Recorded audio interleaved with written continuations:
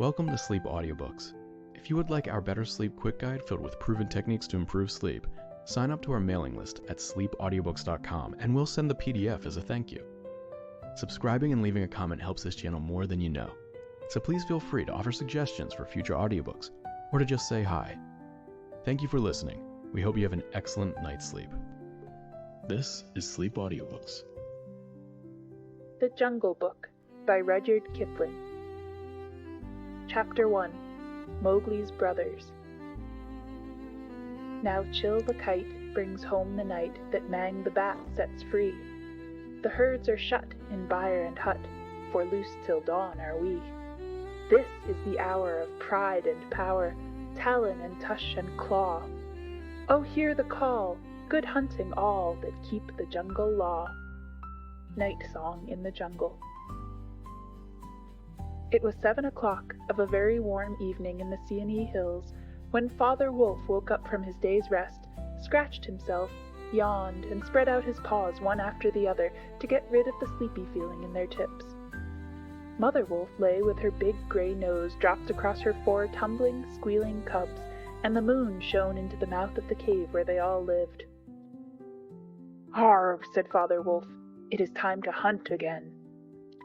He was going to spring downhill when a little shadow with a bushy tail crossed the threshold and whined, "Good luck go with you, O chief of the wolves, and good luck and strong white teeth go with the noble children, that they may never forget the hungry in this world." It was the jackal, Tabaqui the dish-licker, and the wolves of India despise Tabaqui because he runs about making mischief and telling tales and eating rags and pieces of leather from the village rubbish heaps. But they are afraid of him too, because Tabaqui, more than anyone else in the jungle, is apt to go mad. And then he forgets that he was ever afraid of anyone, and runs through the forest biting everything in his way. Even the tiger runs and hides when little Tabaqui goes mad, for madness is the most disgraceful thing that can overtake a wild creature. We call it hydrophobia, but they call it dewani, the madness, and run. "Enter then, and look," said Father Wolf stiffly, "but there is no food here." "For a wolf, no," said Tabaqui, "but for so mean a person as myself, a dry bone is a good feast. Who are we, the Giederlog, the jackal people, to pick and choose?" He scuttled to the back of the cave, where he found the bone of a buck with some meat on it, and sat cracking the end merrily. "All thanks for this good meal," he said, licking his lips. "How beautiful are the noble children, how large are their eyes, and so young, too. Indeed, indeed, I might have remembered that the children of kings are men from the beginning." Now, Tabaqui knew as well as anyone else that there is nothing so unlucky as to compliment children to their faces. It pleased him to see Mother and Father Wolf look uncomfortable. Tabaqui sat still, rejoicing in the mischief that he had made, and then he said spitefully, "Shere Khan, the big one, has shifted his hunting grounds. He will hunt among these hills for the next moon, so he has told me." Shere Khan was the tiger who lived near the Waingunga River, 20 miles away.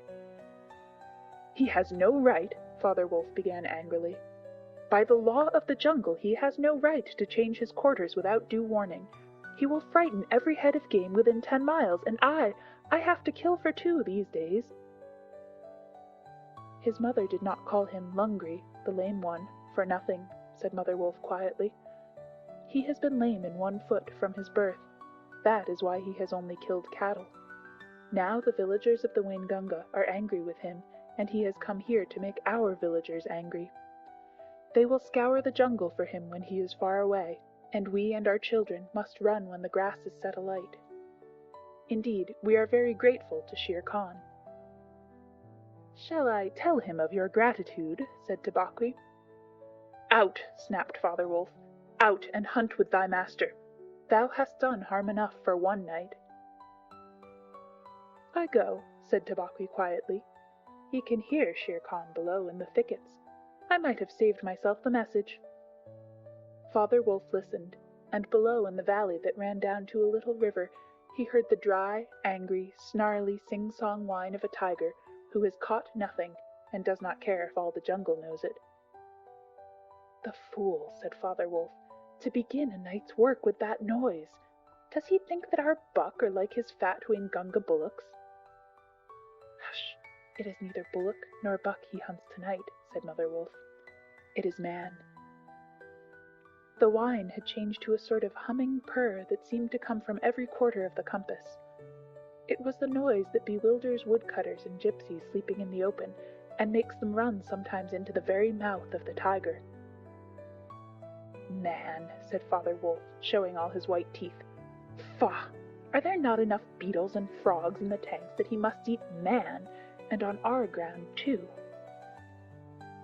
The law of the jungle, which never orders anything without a reason, forbids every beast to eat man, except when he is killing to show his children how to kill, and then he must hunt outside the hunting grounds of his pack or tribe. The real reason for this is that man-killing means, sooner or later, the arrival of white men on elephants, with guns, and hundreds of brown men with gongs and rockets and torches. Then everybody in the jungle suffers. The reason the beasts give among themselves is that man is the weakest and most defenseless of all living things, and it is unsportsmanlike to touch him. They say, too, and it is true, that man-eaters become mangy and lose their teeth. The purr grew louder, and ended in the full-throated "Arr" of the tiger's charge. Then there was a howl, an untigerish howl, from Shere Khan. "He has missed," said Mother Wolf. "What is it?" Father Wolf ran out a few paces, and heard Shere Khan muttering and mumbling savagely as he tumbled about in the scrub. "The fool has had no more sense than to jump at a woodcutter's campfire, and has burned his feet," said Father Wolf with a grunt. "Tabaqui is with him." "Something is coming uphill," said Mother Wolf, twitching one ear. "Get ready." The bushes rustled a little in the thicket, and Father Wolf dropped with his haunches under him, ready for his leap. Then, if you had been watching, you would have seen the most wonderful thing in the world. The wolf checked in mid-spring. He made his bound before he saw what he was jumping at, and then he tried to stop himself. The result was that he shot up straight into the air for 4 or 5 feet, landing almost where he left the ground. "Man!" he snapped. "A man's cub! Look!" Directly in front of him, holding on by a low branch, stood a naked brown baby who could just walk, as soft and as dimpled a little atom as ever came to a wolf's cave at night. He looked up into Father Wolf's face and laughed. "Is that a man's cub?" said Mother Wolf. "I have never seen one. Bring it here." A wolf accustomed to moving his own cubs can, if necessary, mouth an egg without breaking it, and though Father Wolf's jaws closed right on the child's back, not a tooth even scratched the skin as he laid it down among the cubs. "How little, how naked, and how bold," said Mother Wolf softly. The baby was pushing his way between the cubs to get closer to the warm hide. "Ahai! He is taking his meal with the others. And so this is a man's cub. Now, was there ever a wolf that could boast of a man's cub among her children?" "I have heard now and again of such a thing, but never in our pack or in my time," said Father Wolf. "He is altogether without hair, and I could kill him with a touch of my foot. But see, he looks up and is not afraid." The moonlight was blocked out of the mouth of the cave, for Shere Khan's great head and shoulders were thrust into the entrance. Tabaqui, behind him, was squeaking, my lord, it went in here." "Shere Khan does us great honor," said Father Wolf, but his eyes were very angry. "What does Shere Khan need?" "My quarry. A man's cub went this way," said Shere Khan. "Its parents have run off. Give it to me." Shere Khan had jumped at a woodcutter's campfire, as Father Wolf had said, and was furious from the pain of his burned feet. But Father Wolf knew that the mouth of the cave was too narrow for a tiger to come in by. Even where he was, Shere Khan's shoulders and forepaws were cramped for want of room, as a man's would be if he tried to fight in a barrel. "The wolves are a free people," said Father Wolf. "They take orders from the head of the pack, and not from any striped cattle killer. The man's cub is ours, to kill if we choose. Ye choose, and ye do not choose. What talk is this of choosing? By the bull that I killed, am I to stand nosing in your dog's den for my fair dues? It is I, Shere Khan, who speak." The tiger's roar filled the cave with thunder. Mother Wolf shook herself free of the cubs and sprang forward, her eyes like two green moons in the darkness, facing the blazing eyes of Shere Khan. "And it is I, Raksha, the demon, who answers. The man's cub is mine, Lungri, mine to me. He shall not be killed. He shall live to run with the pack and to hunt with the pack, and in the end, look you, hunter of little naked cubs, frog-eater, fish-killer, he shall hunt thee. Now get hence, or by Sambur that I killed, I eat no starved cattle. Back thou goest to thy mother, burned beast of the jungle, lamer than ever thou camest into the world. Go!" Father Wolf looked on amazed. He had almost forgotten the days when he won Mother Wolf in fair fight from 5 other wolves, when she ran in the pack and was not called the demon for compliment's sake. Shere Khan might have faced Father Wolf, but he could not stand up against Mother Wolf, for he knew that where he was, she had all the advantage of the ground, and would fight to the death. So he backed out of the cave mouth growling, and when he was clear he shouted, "Each dog barks in his own yard. We will see what the pack will say to this fostering of man-cubs. The cub is mine, and to my teeth he will come in the end, O bush-tailed thieves." Mother Wolf threw herself down, panting among the cubs, and Father Wolf said to her gravely, "Shere Khan speaks this much truth. The cub must be shown to the pack. Wilt thou still keep him, Mother?" "Keep him," she gasped. "He came naked, by night, alone and very hungry, yet he was not afraid. Look, he has pushed one of my babes to one side already. And that lame butcher would have killed him, and would have run off to the Waingunga while the villagers here hunted through all our lairs in revenge. Keep him? Assuredly I will keep him. Lie still, little frog. O thou Mowgli, for Mowgli the frog I will call thee. The time will come when thou wilt hunt Shere Khan as he has hunted thee." "But what will our pack say?" said Father Wolf. "The law of the jungle lays down very clearly that any wolf may, when he marries, withdraw from the pack he belongs to. But as soon as his cubs are old enough to stand on their feet, he must bring them to the pack council, which is generally held once a month at full moon, in order that the other wolves may identify them. After that inspection, the cubs are free to run where they please, and until they have killed their first buck, no excuse is accepted if a grown wolf of the pack kills one of them. The punishment is death where the murderer can be found, and if you think for a minute, you will see that this must be so."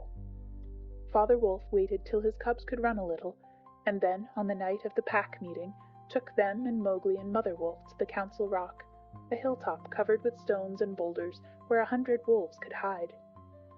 Akela, the great gray lone wolf who led all the pack by strength and cunning, lay out at full length on his rock, and below him sat 40 or more wolves of every size and color, from badger-colored veterans who could handle a buck alone, to young black 3-year-olds who thought they could. The lone wolf had led them for a year now. He had fallen twice into a wolf trap in his youth, and once he had been beaten and left for dead, so he knew the manners and customs of men. There was very little talking at the rock. The cubs tumbled over each other in the center of the circle where their mothers and fathers sat, and now and again a senior wolf would go quietly up to a cub, look at him carefully, and return to his place on noiseless feet. Sometimes a mother would push her cub far out into the moonlight to be sure that he had not been overlooked. Akela from his rock would cry, "Ye know the law, ye know the law. Look well, O wolves." And the anxious mothers would take up the call, "Look, look well, O wolves." At last, and Mother Wolf's neck bristles lifted as the time came, Father Wolf pushed Mowgli the Frog, as they called him, into the center, where he sat laughing and playing with some pebbles that glistened in the moonlight. Akela never raised his head from his paws, but went on with the monotonous cry, "Look well." A muffled roar came up from behind the rocks, the voice of Shere Khan crying, "The cub is mine. Give him to me. What have the free people to do with a man's cub?" Akela never even twitched his ears, All he said was, "Look well, O wolves! What have the free people to do with the orders of any save the free people? Look well!" There was a chorus of deep growls, and a young wolf in his 4th year flung back Shere Khan's question to Akela. "What have the free people to do with a man's cub?" Now, the law of the jungle lays down that if there is any dispute as to the right of a cub to be accepted by the pack, he must be spoken for by at least 2 members of the pack who are not his father and mother. "Who speaks for this cub?" said Akela. "Among the free people, who speaks?" There was no answer, and Mother Wolf got ready for what she knew would be her last fight, if things came to fighting. Then, the only other creature who is allowed at the pack council, Baloo, the sleepy brown bear who teaches the wolf cubs the law of the jungle, old Baloo, who can come and go where he pleases because he eats only nuts and roots and honey, rose upon his hindquarters and grunted. "The man's cub? The man's cub?" he said. "I speak for the man's cub. There is no harm in a man's cub. I have no gift of words, but I speak the truth. Let him run with the pack and be entered with the others. I myself will teach him." "We need yet another," said Akela. "Baloo has spoken, and he is our teacher for the young cubs. Who speaks besides Baloo?" A black shadow dropped down into the circle. It was Bagheera, the Black Panther, inky black all over, but with the panther markings showing up in certain lights like the pattern of watered silk. Everybody knew Bagheera, and nobody cared to cross his path, for he was as cunning as Tabaqui, as bold as the wild buffalo, and as reckless as the wounded elephant. But he had a voice as soft as wild honey dripping from a tree, and a skin softer than down. "O Akela, and ye the free people," he purred, "I have no right in your assembly, but the law of the jungle says that if there is a doubt which is not a killing matter in regard to a new cub, the life of that cub may be bought at a price. And the law does not say who may or may not pay that price. Am I right?" "Good, good," said the young wolves, who are always hungry. "Listen to Bagheera. The cub can be bought for a price. It is the law." "Knowing that I have no right to speak here, I ask your leave." "Speak, then," cried 20 voices. "To kill a naked cub is a shame. Besides, he may be better sport for you when he is grown. Baloo has spoken in his behalf.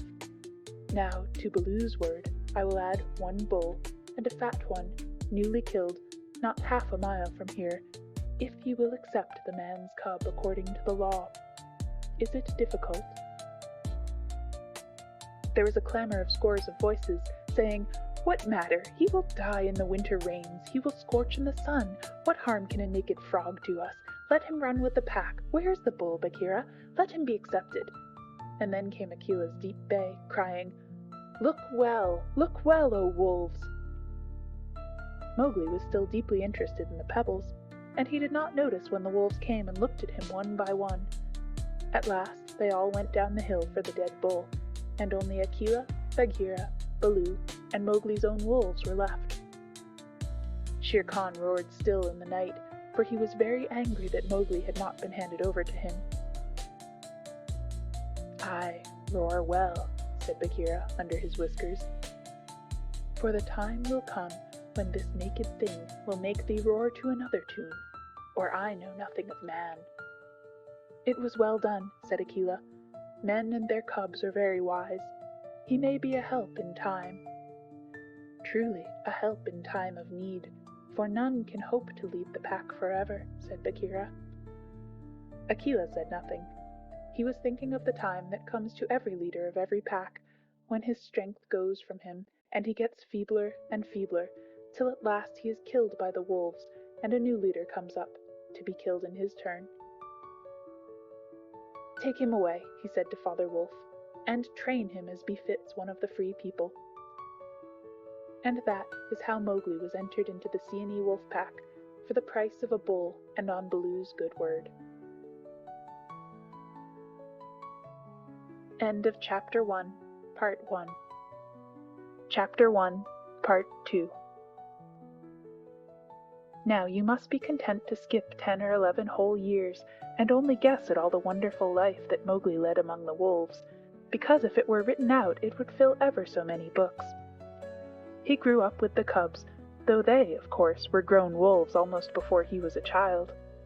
And Father Wolf taught him his business and the meaning of things in the jungle, till every rustle in the grass, every breath of the warm night air, every note of the owls above his head, every scratch of a bat's claws as it roosted for a while in a tree, and every splash of every little fish jumping in a pool meant just as much to him as the work of his office means to a businessman.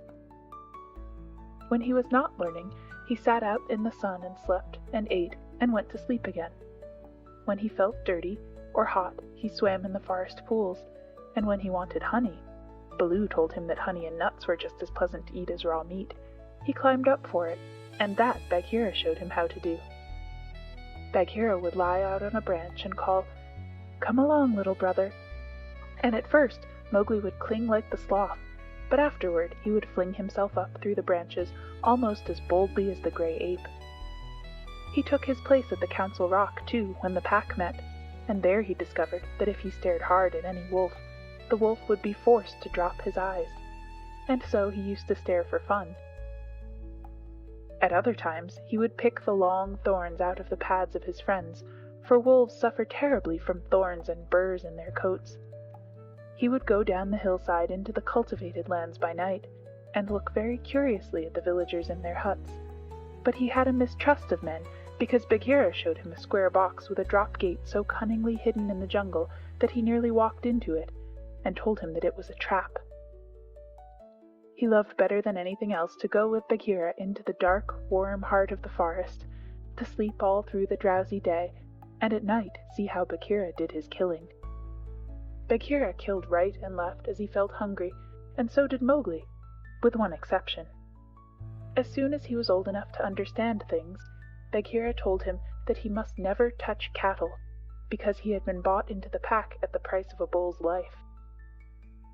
"All the jungle is thine," said Bagheera, "and thou canst kill everything that thou art strong enough to kill. But for the sake of the bull that bought thee, thou must never kill or eat any cattle, young or old. That is the law of the jungle." Mowgli obeyed faithfully.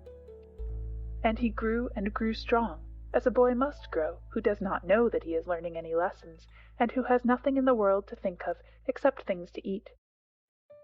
Mother Wolf told him once or twice that Shere Khan was not a creature to be trusted, and that some day he must kill Shere Khan. But though a young wolf would have remembered that advice every hour, Mowgli forgot it because he was only a boy, though he would have called himself a wolf if he had been able to speak in any human tongue. Shere Khan was always crossing his path in the jungle, for as Akela grew older and feebler, the lame tiger had come to be great friends with the young wolves of the pack, who followed him for scraps, a thing Akela would never have allowed if he had dared to push his authority to the proper bounds. Then Shere Khan would flatter them, and wonder that such fine young hunters were content to be led by a dying wolf and a man's cub. "They tell me," Shere Khan would say, "that at council ye dare not look him between the eyes." And the young wolves would growl and bristle. Bagheera, who had eyes and ears everywhere, knew something of this, and once or twice he told Mowgli in so many words that Shere Khan would kill him some day. Mowgli would laugh and answer, "I have the pack, and I have thee. And Baloo, though he is so lazy, might strike a blow or two for my sake. Why should I be afraid?" It was one very warm day that a new notion came to Bagheera, born of something that he had heard. Perhaps Sahi the Porcupine had told him, but he said to Mowgli when they were deep in the jungle, as the boy lay with his head on Bagheera's beautiful black skin, "Little brother, how often have I told thee that Shere Khan is thy enemy?" "As many times as there are nuts on that palm," said Mowgli, who naturally could not count. "What of it? I am sleepy, Bagheera, and Shere Khan is all long tail and loud talk, like More the Peacock. But this is no time for sleeping. Baloo knows it, I know it, the pack know it, and even the foolish, foolish deer know it. Tabaqui has told thee too. Ho, ho, said Mowgli. Tabaqui came to me not long ago with some rude talk that I was a naked man's cub and not fit to dig pig nuts. But I caught Tabaqui by the tail and swung him twice against a palm tree to teach him better manners. That was foolish, for though Tabaqui is a mischief maker, he would have told thee something that concerned thee closely. Open those eyes, little brother. Shere Khan dare not kill thee in the jungle. But remember, Akela is very old, and soon the day comes when he cannot kill his buck, and then he will be a leader no more.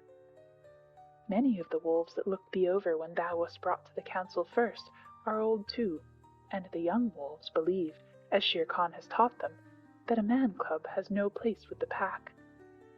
In a little time thou wilt be a man. And what is a man that he should not run with his brothers? Said Mowgli. I was born in the jungle.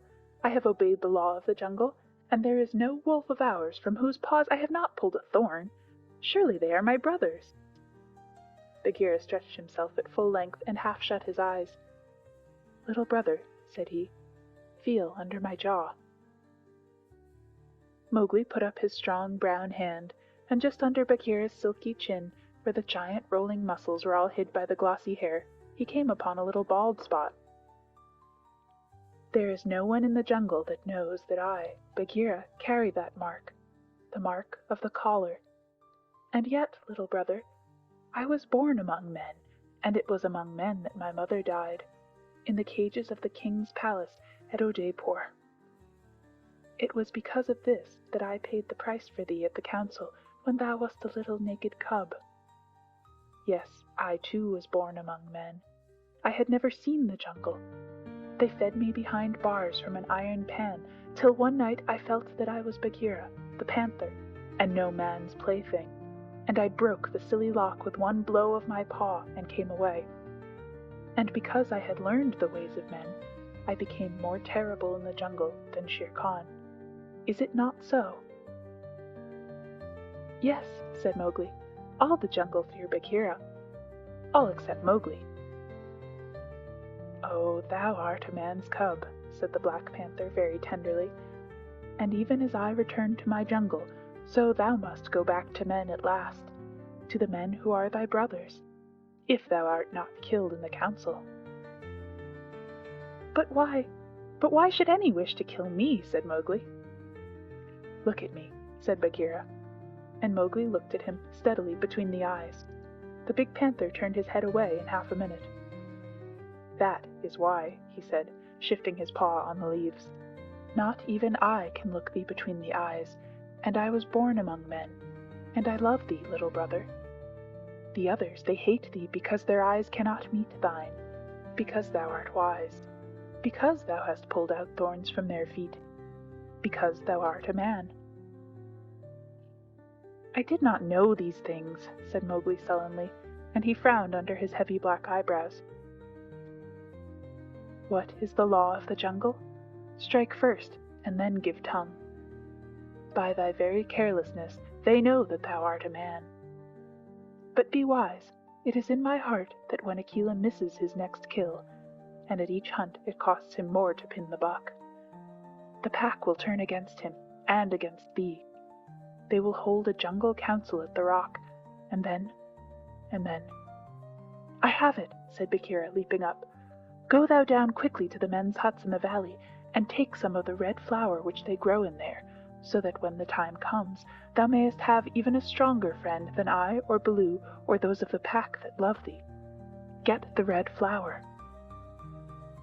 By red flower, Bagheera meant fire, only no creature in the jungle will call fire by its proper name. Every beast lives in deadly fear of it, and invents 100 ways of describing it. The red flower, said Mowgli, that grows outside their huts in the twilight? I will get some. There speaks the man's cub, said Bagheera proudly. Remember that it grows in little pots. Get one swiftly, and keep it by thee for time of need.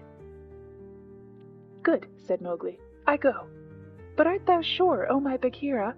He slipped his arm around the splendid neck and looked deep into the big eyes. Art thou sure that all this is Shere Khan's doing? By the broken lock that freed me, I am sure, little brother.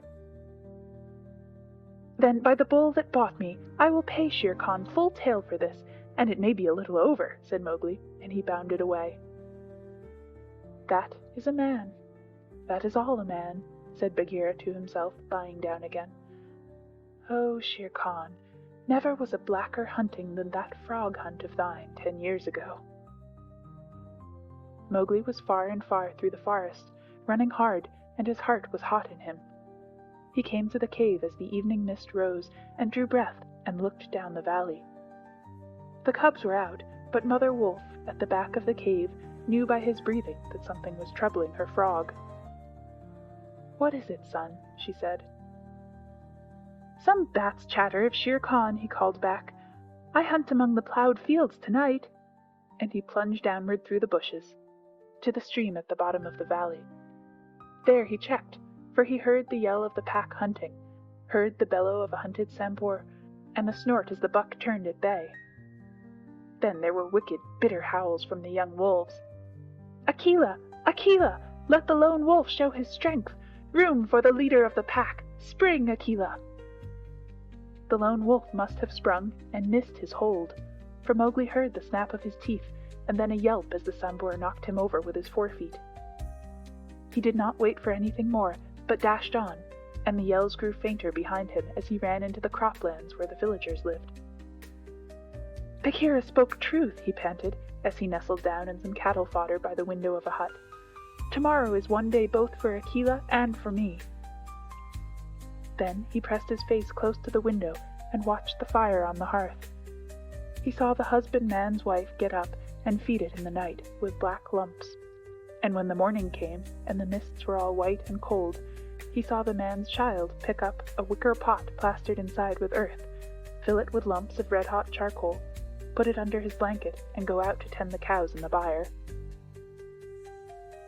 Is that all? Said Mowgli. If a cub can do it, there is nothing to fear. So he strode round the corner and met the boy, took the pot from his hand, and disappeared into the mist, while the boy howled with fear. They are very like me, said Mowgli, blowing into the pot as he had seen the woman do. This thing will die if I do not give it things to eat. And he dropped twigs and dried bark on the red stuff. Halfway up the hill he met Bagheera, with the morning dew shining like moonstones on his coat. Akela has missed, said the panther. They would have killed him last night, but they needed thee also. They were looking for thee on the hill. I was among the ploughed lands. I am ready, see? Mowgli held up the fire pot. Good. Now I have seen men thrust a dry branch into that stuff, and presently the red flower blossomed at the end of it. Art thou not afraid? No. Why should I fear? I remember now, if it is not a dream, how before I was a wolf I lay beside the red flower, and it was warm and pleasant. All that day Mowgli sat in the cave tending his fire pot and dipping dry branches into it to see how they looked. He found a branch that satisfied him, and in the evening when Tabaqui came to the cave and told him, rudely enough, that he was wanted at the Council Rock, he laughed till Tabaqui ran away. Then Mowgli went to the council, still laughing. Akela, the lone wolf, lay by the side of his rock as a sign that the leadership of the pack was open, and Shere Khan, with his following of scrap-fed wolves, walked to and fro, openly being flattered. Bagheera lay close to Mowgli, and the fire-pot was between Mowgli's knees. When they were all gathered together, Shere Khan began to speak, a thing he would never have dared to do when Akela was in his prime. He has no right, whispered Bagheera. Say so. He is a dog's son. He will be frightened. Mowgli sprang to his feet. Free people, he cried. Does Shere Khan lead the pack? What has a tiger to do with our leadership? Seeing that the leadership is yet open, and being asked to speak, Shere Khan began. By whom? Said Mowgli. Are we all jackals to fawn on this cattle butcher? The leadership of the pack is with the pack alone. There were yells of, Silence, thou man's cub! Let him speak. He has kept our law. And at last the seniors of the pack thundered, Let the dead wolf speak. When a leader of the pack has missed his kill, he is called the dead wolf as long as he lives, which is not long. Akela raised his old head wearily.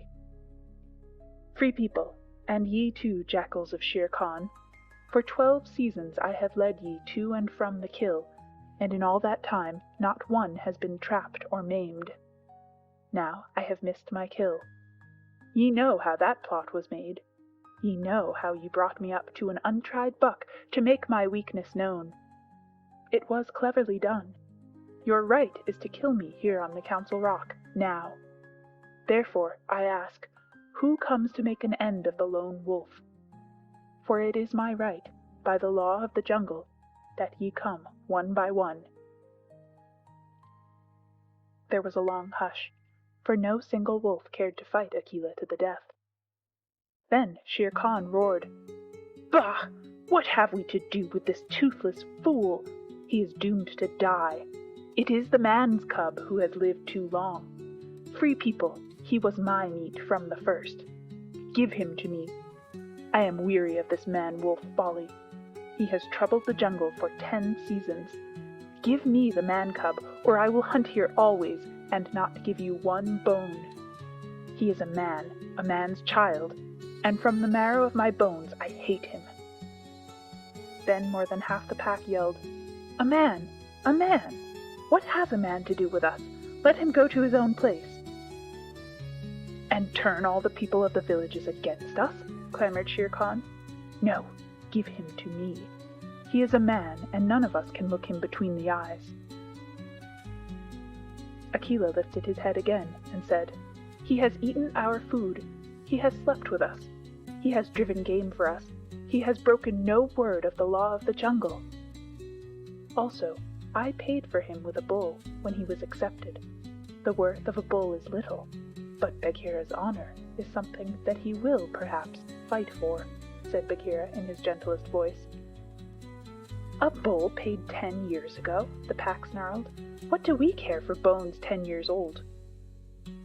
"Or for a pledge," said Bagheera, his white teeth bared under his lip. "Well are ye called the Free People." "No man's cub can run with the people of the jungle," howled Shere Khan. "Give him to me." "He is our brother in all but blood," Akela went on, "and ye would kill him here. In truth, I have lived too long.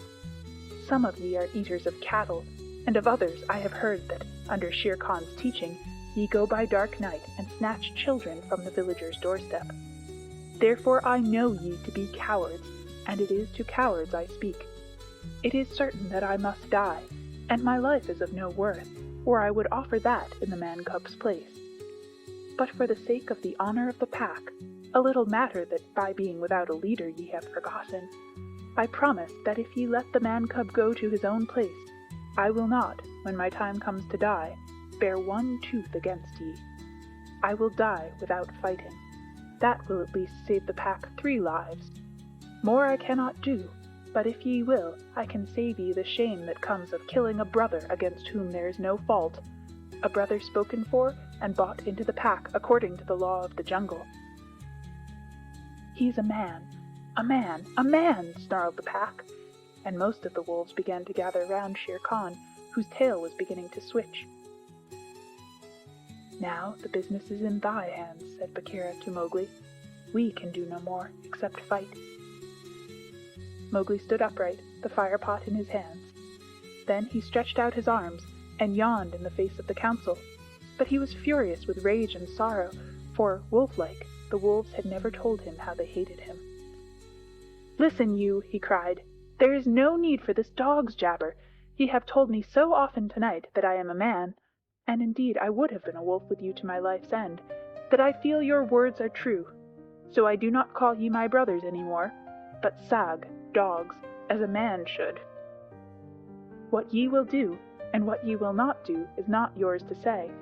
The matter is with me, and that we may see the matter more plainly, I, the man, have brought here a little of the red flower, which ye dogs fear." He flung the fire-pot on the ground, and some of the red coals lit a tuft of dried moss that flared up as all the council drew back in terror before the leaping flames. Mowgli thrust his dead branch into the fire till the twigs lit and crackled, and whirled it above his head among the cowering wolves. "Thou art the master," said Bagheera in an undertone. "Save Akela from the death. He was ever thy friend." Akela, the grim old wolf who had never asked for mercy in his life, gave one piteous look at Mowgli as the boy stood all naked, his long black hair tossing over his shoulders in the light of the blazing branch that made the shadows jump and quiver. "Good," said Mowgli, staring round slowly. "I see that ye are dogs. I go from you to my own people, if they be my own people. The jungle is shut to me, and I must forget your talk and your companionship. But I will be more merciful than ye are. Because I was all but your brother in blood, I promise that when I am a man among men, I will not betray ye to men as ye have betrayed me." He kicked the fire with his foot, and the sparks flew up. "There shall be no war between any of us in the pack, but here is a debt to pay before I go." He strode forward to where Shere Khan sat blinking stupidly at the flames, and caught him by the tuft on his chin. Bagheera followed in case of accidents. "Up, dog!" Mowgli cried. "Up when a man speaks, or I will set that coat ablaze." Shere Khan's ears lay flat back on his head, and he shut his eyes, for the blazing branch was very near. "This cattle killer said he would kill me in the council, because he had not killed me when I was a cub. Thus and thus, then, do we beat dogs when we are men. Stir a whisker, Lungri, and I ram the red flower down thy gullet." He beat Shere Khan over the head with the branch, and the tiger whimpered and whined in an agony of fear. "Pah! Singed jungle cat! Go now! But remember, when next I come to the Council Rock, as a man should come, it will be with Shere Khan's hide on my head. For the rest, Akela goes free to live as he pleases. Ye will not kill him, because that is not my will. Nor do I think that ye will sit here any longer, lolling out your tongues as though ye were somebodies instead of dogs whom I drive out, thus. Go!" The fire was burning furiously at the end of the branch, and Mowgli struck right and left round the circle, and the wolves ran howling with the sparks burning their fur. At last there were only Akela, Bagheera, and perhaps 10 wolves that had taken Mowgli's part. Then something began to hurt Mowgli inside him, as he had never been hurt in his life before, and he caught his breath and sobbed, and the tears ran down his face. "What is it? What is it?" he said. "I do not wish to leave the jungle, and I do not know what this is. Am I dying, Bagheera?" "No, little brother. That is only tears, such as men use," said Bagheera. "Now I know thou art a man, and a man's cub no longer. The jungle is shut indeed to thee henceforward. Let them fall, Mowgli. They are only tears." So Mowgli sat and cried, as though his heart would break, and he had never cried in all his life before. "Now," he said, "I will go to men. But first I must say farewell to my mother." And he went to the cave where she lived with Father Wolf, and he cried on her coat, while the 4 cubs howled miserably. "You will not forget me," said Mowgli. "Never while we can follow a trail," said the cubs. "Come to the foot of the hill when thou art a man, and we will talk to thee, and we will come into the croplands to play with thee by night." "Come soon," said Father Wolf. "O wise little frog, come again soon, for we be old, thy mother and I." "Come soon," said Mother Wolf, "little naked son of mine. For listen, child of man, I loved thee more than ever I loved my cubs." "I will surely come," said Mowgli, "and when I come, it will be to lay out Shere Khan's hide upon the Council Rock. Do not forget me. Tell them in the jungle never to forget me." The dawn was beginning to break when Mowgli went down the hillside alone to meet those mysterious things that are called men. Hunting Song of the Siamese Pack.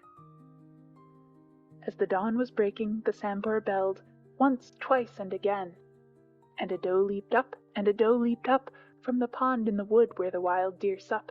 This eye, scouting alone, beheld, once, twice, and again. As the dawn was breaking, the Sambur belled, once, twice, and again. And a wolf stole back, and a wolf stole back, to carry the word to the waiting pack. And we sought, and we found, and we bayed on his track, once, twice, and again. As the dawn was breaking, the wolf pack yelled, once, twice, and again. Feet in the jungle that leave no mark, eyes that can see in the dark, tongue, give tongue to it, hark, oh hark, once, twice, and again. End of Chapter 1, Section 2. Chapter 2, Cause Hunting. His spots are the joy of the leopard, his horns are the buffalo's pride. Be clean, for the strength of the hunter is known by the gloss of his hide. If ye find that the bullock can toss you, or the heavy brown sambur can gore, you need not stop work to inform us. We knew it 10 seasons before. Oppress not the cubs of the stranger, but hail them as sister and brother. For though they are little and fubsy, it may be the bear is their mother. There is none like me, says the cub in the pride of his earliest kill. But the jungle is large, and the cub he is small. Let him think and be still. Maxims of Baloo. All that is told here happened some time before Mowgli was turned out of the Seeonee wolf pack, or revenged himself on Shere Khan the tiger. It was in the days when Baloo was teaching him the law of the jungle. The big, serious old brown bear was delighted to have so quick a pupil, for the young wolves will only learn as much of the law of the jungle as applies to their own pack and tribe, and run away as soon as they can repeat the hunting verse, "Feet that make no noise, eyes that can see in the dark, ears that can hear the winds in their lairs, and sharp white teeth. All these things are the marks of our brothers, except Tabaqui the jackal and the hyena, whom we hate." But Mowgli, as a man-cub, had to learn a great deal more than this. Sometimes Bagheera, the Black Panther, would come lounging through the jungle to see how his pet was getting on, and would purr with his head against a tree while Mowgli recited the day's lesson to Baloo. The boy could climb almost as well as he could swim, and swim almost as well as he could run. So Baloo, the teacher of the law, taught him the wood and water laws, how to tell a rotten branch from a sound one, how to speak politely to the wild bees when he came upon a hive of them 50 feet above the ground, what to say to Mang the bat when he disturbed him in the branches at midday, and how to warn the water snakes in the pools before he splashed down among them. None of the jungle people like being disturbed, and all are very ready to fly at an intruder. Then, too, Mowgli was taught the stranger's hunting call, which must be repeated aloud till it is answered, whenever one of the jungle people hunts outside his own grounds. It means, translated, "Give me leave to hunt here because I am hungry." And the answer is, "Hunt then for food, but not for pleasure." All this will show you how much Mowgli had to learn by heart, and he grew very tired of saying the same thing over 100 times. But, as Baloo said to Bagheera, one day when Mowgli had been cuffed and run off in a temper, "A man's cub is a man's cub, and he must learn all the law of the jungle." "But think how small he is," said the Black Panther, who would have spoiled Mowgli if he had had his own way. "How can his little head carry all thy long talk?" Is there anything in the jungle too little to be killed? No. That is why I teach him these things, and that is why I hit him, very softly, when he forgets. "Softly? What dost thou know of softness, old Iron Feet?" Bagheera grunted. "His face is all bruised today by thy softness. Ugh!" "Better he should be bruised from head to foot by me who love him, than that he should come to harm through ignorance," Baloo answered very earnestly. "I am now teaching him the master words of the jungle that shall protect him with the birds and the snake people, and all that hunt on 4 feet, except his own pack. He can now claim protection, if he will only remember the words, from all the jungle. Is not that worth a little beating?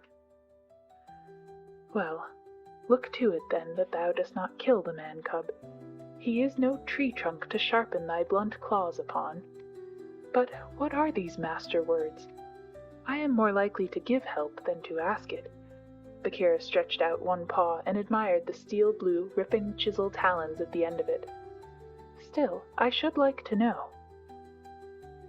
"I will call Mowgli, and he shall say them, if he will. Come, little brother."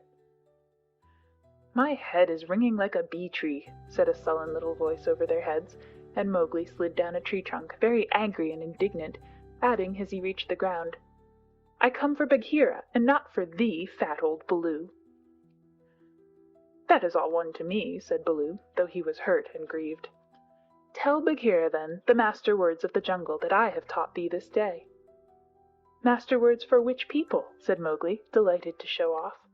The jungle has many tongues. I know them all. A little thou knowest, but not much. See, O Bagheera, they never thank their teacher. Not one small wolfling has ever come back to thank old Baloo for his teachings.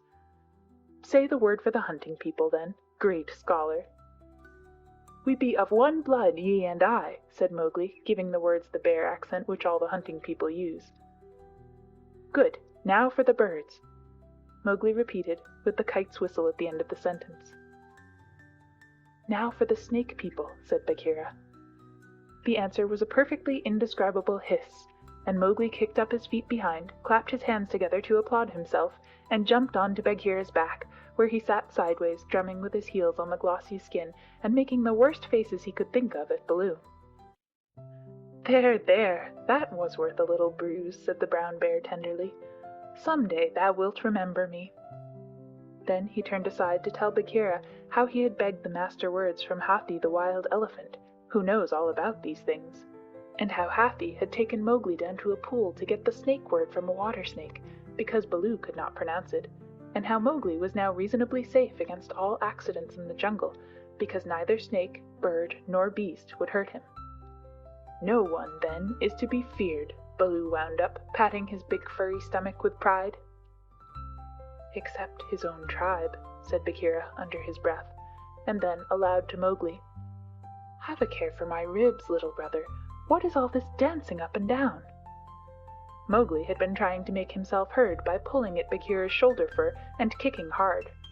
When the two listened to him, he was shouting at the top of his voice, And so I shall have a tribe of my own, and lead them through the branches all day long. What is this new folly, little dreamer of dreams? Said Bagheera. Yes, and throw branches and dirt at old Baloo, Mowgli went on. They have promised me this. Ah! Woof! Baloo's big paw scooped Mowgli off Bagheera's back, and as the boy lay between the big forepaws, he could see the bear was angry. Mowgli, said Baloo, thou hast been talking with the Bandar log, the monkey people.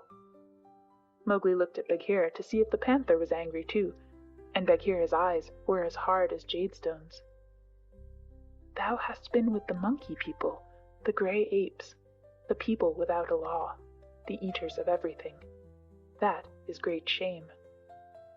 When Baloo hurt my head, said Mowgli, he was still on his back, I went away, and the grey apes came down from the trees and had pity on me. No one else cared. He snuffled a little. The pity of the monkey people, Baloo snorted. The stillness of the mountain stream, the cool of the summer sun, and then, man-cub? And then they gave me nuts and pleasant things to eat, and they carried me in their arms up to the top of the trees and said I was their blood brother, except that I had no tail, and should be their leader some day.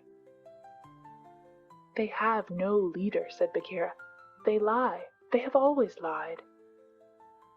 They were very kind and bade me come again. Why have I never been taken among the monkey people? They stand on their feet as I do. They do not hit me with hard paws. They play all day. Let me get up. Bad Baloo, let me up. I will play with them again. Listen, man-cub, said the bear, and his voice rumbled like thunder on a hot night. I have taught thee all the law of the jungle for all the peoples of the jungle, except the monkey folk who live in the trees. They have no law. They are outcast. They have no speech of their own, but use the stolen words which they overhear when they listen and peep and wait up above in the branches. Their way is not our way. They are without leaders. They have no remembrance. They boast and chatter and pretend that they are a great people about to do great affairs in the jungle, but the falling of a nut turns their minds to laughter and all is forgotten. We of the jungle have no dealings with them. We do not drink where the monkeys drink. We do not go where the monkeys go. We do not hunt where they hunt. we do not die where they die. Hast thou ever heard me speak of the Bandar log till today?" "No," said Mowgli in a whisper, for the forest was very still now Baloo had finished. "The Jungle People put them out of their mouths and out of their mind. They are very many, evil, dirty, shameless, and they desire, if they have any fixed desire, to be noticed by the Jungle People. But we do not notice them, even when they throw nuts and filth on our heads." He had hardly spoken when a shower of nuts and twigs spattered down through the branches, and they could hear coughings and howlings and angry jumpings high up in the air among the thin branches. "The Monkey People are forbidden," said Baloo. "Forbidden to the Jungle People. Remember." "Forbidden," said Bagheera, "but I still think Baloo should have warned thee against them." "I? How was I to guess he would play with such dirt? The Monkey People! Faugh!" A fresh shower came down on their heads, and the two trotted away, taking Mowgli with them. What Baloo had said about the monkeys was perfectly true. They belonged to the tree-tops, and as beasts very seldom look up, there was no occasion for the monkeys and the Jungle People to cross each other's path. But whenever they found a sick wolf or a wounded tiger or bear, the monkeys would torment him, and would throw sticks and nuts at any beast for fun and in the hope of being noticed. Then they would howl and shriek senseless songs, and invite the Jungle People to climb up their trees and fight them, or would start furious battles over nothing among themselves, and leave the dead monkeys where the Jungle People could see them. They were always just going to have a leader, and laws and customs of their own, but they never did, because their memories would not hold over from day to day, and so they compromised things by making up a saying, "What the Bandar log think now, the jungle will think later," and that comforted them a great deal.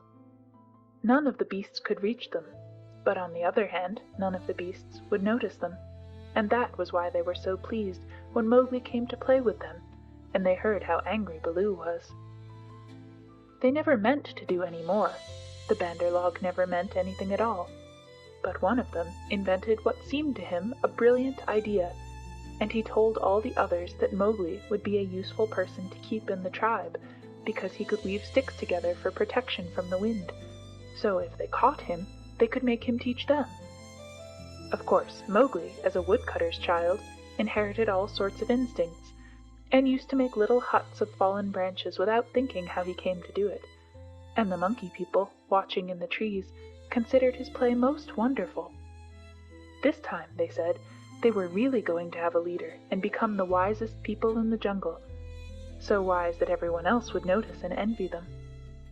Therefore they followed Baloo and Bagheera and Mowgli through the jungle very quietly till it was time for the midday nap, and Mowgli, who was very much ashamed of himself, slept between the panther and the bear, resolving to have no more to do with the Monkey People.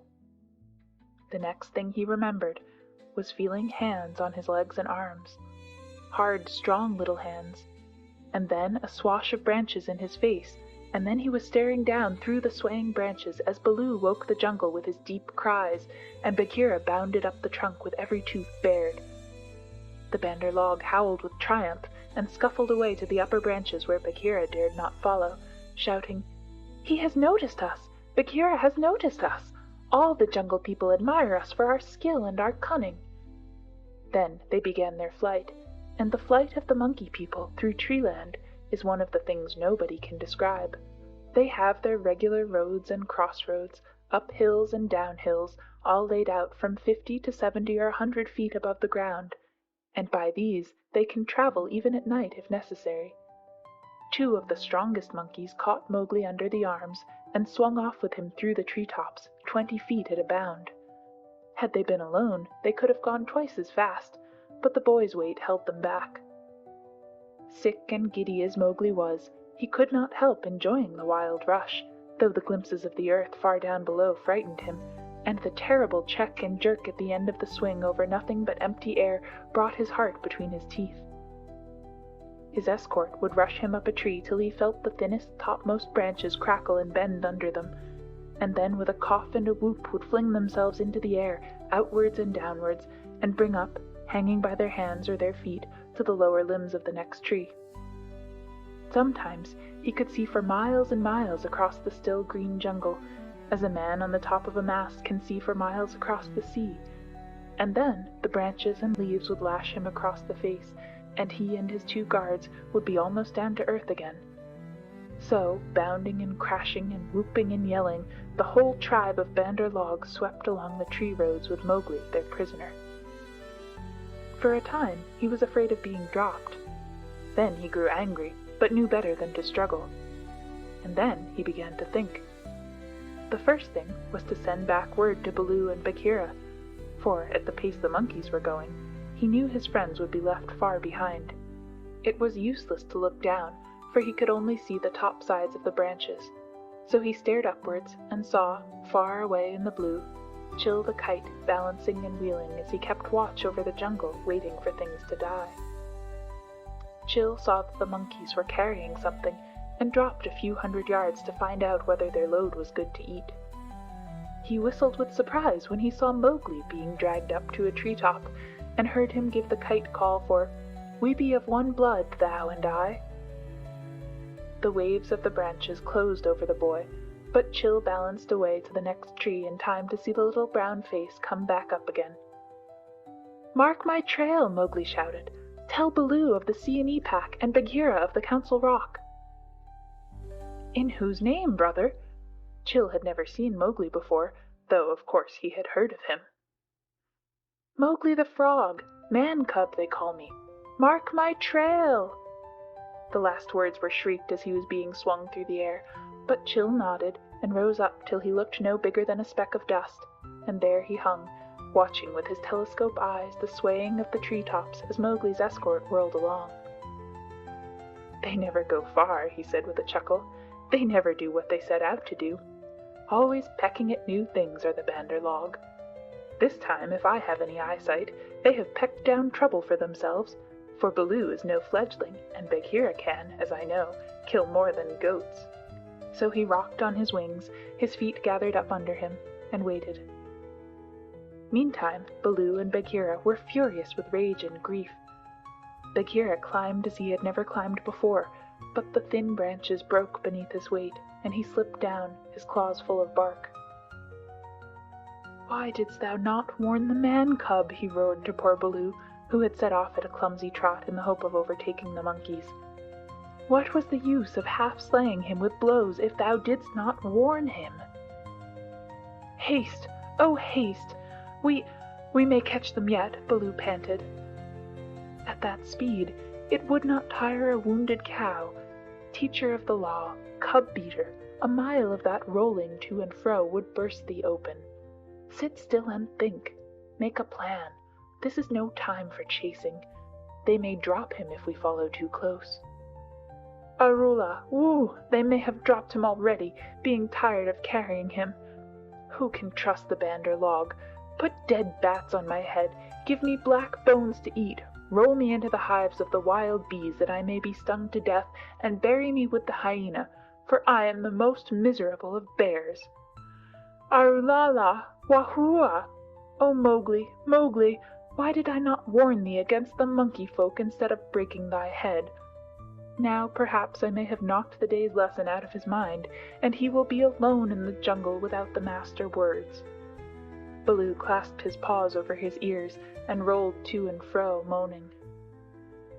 "At least he gave me all the words correctly a little time ago," said Bagheera impatiently. "Baloo, thou hast neither memory nor respect. What would the jungle think if I, the Black Panther, curled myself up like Sahi the Porcupine and howled?" "What do I care what the jungle thinks? He may be dead by now." "Unless and until they drop him from the branches in sport, or kill him out of idleness, I have no fear for the man-cub. He is wise and well taught, and above all he has the eyes that make the jungle people afraid. But, and it is a great evil, he is in the power of the Bandar Log, and they, because they live in trees, have no fear of any of our people." Bagheera licked one forepaw thoughtfully. "Fool that I am! Oh, fat, brown, root-digging fool that I am!" said Baloo, uncoiling himself with a jerk. "It is true what Hathi the Wild Elephant says. To each his own fear. and they, the Bandar log, fear Kaa the rock snake. He can climb as well as they can. He steals the young monkeys in the night. The whisper of his name makes their wicked tails cold. Let us go to Kaa. What will he do for us? He is not of our tribe, being footless, and with most evil eyes, said Bagheera. He is very old and very cunning. Above all, he is always hungry, said Baloo hopefully. Promise him many goats. He sleeps for a full month after he has once eaten. He may be asleep now, and even were he awake, what if he would rather kill his own goats? Bagheera, who did not know much about Kaa, was naturally suspicious.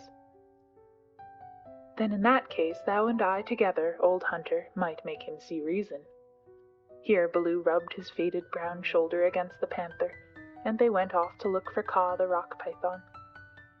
They found him stretched out on a warm ledge in the afternoon sun, admiring his beautiful new coat, for he had been in retirement for the last 10 days, changing his skin, and now he was very splendid, darting his big blunt-nosed head along the ground, and twisting the 30 feet of his body into fantastic knots and curves, and licking his lips as he thought of his dinner to come.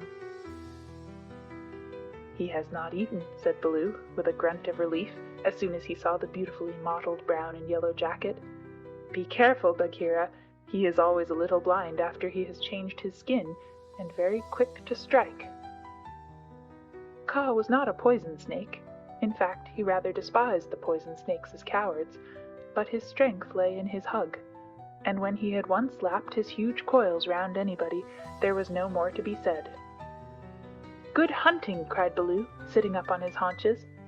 Like all snakes of his breed, Kaa was rather deaf, and did not hear the call at first. Then he curled up ready for any accident, his head lowered. Good hunting for us all, he answered. Oh-ho, Baloo, what dost thou do here? Good hunting, Bagheera.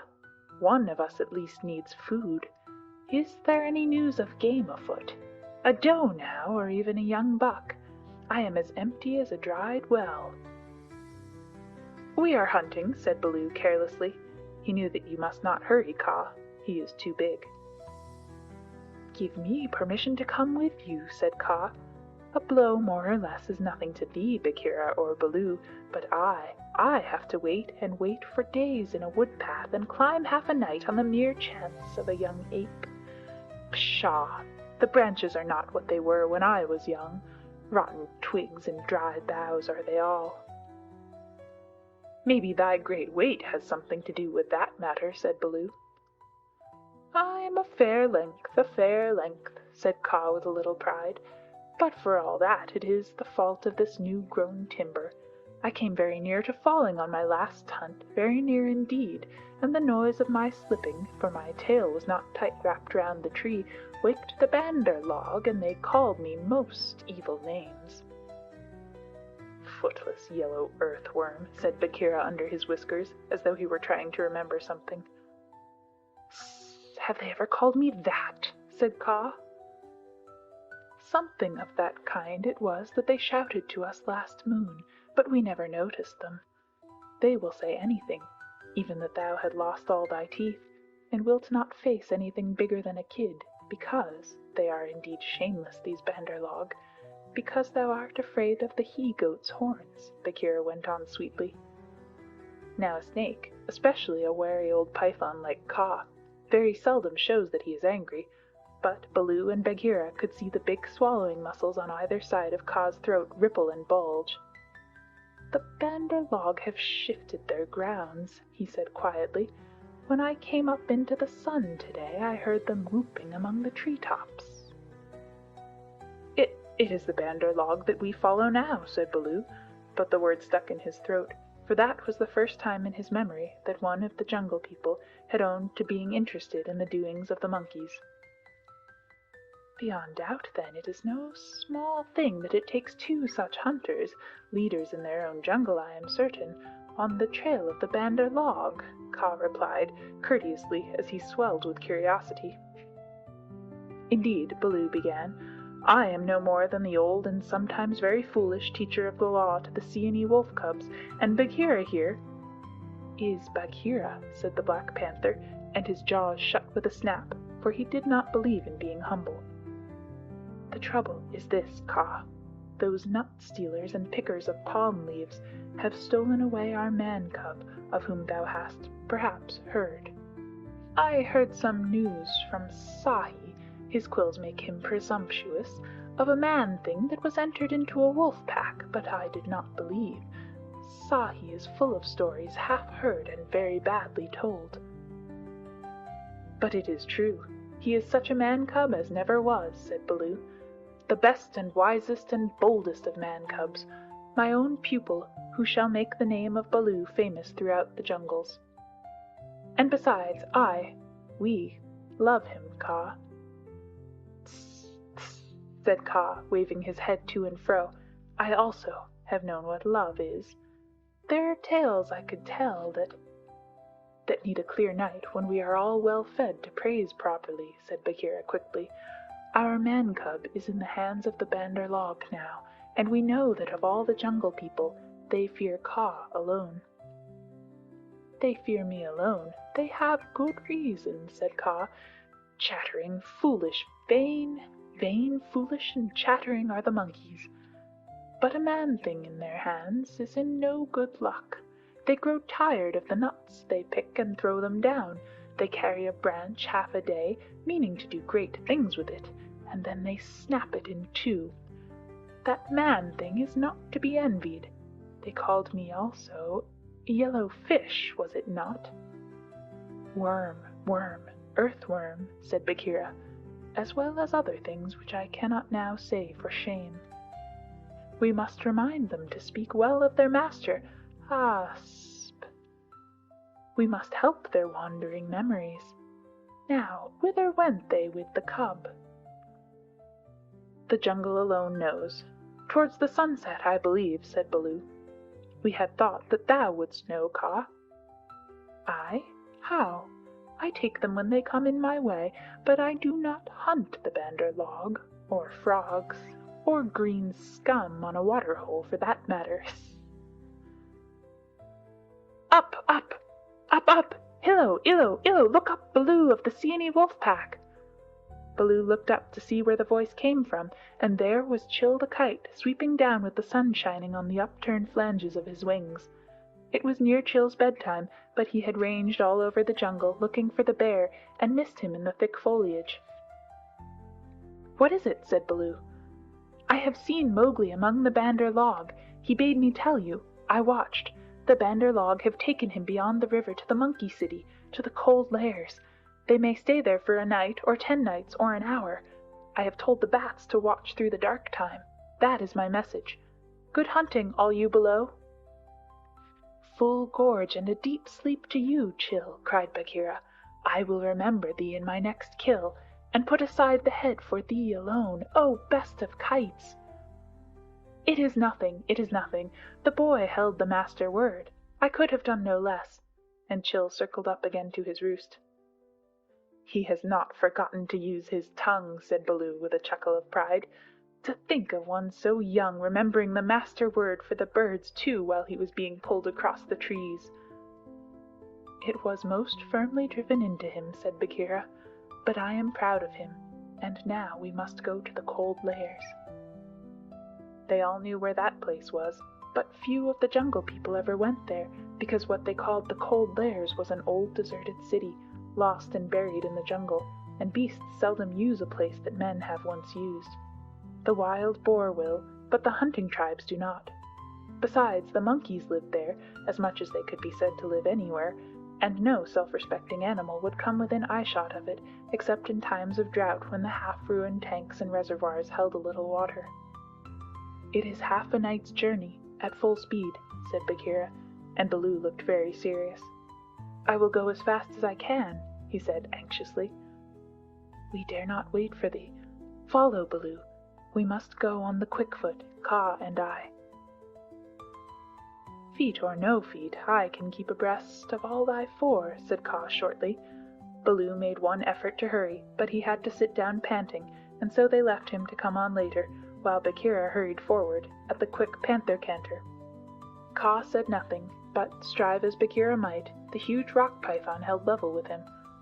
When they came to a hill stream, Bagheera gained because he bounded across while Kaa swam, his head and 2 feet of his neck clearing the water, but on level ground Kaa made up the distance. "By the broken lock that freed me," said Bagheera when twilight had fallen, "thou art no slow goer." "I am hungry," said Kaa. "Besides, they called me a speckled frog." "Worm, earthworm, and yellow to boot." "All one. Let us go on," and Kaa seemed to pour himself along the ground, finding the shortest road with his steady eyes, and keeping to it. End of Chapter 2, Part 1. Chapter 2, Part 2. In the cold lairs, the monkey people were not thinking of Mowgli's friends at all. They had brought the boy to the lost city, and were very pleased with themselves for the time. Mowgli had never seen an Indian city before, and though this was almost a heap of ruins, it seemed very wonderful and splendid. Some king had built it long ago on a little hill. You could still trace the stone causeways that led up to the ruined gates, where the last splinters of wood hung to the worn, rusted hinges. Trees had grown into and out of the walls, the battlements were tumbled down and decayed, and wild creepers hung out of the windows of the towers on the walls in bushy hanging clumps. A great roofless palace crowned the hill, and the marble of the courtyards and the fountains was split and stained with red and green, and the very cobblestones in the courtyard where the king's elephants used to live had been thrust up and apart by grasses and young trees. From the palace you could see the rows and rows of roofless houses that made up the city, looking like empty honeycombs filled with blackness, the shapeless block of stone that had been an idol, in the square where 4 roads met, the pits and dimples at street corners where the public wells once stood, and the shattered domes of temples with wild figs sprouting on their sides. The monkeys called the place their city, and pretended to despise the jungle people because they lived in the forest. And yet they never knew what the buildings were made for, nor how to use them. They would sit in circles on the hall of the king's council chamber and scratch for fleas and pretend to be men, or they would run in and out of the roofless houses and collect pieces of plaster and old bricks in a corner, and forget where they had hidden them, and fight and cry in scuffling crowds, and then break off to play up and down the terraces of the king's garden, where they would shake the rose trees and the oranges in sport to see the fruit and flowers fall. They explored all the passages and dark tunnels in the palace, and the hundreds of little dark rooms, but they never remembered what they had seen and what they had not, and so drifted about in ones and twos or crowds, telling each other that they were doing as men did. They drank at the tanks and made the water all muddy, and then they fought over it, and then they would all rush together in mobs and shout, "There is no one in the jungle so wise and good and clever and strong and gentle as the Bandar Log." Then all would begin again, till they grew tired of the city and went back to the treetops, hoping the jungle people would notice them. Mowgli, who had been trained under the law of the jungle, did not like or understand this kind of life. The monkeys dragged him into the cold lairs late in the afternoon, and instead of going to sleep, as Mowgli would have done after a long journey, they joined hands and danced about and sang their foolish songs. One of the monkeys made a speech and told his companions that Mowgli's capture marked a new thing in the history of the Bandar Log, for Mowgli was going to show them how to weave sticks and canes together as a protection against rain and cold. Mowgli picked up some creepers and began to work them in and out, and the monkeys tried to imitate, but in a very few minutes they lost interest and began to pull their friends' tails or jump up and down on all fours, coughing. "I wish to eat," said Mowgli. "I am a stranger in this part of the jungle. Bring me food, or give me leave to hunt here." 20 or 30 monkeys bounded away to bring him nuts and wild pawpaws, but they fell to fighting on the road, and it was too much trouble to go back with what was left of the fruit. Mowgli was sore and angry, as well as hungry, and he roamed through the empty city, giving the strangers' hunting call from time to time, but no one answered him, and Mowgli felt that he had reached a very bad place indeed. "All that Baloo has said about the Bandar Log is true," he thought to himself. "They have no law, no hunting call, and no leaders. nothing but foolish words and little picking thievish hands. So, if I am starved or killed here, it will be all my own fault. But I must try to return to my own jungle. Baloo will surely beat me, but that is better than chasing silly rose leaves with the Banderlog." No sooner had he walked to the city wall than the monkeys pulled him back, telling him that he did not know how happy he was, and pinching him to make him grateful. He set his teeth and said nothing, but went with the shouting monkeys to a terrace above the red sandstone reservoirs that were half full of rainwater. There was a ruined summer house of white marble in the center of the terrace, built for queens dead 100 years ago. The domed roof had half fallen in and blocked up the underground passage from the palace by which the queens used to enter. But the walls were made of screens of marble tracery, beautiful milk-white fretwork, set with agates and cornelians and jasper and lapis lazuli, and as the moon came up behind the hill, it shone through the open work, casting shadows on the ground like black velvet embroidery. Sore, sleepy, and hungry as he was, Mowgli could not help laughing when the Banderlog began, 20 at a time, to tell him how great and wise and strong and gentle they were, and how foolish he was to wish to leave them. "We are great, we are free, we are wonderful, we are the most wonderful people in all the jungle. We all say so, and so it must be true," they shouted.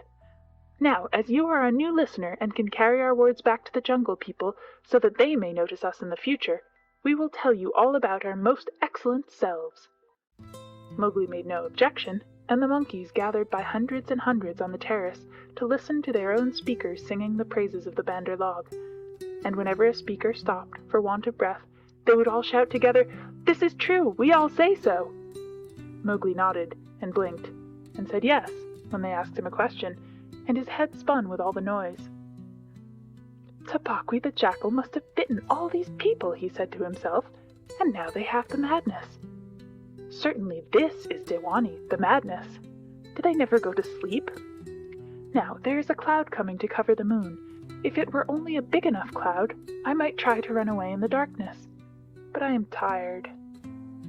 That same cloud was being watched by two good friends in the ruined ditch below the city wall, for Bagheera and Kaa, knowing well how dangerous the monkey people were in large numbers, did not wish to run any risks.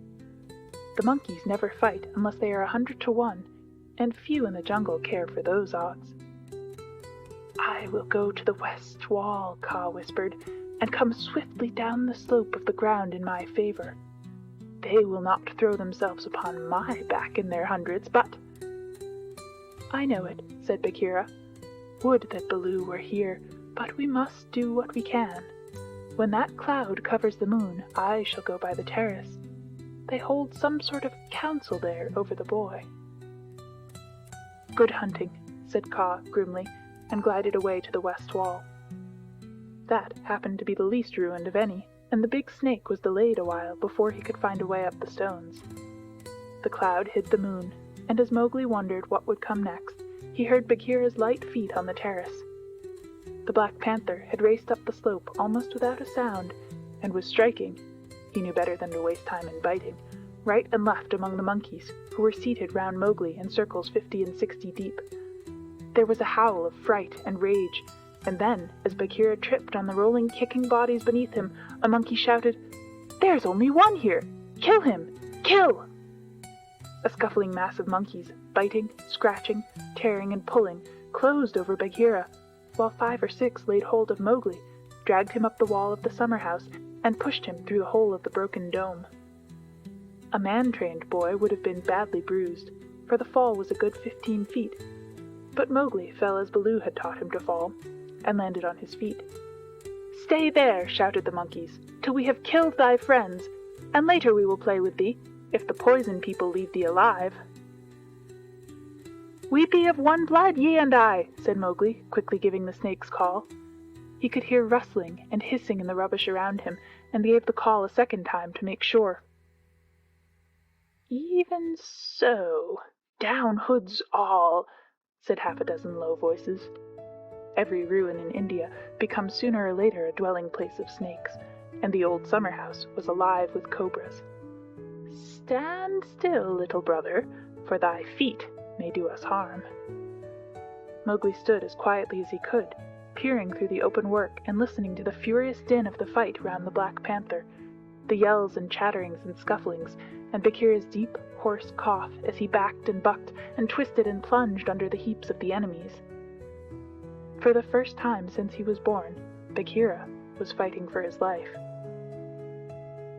Baloo must be at hand. Bagheera would not have come alone, Mowgli thought. And then he called aloud, "To the tank, Bagheera! Roll to the water tanks! Roll and plunge! Get to the water!" Bagheera heard, and the cry that told him Mowgli was safe gave him new courage. He worked his way desperately, inch by inch, straight for the reservoirs, halting in silence. Then, from the ruined wall nearest the jungle, rose up the rumbling war shout of Baloo. The old bear had done his best, but he could not come before. "Bagheera!" he shouted. "I am here! I climb! I haste! Ahuora! The stones slip under my feet! Wait my coming, O most infamous Bandar log!"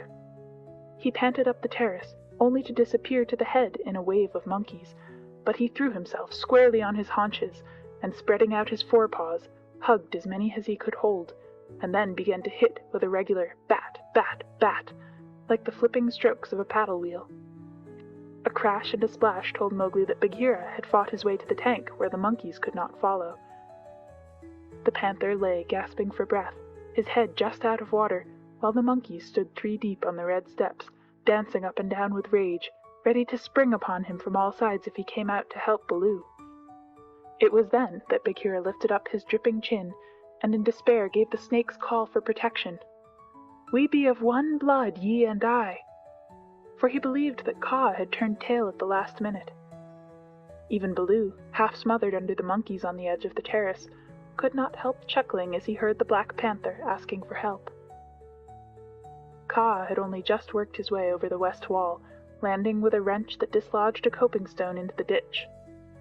He had no intention of losing any advantage of the ground, and coiled and uncoiled himself once or twice to be sure that every foot of his long body was in working order.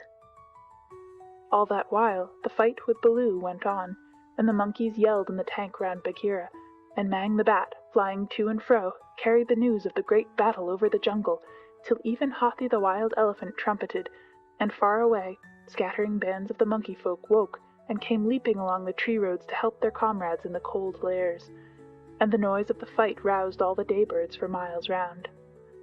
Then Kaa came straight, quickly, and anxious to kill. The fighting strength of a python is in the driving blow of his head, backed by all the strength and weight of his body. If you can imagine a lance, or a battering ram, or a hammer, weighing nearly half a ton, driven by a cool, quiet mind living in the handle of it, you can roughly imagine what Kaa was like when he fought. A python, 4 or 5 feet long, can knock a man down if he hits him fairly in the chest, and Kaa was 30 feet long, as you know. His first stroke was delivered into the heart of the crowd round Baloo, was sent home with shut mouth in silence, and there was no need of a second. The monkeys scattered with cries of, "Kaa! It is Kaa! Run! Run!"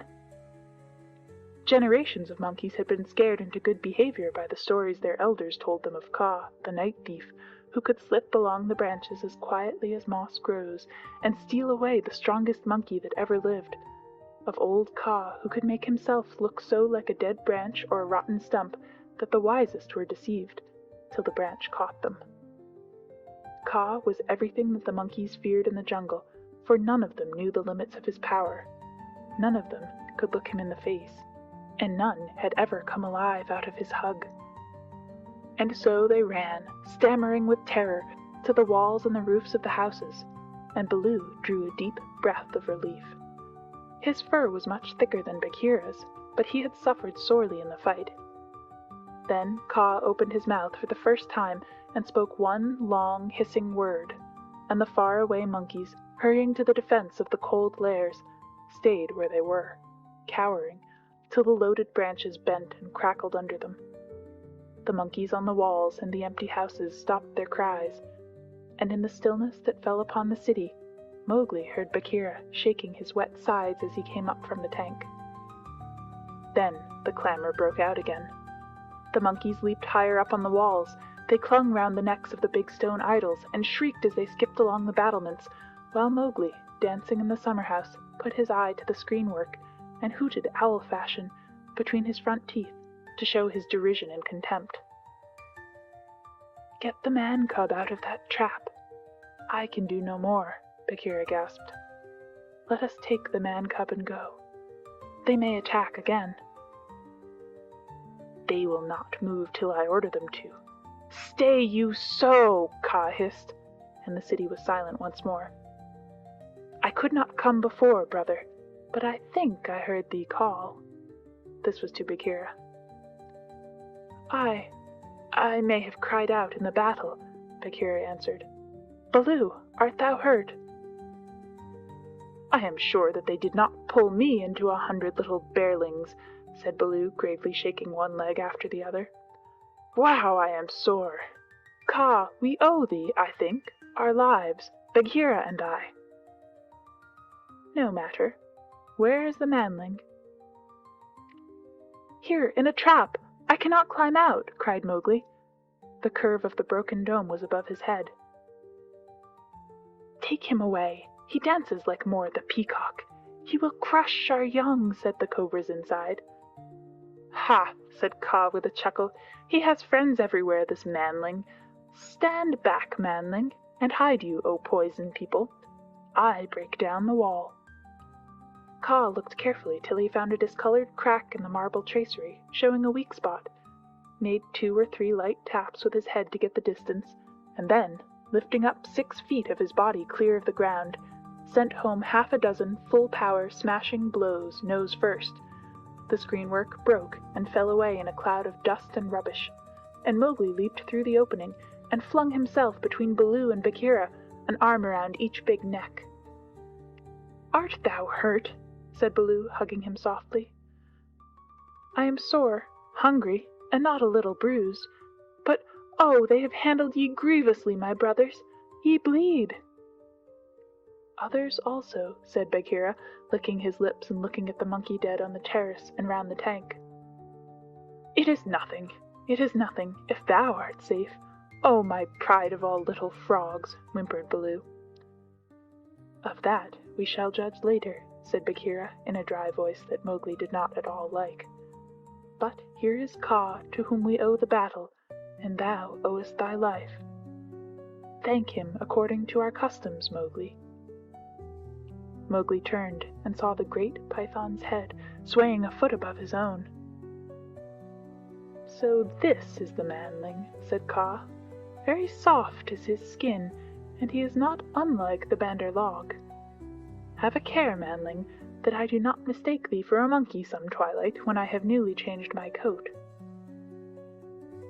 "We be of one blood, thou and I," Mowgli answered. "I take my life from thee tonight. My kill shall be thy kill if ever thou art hungry, O Kaa." "All thanks, little brother," said Kaa, though his eyes twinkled. "And what may so bold a hunter kill? I ask that I may follow when next he goes abroad." "I kill nothing. I am too little, but I drive goats towards such as can use them. When thou art empty, come to me and see if I speak the truth. I have some skill in these," he held out his hands, "and if ever thou art in a trap, I may pay the debt which I owe to thee, to Bagheera and to Baloo here. Good hunting to ye all, my masters." "Well said," growled Baloo, for Mowgli had returned thanks very prettily. The python dropped his head lightly for a minute on Mowgli's shoulder. "A brave heart and a courteous tongue," said he. "They shall carry thee far through the jungle, manling. But now go hence quickly with thy friends. Go and sleep, for the moon sets, and what follows it is not well that thou shouldst see." The moon was sinking behind the hills, and the lines of trembling monkeys huddled together on the walls and battlements looked like ragged, shaky fringes of things. Baloo went down to the tank for a drink, and Bagheera began to put his fur in order as Kaa glided out into the center of the terrace and brought his jaws together with a ringing snap that drew all the monkeys' eyes upon him. "The moon sets," he said. "Is there yet light enough to see?" From the walls came a moan like the wind in the tree-tops. We see, O Ka. Good. Begins now the dance of the hunger of Ka. Sit still and watch. He turned twice or thrice in a big circle, weaving his head from right to left.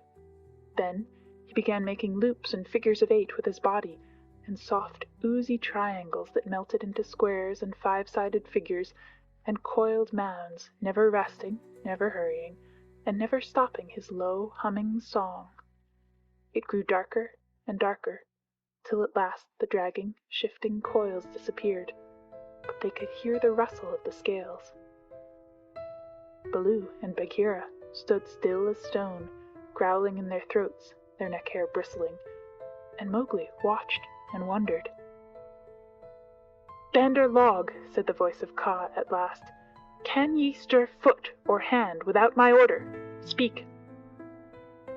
"Without thy order we cannot stir foot or hand, O Kaa." "Good. Come all 1 pace nearer to me." The lines of the monkeys swayed forward helplessly, and Baloo and Bagheera took 1 stiff step forward with them. "Nearer," hissed Kaa, and they all moved again. Mowgli laid his hands on Baloo and Bagheera to get them away, and the 2 great beasts started as though they had been waked from a dream. "Keep thy hand on my shoulder," Bagheera whispered. "Keep it there, or I must go back to Kaa. Ah." "It is only old Kaa making circles on the dust," said Mowgli. "Let us go." And the 3 slipped off through a gap in the walls of the jungle. "Woof!" said Baloo, when he stood under the still trees again. "Never more will I make an ally of Kaa," and he shook himself all over. "He knows more than we," said Bagheera, trembling. "In a little time, had I stayed, I should have walked down his throat." "Many will walk by that road before the moon rises again," said Baloo. "He will have good hunting, after his own fashion." "But what was the meaning of it all?" said Mowgli, who did not know anything of a python's powers of fascination.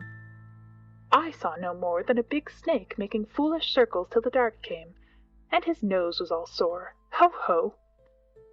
"Mowgli," said Bagheera angrily, "his nose was sore on thy account, as my ears and sides and paws and Baloo's neck and shoulders are bitten on thy account. Neither Baloo nor Bagheera will be able to hunt with pleasure for many days." "It is nothing," said Baloo. "We have the man cub again." "True, but he has cost us heavily in time which might have been spent in good hunting, in wounds, in hair. I am half plucked along my back, and last of all, in honor. For remember, Mowgli, I, who am the Black Panther, was forced to call upon Kaa for protection, and Baloo and I were both made stupid as little birds by the hunger dance. All this, man cub, came of thy playing with the Bandar log." "True, it is true," said Mowgli sorrowfully. "I am an evil man cub, and my stomach is sad in me." What says the law of the jungle, Baloo?" Baloo did not wish to bring Mowgli into any more trouble, but he could not tamper with the law, so he mumbled, "Sorrow never stays punishment. But remember, Bagheera, he is very little." "I will remember, but he has done mischief, and blows must be dealt now. Mowgli, hast thou anything to say?" "Nothing. I did wrong. Baloo and thou art wounded. It is just." Bagheera gave him 6 love taps from a panther's point of view. They would hardly have waked one of his own cubs, but for a 7-year-old boy they amounted to as severe a beating as you could wish to avoid. When it was all over, Mowgli sneezed, and picked himself up without a word. "Now," said Bagheera, "jump on my back, little brother, and we will go home. One of the beauties of the jungle law is that punishment settles all scores. There is no nagging afterwards." Mowgli laid his head down on Bagheera's back, and slept so deeply that he never waked when he was put down in the home cave. Road Song of the Bandar Log. Here we go in a flung festoon, halfway up to the jealous moon. Don't you envy our pranceful bands? Don't you wish you had extra hands? Wouldn't you like it if your tails were so, curved in the shape of a Cupid's bow? Now you're angry, but never mind, brother, thy tail hangs down behind. Here we sit in a branchy row, thinking of beautiful things we know, dreaming of deeds that we mean to do, all complete in a minute or two. Something noble and wise and good, done by merely wishing we could. We've forgotten, but never mind, brother, thy tail hangs down behind. All the talk we ever have heard, uttered by bat or beast or bird, hide or fin or scale or feather, jabber it quickly and all together. Excellent, wonderful, once again. Now we are talking just like men. Let's pretend we are. Never mind, brother, thy tail hangs down behind. This is the way of the monkey kind. Then join our leaping lines that scumfish through the pines, that rocket by where, light and high, the wild grape swings. By the rubbish in our wake and the noble noise we make, be sure, we're going to do some splendid things. End of Chapter 2, Part 2. Chapter 3. Tiger, Tiger. What of the hunting, hunter bold? Brother, the watch was long and cold. What of the quarry ye went to kill? Brother, he crops in the jungle still. Where is the power that made your pride? Brother, it ebbs from my flank and side. Where is the haste that ye hurry by? Brother, I go to my lair to die.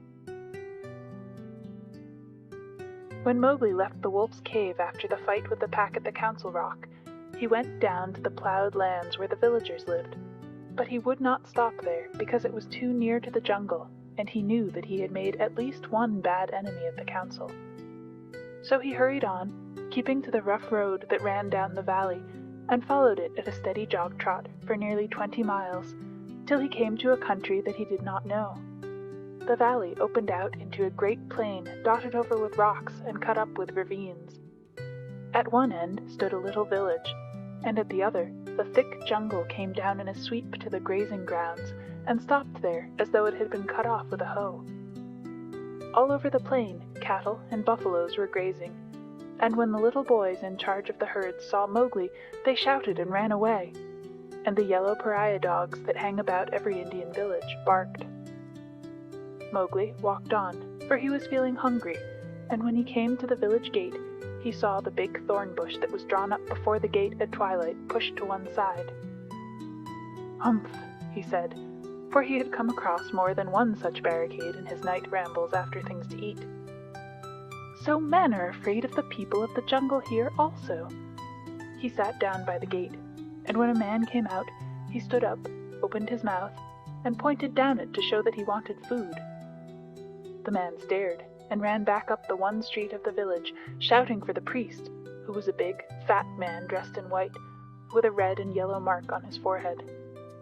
The priest came to the gate, and with him at least 100 people, who stared and talked and shouted and pointed at Mowgli. "They have no manners, these men-folk," said Mowgli to himself. "Only the gray ape would behave as they do." So he threw back his long hair and frowned at the crowd. "What is there to be afraid of?" said the priest. "Look at the marks on his arms and legs. They are the bites of wolves. He is but a wolf-child run away from the jungle." Of course, in playing together, the cubs had often nipped Mowgli harder than they intended, and there were white scars all over his arms and legs. But he would have been the last person in the world to call these bites, for he knew what real biting meant. "Arre, arre!" said 2 or 3 women together. "To be bitten by wolves, poor child! He is a handsome boy. He has eyes like red fire. By my honor, Messua, he is not unlike thy boy that was taken by the tiger." "Let me look," said a woman with heavy copper rings on her wrists and ankles, and she peered at Mowgli under the palm of her hand. "Indeed, he is not. He is thinner, but he has the very look of my boy." The priest was a clever man, and he knew that Messua was wife to the richest villager in the place. So he looked up at the sky for a minute and said solemnly, "What the jungle has taken, the jungle has restored. Take the boy into thy house, my sister, and forget not to honor the priest who sees so far into the lives of men." "By the bull that bought me," said Mowgli to himself, "but all this talking is like another looking over by the pack. Well, if I am a man I must be." The crowd parted as the woman beckoned Mowgli to her hut, where there was a red lacquered bedstead, a great earthen grain chest with funny raised patterns on it, 6 copper cooking pots, an image of a Hindu god in a little alcove, and on the wall a real looking-glass such as they sell at the country fairs for 8 cents. She gave him a long drink of milk and some bread, and then she laid her hand on his head and looked into his eyes, for she thought perhaps that he might be her real son come back from the jungle where the tiger had taken him. So she said, "Natu, oh Natu." Mowgli did not show that he knew the name. "Dost thou not remember the day when I gave thee thy new shoes?" She touched his foot, and it was almost as hard as horn. "No," she said sorrowfully, "these feet have never worn shoes. But thou art very like my Natu, and thou shalt be my son." Mowgli was uneasy, because he had never been under a roof before. But as he looked at the thatch, he saw that he could tear it out at any time if he wanted to get away, and that the window had no fastenings.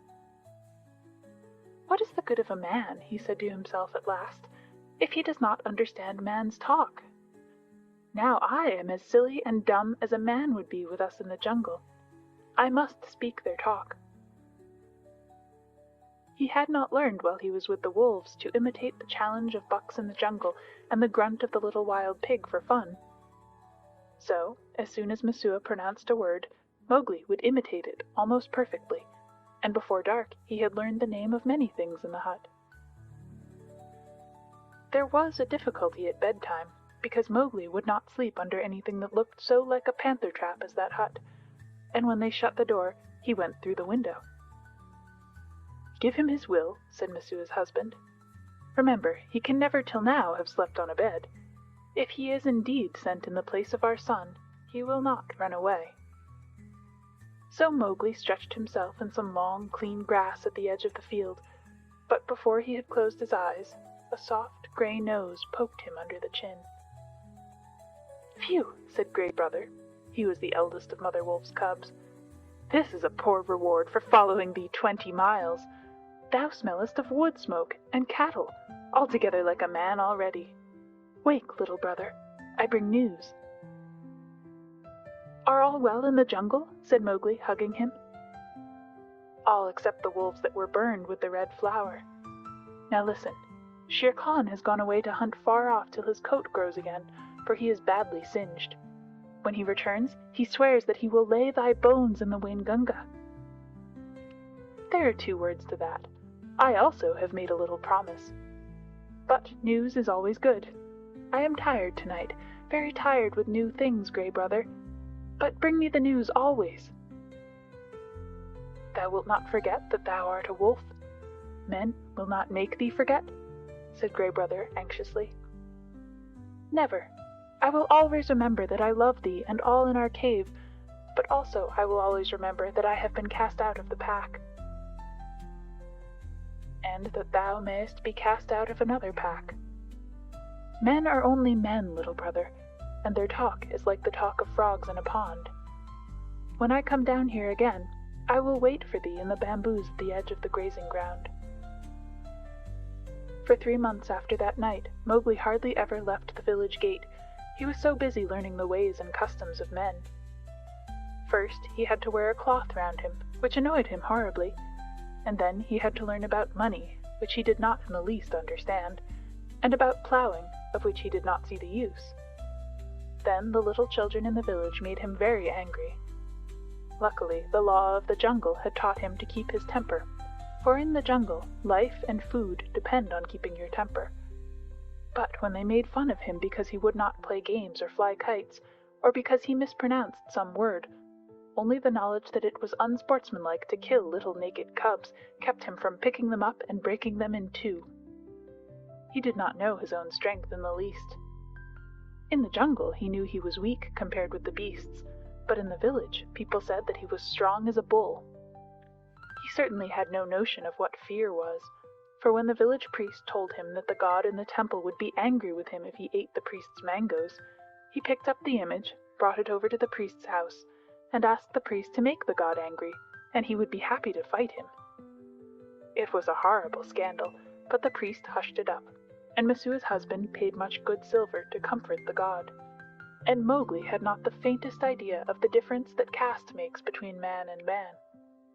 When the potter's donkey slipped in the clay pit, Mowgli hauled it out by the tail and helped to stack the pots for their journey to the market at Khanhiwara. That was very shocking too, for the potter is a low-caste man, and his donkey is worse.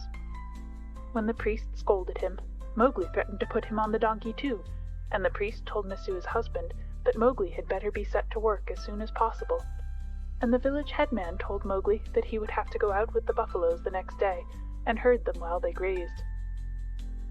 No one was more pleased than Mowgli, and that night, because he had been appointed a servant of the village, as it were, he went off to a circle that met every evening on a masonry platform under a great fig tree.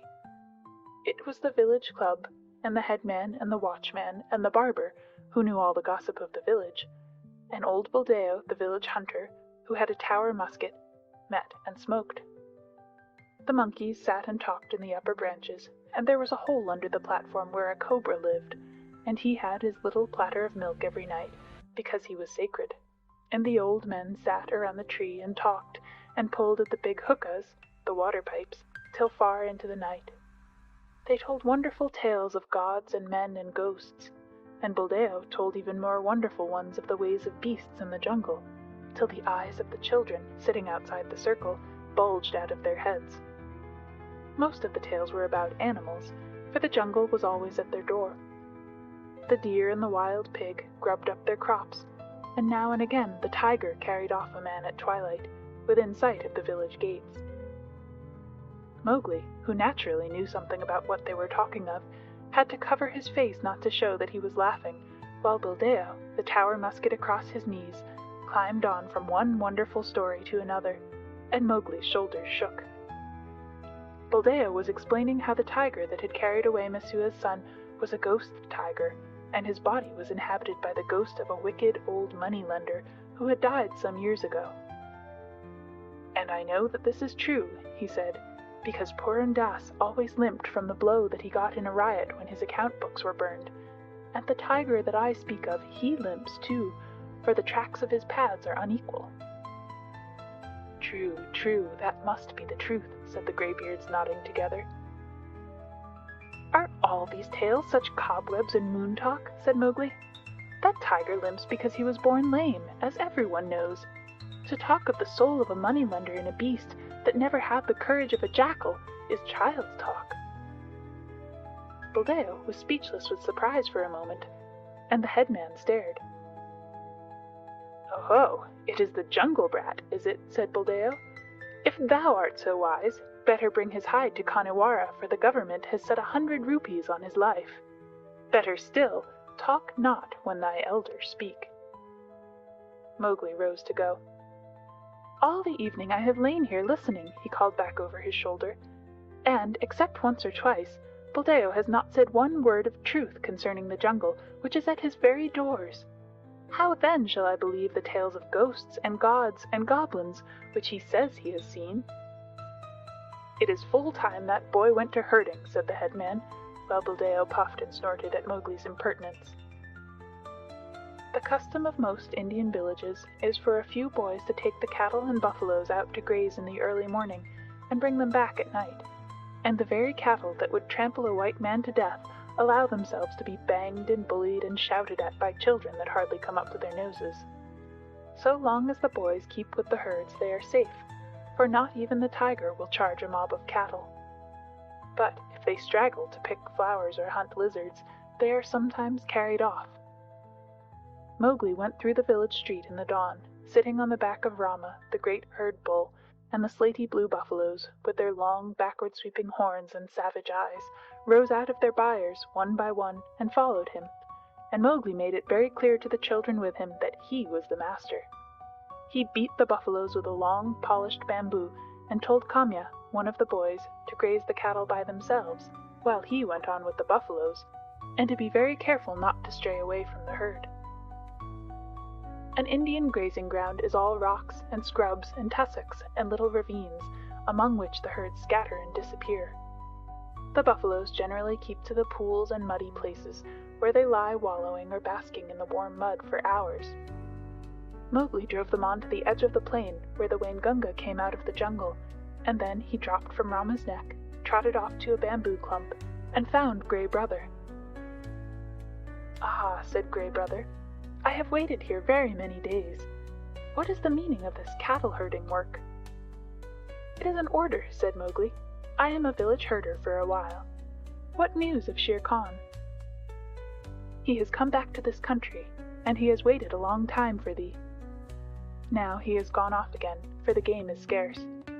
But he means to kill thee." "Very good," said Mowgli. "So long as he is away, do thou or one of the 4 brothers sit on that rock, so that I can see thee as I come out of the village.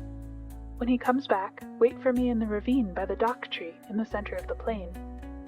We need not walk into Shere Khan's mouth." Then Mowgli picked out a shady place and lay down and slept while the buffaloes grazed round him.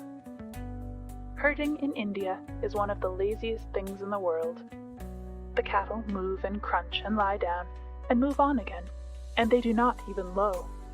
They only grunt, and the buffaloes very seldom say anything, but get down into the muddy pools one after another, and work their way into the mud till only their noses and staring china blue eyes show above the surface, and then they lie like logs. The sun makes the rocks dance in the heat, and the herd children hear one kite, never any more, whistling almost out of sight overhead. And they know that if they died, or a cow died, that kite would sweep down, and the next kite miles away would see him drop and follow, and the next, and almost before they were dead, there would be a score of hungry kites come out of nowhere. Then they sleep and wake and sleep again, and weave little baskets of dried grass and put grasshoppers in them, or catch 2 praying mantises and make them fight, or string a necklace of red and black jungle nuts, or watch a lizard basking on a rock, or a snake hunting a frog near the wallows.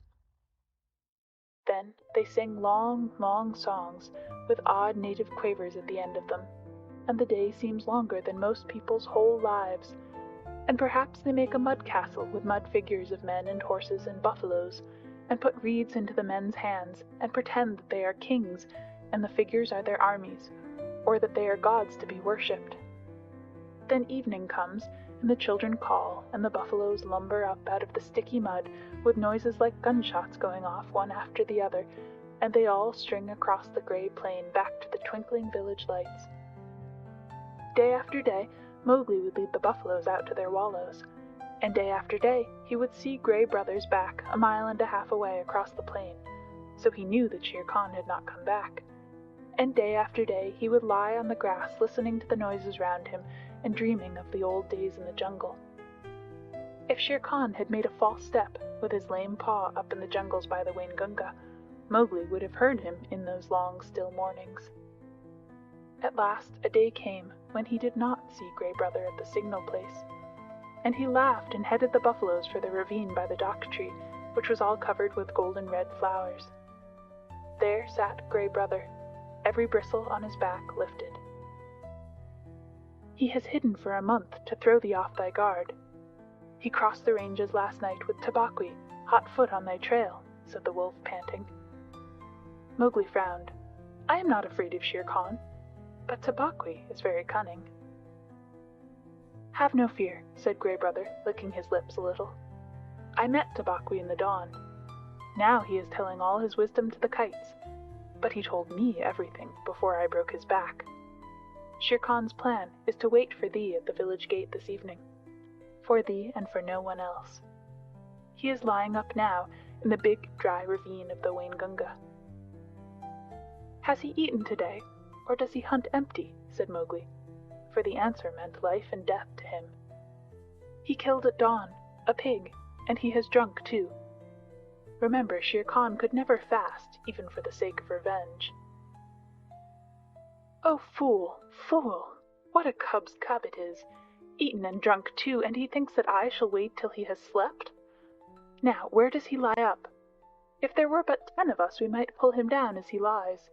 These buffaloes will not charge unless they wind him, and I cannot speak their language. Can we get behind his track so that they may smell it? He swam far down the Waingunga to cut that off, said Grey Brother. Tabaqui told him that, I know. He would never have thought of it alone. Mowgli stood with his finger in his mouth, thinking. The big ravine of the Waingunga.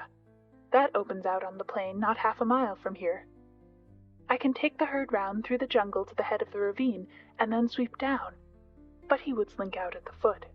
We must block that end. Grey Brother, canst thou cut the herd in two for me? Not I, perhaps, but I have brought a wise helper.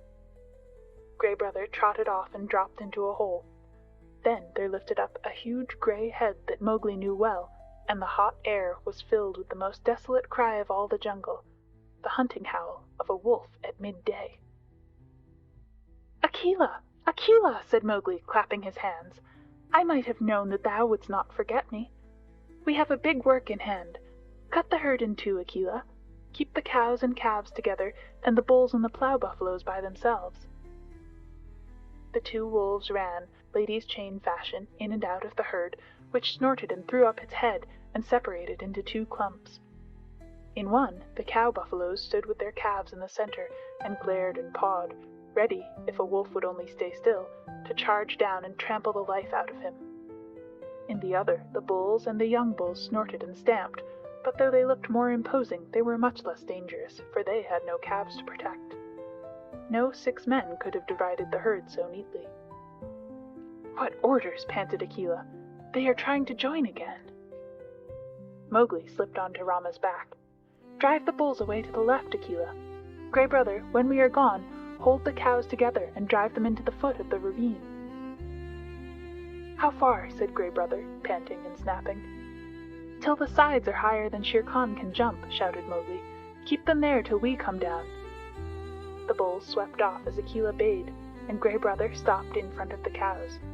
They charged down on him, and he ran just before them to the foot of the ravine, as Akela drove the bulls far to the left. Well done. Another charge, and they are fairly started. Careful now. Careful, Akela. A snap too much, and the bulls will charge. Hujah! This is wilder work than driving black buck. Didst thou think these creatures could move so swiftly? Mowgli called. I have hunted these too in my time, gasped Akela in the dust. Shall I turn them into the jungle? Aye, turn. Swiftly turn them. Rama is mad with rage. Oh, if only I could tell him what I need of him today. The bulls were turned, to the right this time, and crashed into the standing thicket. The other herd children, watching with the cattle half a mile away, hurried to the village as fast as their legs could carry them, crying that the buffaloes had gone mad and run away. But Mowgli's plan was simple enough.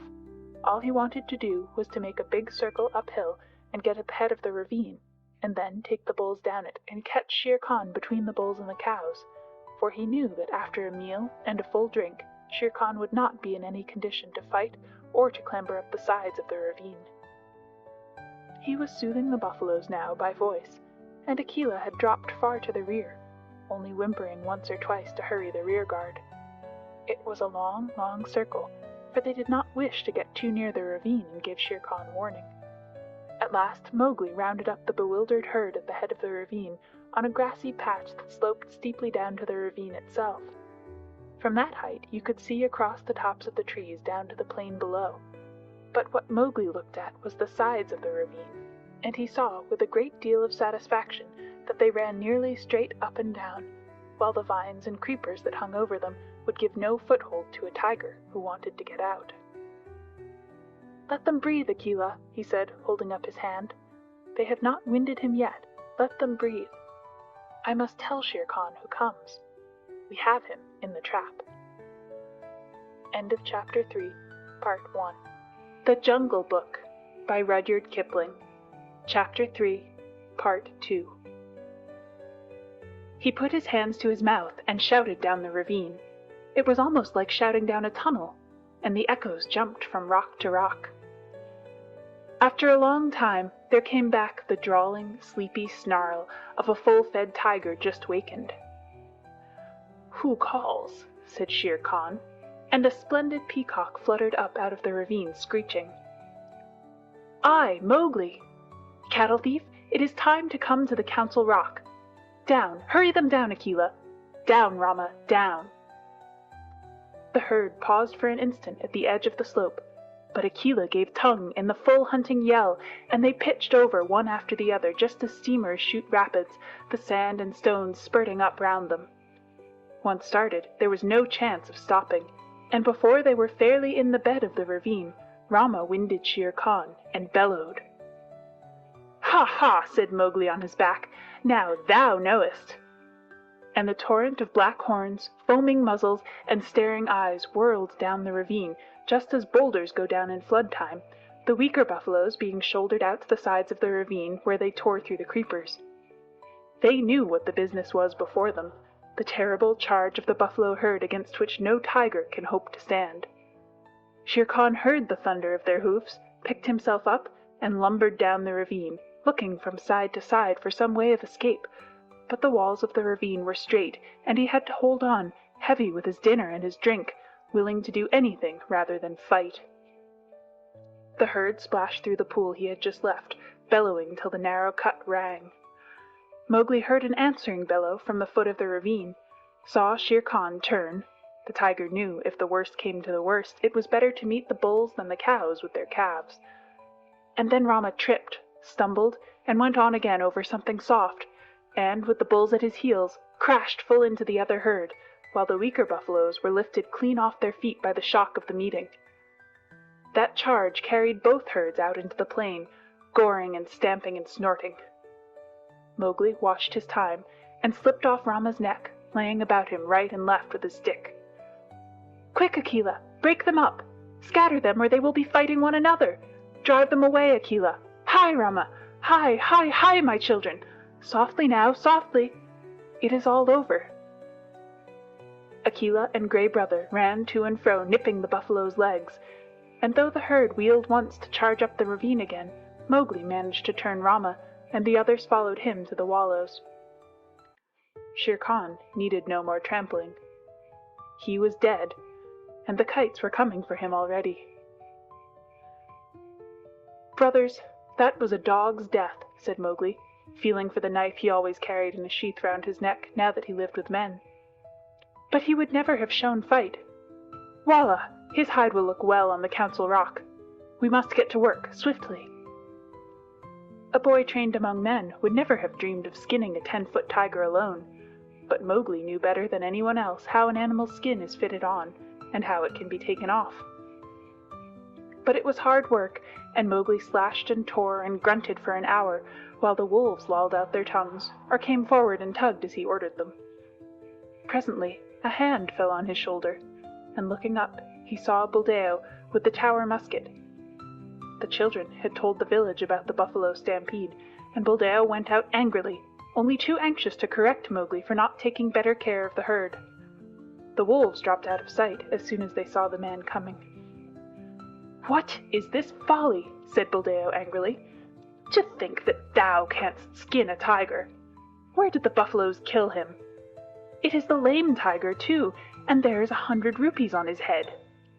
Well, well, we will overlook thy letting the herd run off, and perhaps I will give thee 1 of the rupees of the reward when I have taken the skin to Kanahiwara." He fumbled in his waistcloth for flint and steel, and stooped down to singe Shere Khan's whiskers. Most native hunters always singe a tiger's whiskers to prevent his ghost from haunting them. Said Mowgli, half to himself as he ripped back the skin of a forepaw. "So thou wilt take the hide to Kanahiwara for the reward, and perhaps give me 1 rupee. Now, it is in my mind that I need the skin for my own use. Heh! Old man, take away that fire." "What talk is this to the chief hunter of the village? Thy luck and the stupidity of thy buffaloes have helped thee to this kill. The The tiger has just fed, or he would have gone 20 miles by this time. Thou canst not even skin him properly, little beggar brat, and forsooth I, Buldeo, must be told not to singe his whiskers? Mowgli, I will not give thee 1 anna of the reward, but only a very big beating. Leave the carcass. By the bull that bought me, said Mowgli, who was trying to get at the shoulder, must I stay babbling to an old ape all noon? Here, Akela, this man plagues me. Buldeo, who was still stooping over Shere Khan's head, found himself sprawling on the grass, with a grey wolf standing over him, while Mowgli went on skinning as though he were alone in all India. Yes, he said between his teeth, thou art altogether right, Buldeo. Thou wilt never give me 1 anna of the reward. There is an old war between this lame tiger and myself, a very old war, and I have won. To do Buldeo justice, if he had been 10 years younger, he would have taken his chance with Akela had he met the wolf in the woods. But a wolf who obeyed the orders of this boy, who had private wars with man-eating tigers, was not a common animal. It was sorcery, magic of the worst kind, thought Buldeo, and he wondered whether the amulet round his neck would protect him. He lay as still, expecting every minute to see Mowgli turn into a tiger too. Maharaj! Great King! He said at last, in a husky whisper. Yes, said Mowgli, without turning his head, chuckling a little. I am an old man. I did not know thou wast anything more than a herdsboy. May I rise up and go away, or will thy servant tear me to pieces?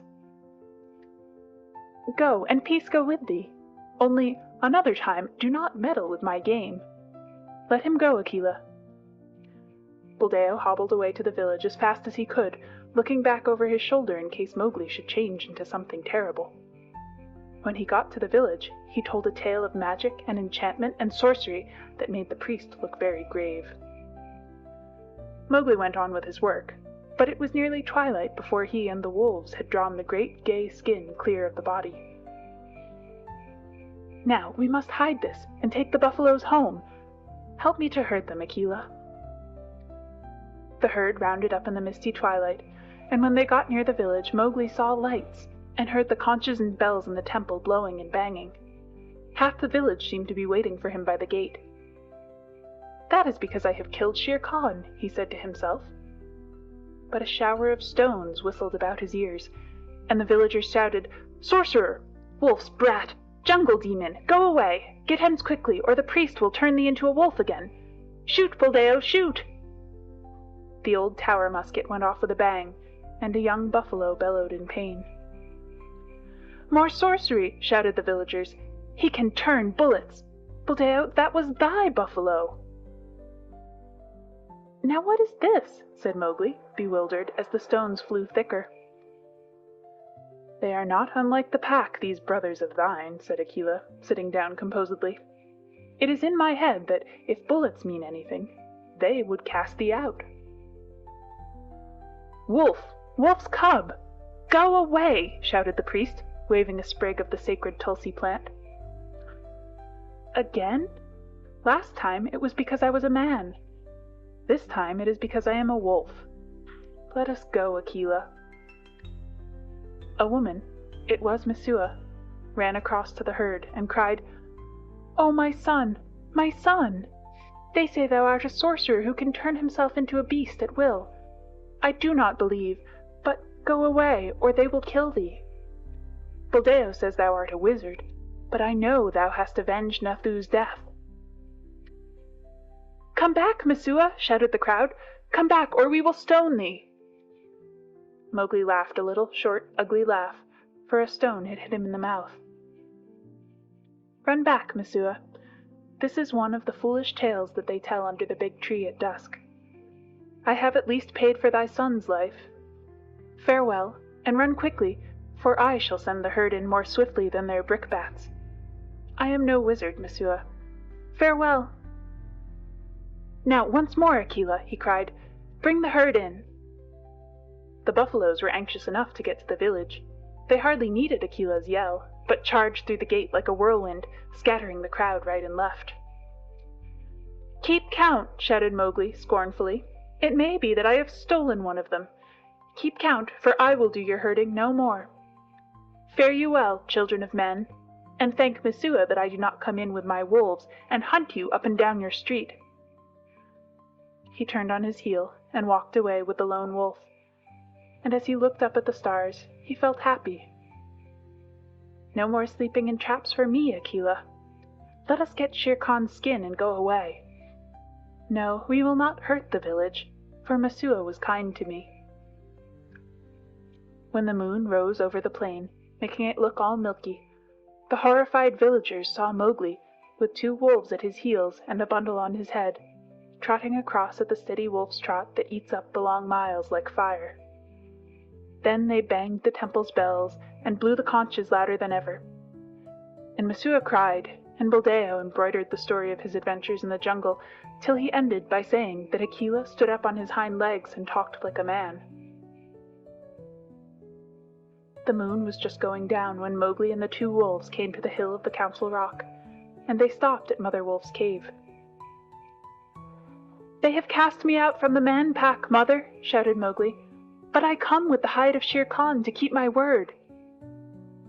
Mother Wolf walked stiffly from the cave with the cubs behind her, and her eyes glowed as she saw the skin. "I told him on that day, when he crammed his head and shoulders into this cave hunting for thy life, little frog. I told him that the hunter would be the hunted. It is well done." "Little brother, it is well done," said a deep voice in the thicket. "We were lonely in the jungle without thee." And Bagheera came running to Mowgli's bare feet. They clambered up the Council Rock together, and Mowgli spread the skin out on the flat stone where Akela used to sit, and pegged it down with 4 slivers of bamboo. And Akela lay down upon it, and called the old call to the council. "Look, look well, O wolves!" exactly as he had called it when Mowgli was first brought there. Ever since Akela had been deposed, the pack had been without a leader, hunting and fighting at their own pleasure. But they answered the call from habit, and some of them were lame from the traps they had fallen into, and some limped from shot wounds, and some were mangy from eating bad food, and many were missing. But they came to the Council Rock, all that was left of them, and saw Shere Khan's striped hide on the rock, and the huge claws dangling at the end of the empty, dangling feet. "Look well, O wolves! Have I kept my word?" said Mowgli. And the wolves bayed, "Yes!" and one tattered wolf howled, "Lead us again, O Akela! Lead us again, O man-cub, for we be sick of this lawlessness, and we would be the free people once more." "Nay," purred Bagheera, "that may not be. When ye are full fed, the madness may come upon you again. Not for nothing are ye called the free people. Ye fought for freedom, and it is yours. Eat it, O wolves." "Man Pack and Wolf Pack have cast me out," said Mowgli. "Now I will hunt alone in the jungle." "And we will hunt with thee," said the 4 cubs. So Mowgli went away and hunted with the 4 cubs in the jungle from that day on. But he was not always alone, because, years afterward, he became a man and married. But that is a story for grown-ups. Mowgli's song, that he sang at the Council Rock when he danced on Shere Khan's hide. "The song of Mowgli, I, Mowgli, am singing. Let the jungle listen to the things I have done. Shere Khan said he would kill, at the gates in the twilight he would kill Mowgli the frog.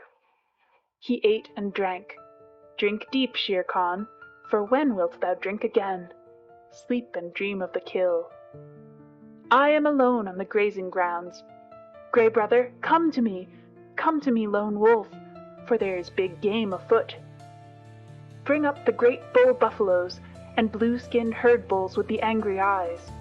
Drive them to and fro as I order. Sleepest thou still, Shere Khan? Wake, oh wake! Here come I, and the bulls are behind." Rama, the king of the buffaloes, stamped with his foot. "Waters of the Waingunga, whither went Shere Khan?" He is not Sahi to dig holes, nor more the peacock that he should fly. He is not Mang the bat to hang in the branches. Little bamboos that creak together, tell me where he ran. Ow, he is there! Ahu, he is there! Under the feet of Rama lies the lame one. Up, Shere Khan, up and kill. Here is meat, break the necks of the bulls. Hush, he is asleep.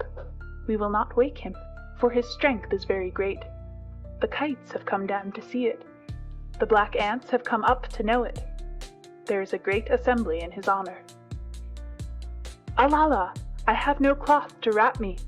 The kites will see that I am naked. I am ashamed to meet all these people. Lend me thy coat, Shere Khan. Lend me thy gay striped coat, that I may go to the council rock. By the bull that bought me I made a promise, a little promise. Only thy coat is lacking before I keep my word. With the knife that men use, with the knife of the hunter, I will stoop down for my gift. Waters of the Waingunga, Shere Khan gives me his coat for the love that he bears me. Pull, Grey Brother, pull, Akela! Heavy is the hide of Shere Khan. The Man-Pack are angry. They throw stones and talk child's talk. My mouth is bleeding. Let me run away. Through the night, through the hot night, run swiftly with me, my brothers. We will leave the lights of the village and go to the low moon. Waters of the Waingunga, the Man-Pack, have cast me out. I did them no harm, but they were afraid of me. Why? Wolf-Pack, ye have cast me out too. The jungle is shut to me, and the village gates are shut. Why?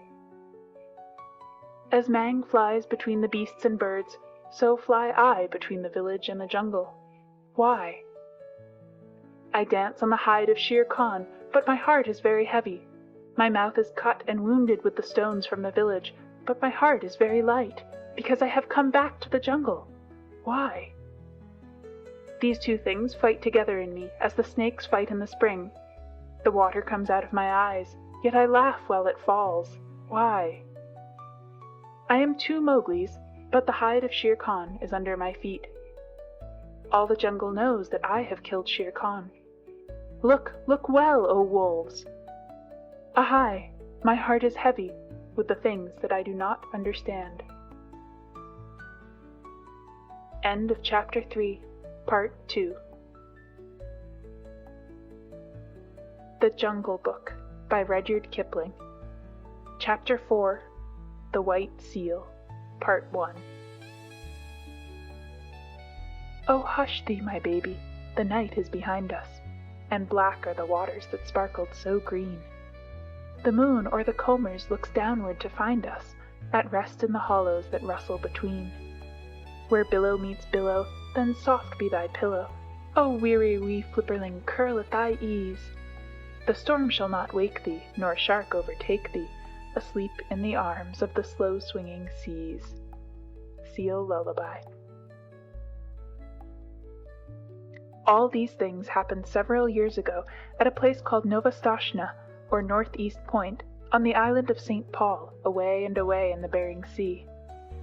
Limmershin, the winter wren, told me the tale when he was blown on to the rigging of a steamer going to Japan, and I took him down into my cabin and warmed him and fed him for a couple of days till he was fit to fly back to St. Paul again.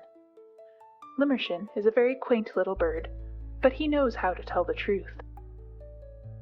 Nobody comes to Novastoshnah except on business, and the only people who have regular business there are the seals. They come in the summer months by hundreds and hundreds of thousands out of the cold grey sea, for Novastoshnah Beach has the finest accommodation for seals of any place in all the world.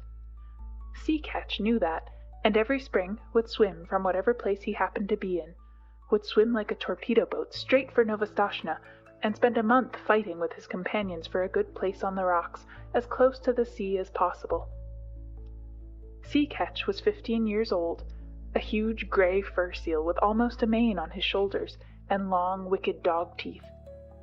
When he heaved himself up on his front flippers, he stood more than 4 feet clear of the ground, and his weight, if anyone had been bold enough to weigh him, was nearly 700 pounds. He was scarred all over with the marks of savage fights, but he was always ready for just one fight more. He would put his head on one side, as though he were afraid to look his enemy in the face. Then he would shoot it out like lightning, and when the big teeth were firmly fixed on the other seal's neck, the other seal might get away if he could, but Sea Catch would not help him. Yet Sea Catch never chased a beaten seal, for that was against the rules of the beach. He only wanted room by the sea for his nursery, but as there were 40 or 50,000 other seals hunting for the same thing each spring, the whistling, bellowing, roaring, and blowing on the beach was something frightful. From a little hill called Hutchinson's Hill, you could look over 3.5 miles of ground covered with fighting seals, and the surf was dotted all over with the heads of seals hurrying to land and begin their share of fighting. They fought in the breakers, they fought in the sand, and they fought on the smooth-worn basalt rocks of the nurseries, for they were just as stupid and unaccommodating as men. Their wives never came to the island until late in May or early in June, for they did not care to be torn to pieces. And the young 2-, 3-, and 4-year-old seals, who had not begun housekeeping, went inland about half a mile, through the ranks of the fighters, and played about on the sand dunes in droves and legions, and rubbed off every single green thing that grew. They were called the holluschickie, the bachelors, and there were perhaps 200,000 or 300,000 of them at Novastoshnah alone. Sea Catch had just finished his 45th fight one spring, when Matka, his soft, sleek, gentle-eyed wife, came up out of the sea, and he caught her by the scruff of the neck and dumped her down on his reservation, saying gruffly, "Late as usual. Where have you been?" It was not the fashion for Sea Catch to eat anything during the 4 months he stayed on the beaches, and so his temper was generally bad. Matka knew better than to answer back. She looked round and cooed, "How thoughtful of you! You've taken the old place again." "I should think I had," said Sea Catch. "Look at me." He was scratched and bleeding in 20 places, one eye was almost out, and his sides were torn to ribbons. "Oh, you men," Matka said, fanning herself with her hind flipper. "Why can't you be sensible and settle your places quietly? You look as though you had been fighting with a killer whale." "I haven't been doing anything but fight since the middle of May. The beach is disgracefully crowded this season. I've met at least 100 seals from Lucannon Beach, house hunting. Why can't people stay where they belong?" "I've often thought we should be much happier if we hauled out at Otter Island instead of this crowded place," said Matka. "Bah! Only the holluschickie go to Otter Island. If we went there, they would say we were afraid. We must preserve appearances, my dear." Sea Catch sank his head proudly between his fat shoulders and pretended to go to sleep for a few minutes, but all the time he was keeping a sharp lookout for a fight. Now that all the seals and their wives were on the land, you could hear their clamor miles out to sea above the loudest gales. At the lowest counting, there were over 1 million seals on the beach. Old seals, mother seals, tiny babies and holluschickie, fighting, scuffling, bleating, crawling, and playing together, going down to the sea and coming up from it in gangs and regiments, lying over every foot of ground as far as the eye could reach, and skirmishing about in brigades through the fog. It is nearly always foggy at Novastoshnah, except when the sun comes out and makes everything look all pearly and rainbow-colored for a little while. Kotick, Matka's baby, was born in the middle of that confusion, and he was all head and shoulders, with pale, watery blue eyes, as tiny seals must be, but there was something about his coat that made his mother look at him very closely. "Sea Catch," she said at last, "our baby's going to be white." "Empty clam-shells and dry seaweed," snorted Sea Catch.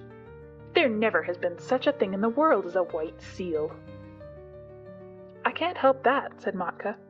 "There's going to be now." And she sang the low, crooning seal song that all the mother seals sing to their babies.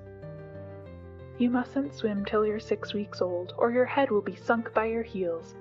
And summer gales and killer whales are bad for baby seals. Are bad for baby seals, dear rat, as bad can be. But splash and grow strong, and you can't be wrong, child of the open sea."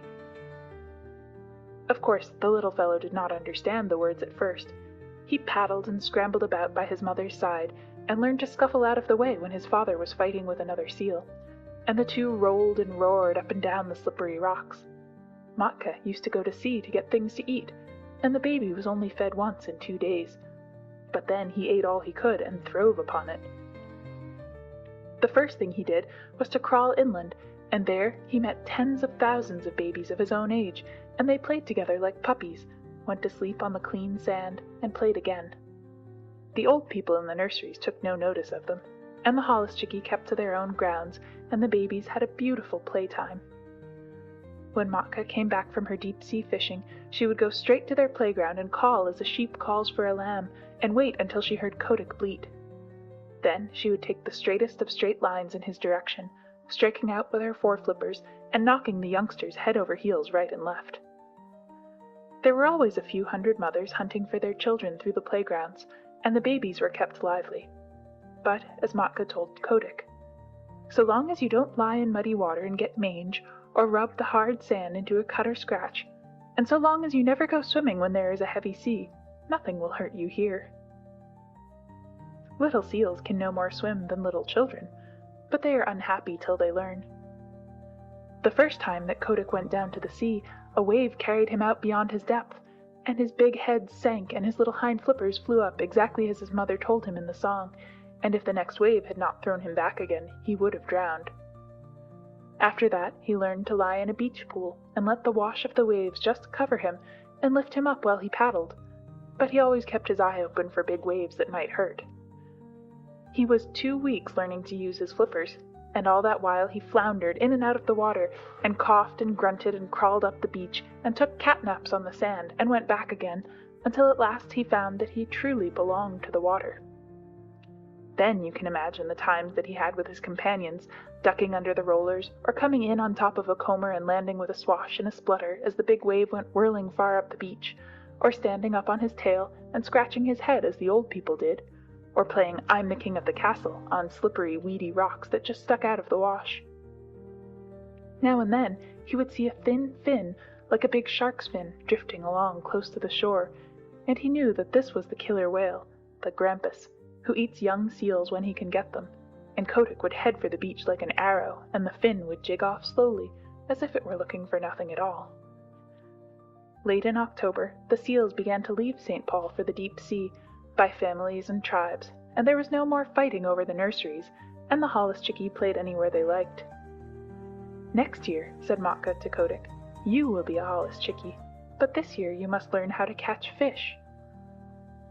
They set out together across the Pacific, and Matka showed Kotick how to sleep on his back with his flippers tucked down by his side and his little nose just out of the water. No cradle is so comfortable as the long, rocking swell of the Pacific. When Kotick felt his skin tingle all over, Matka told him he was learning the feel of the water, and that tingly, prickly feelings meant bad weather coming, and he must swim hard and get away. In a little time, she said, you'll know where to swim to. But just now we'll follow Sea Pig, for he is very wise. A school of porpoises was ducking and tearing through the water, and little Kotick followed them as fast as he could. How do you know where to go? He panted. The leader of the school rolled his white eye and ducked under. My tail tingles, youngster, he said.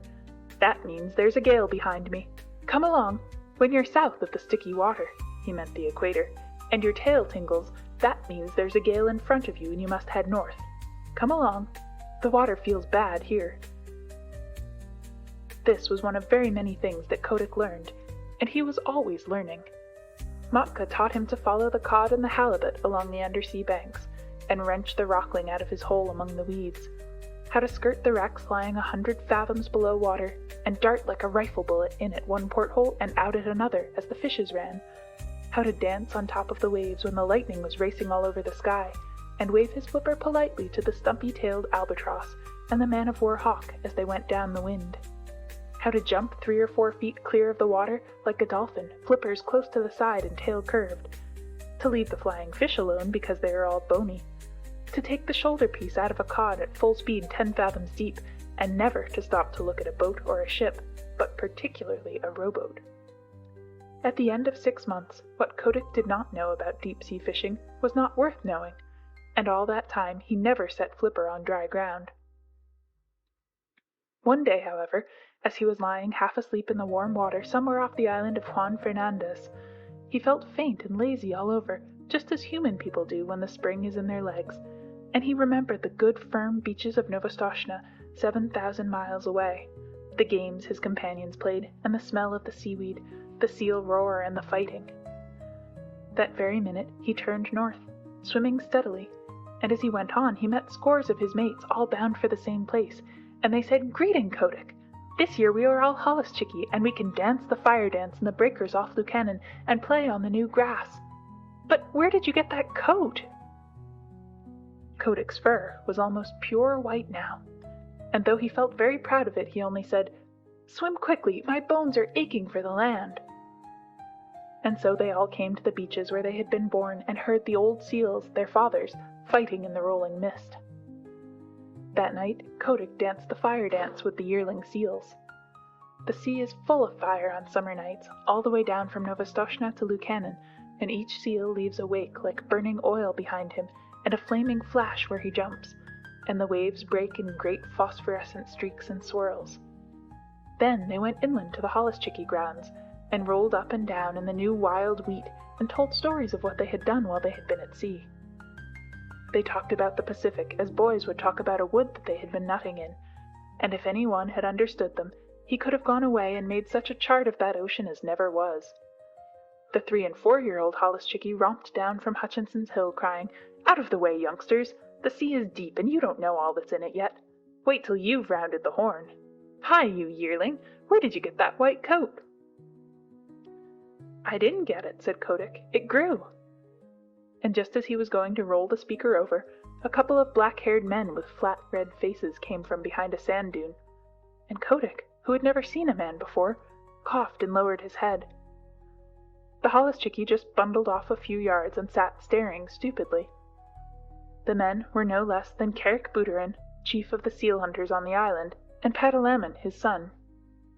They came from the little village not half a mile from the seal nurseries, and they were deciding what seals they would drive up to the killing pens, for the seals were driven just like sheep, to be turned into sealskin jackets later on.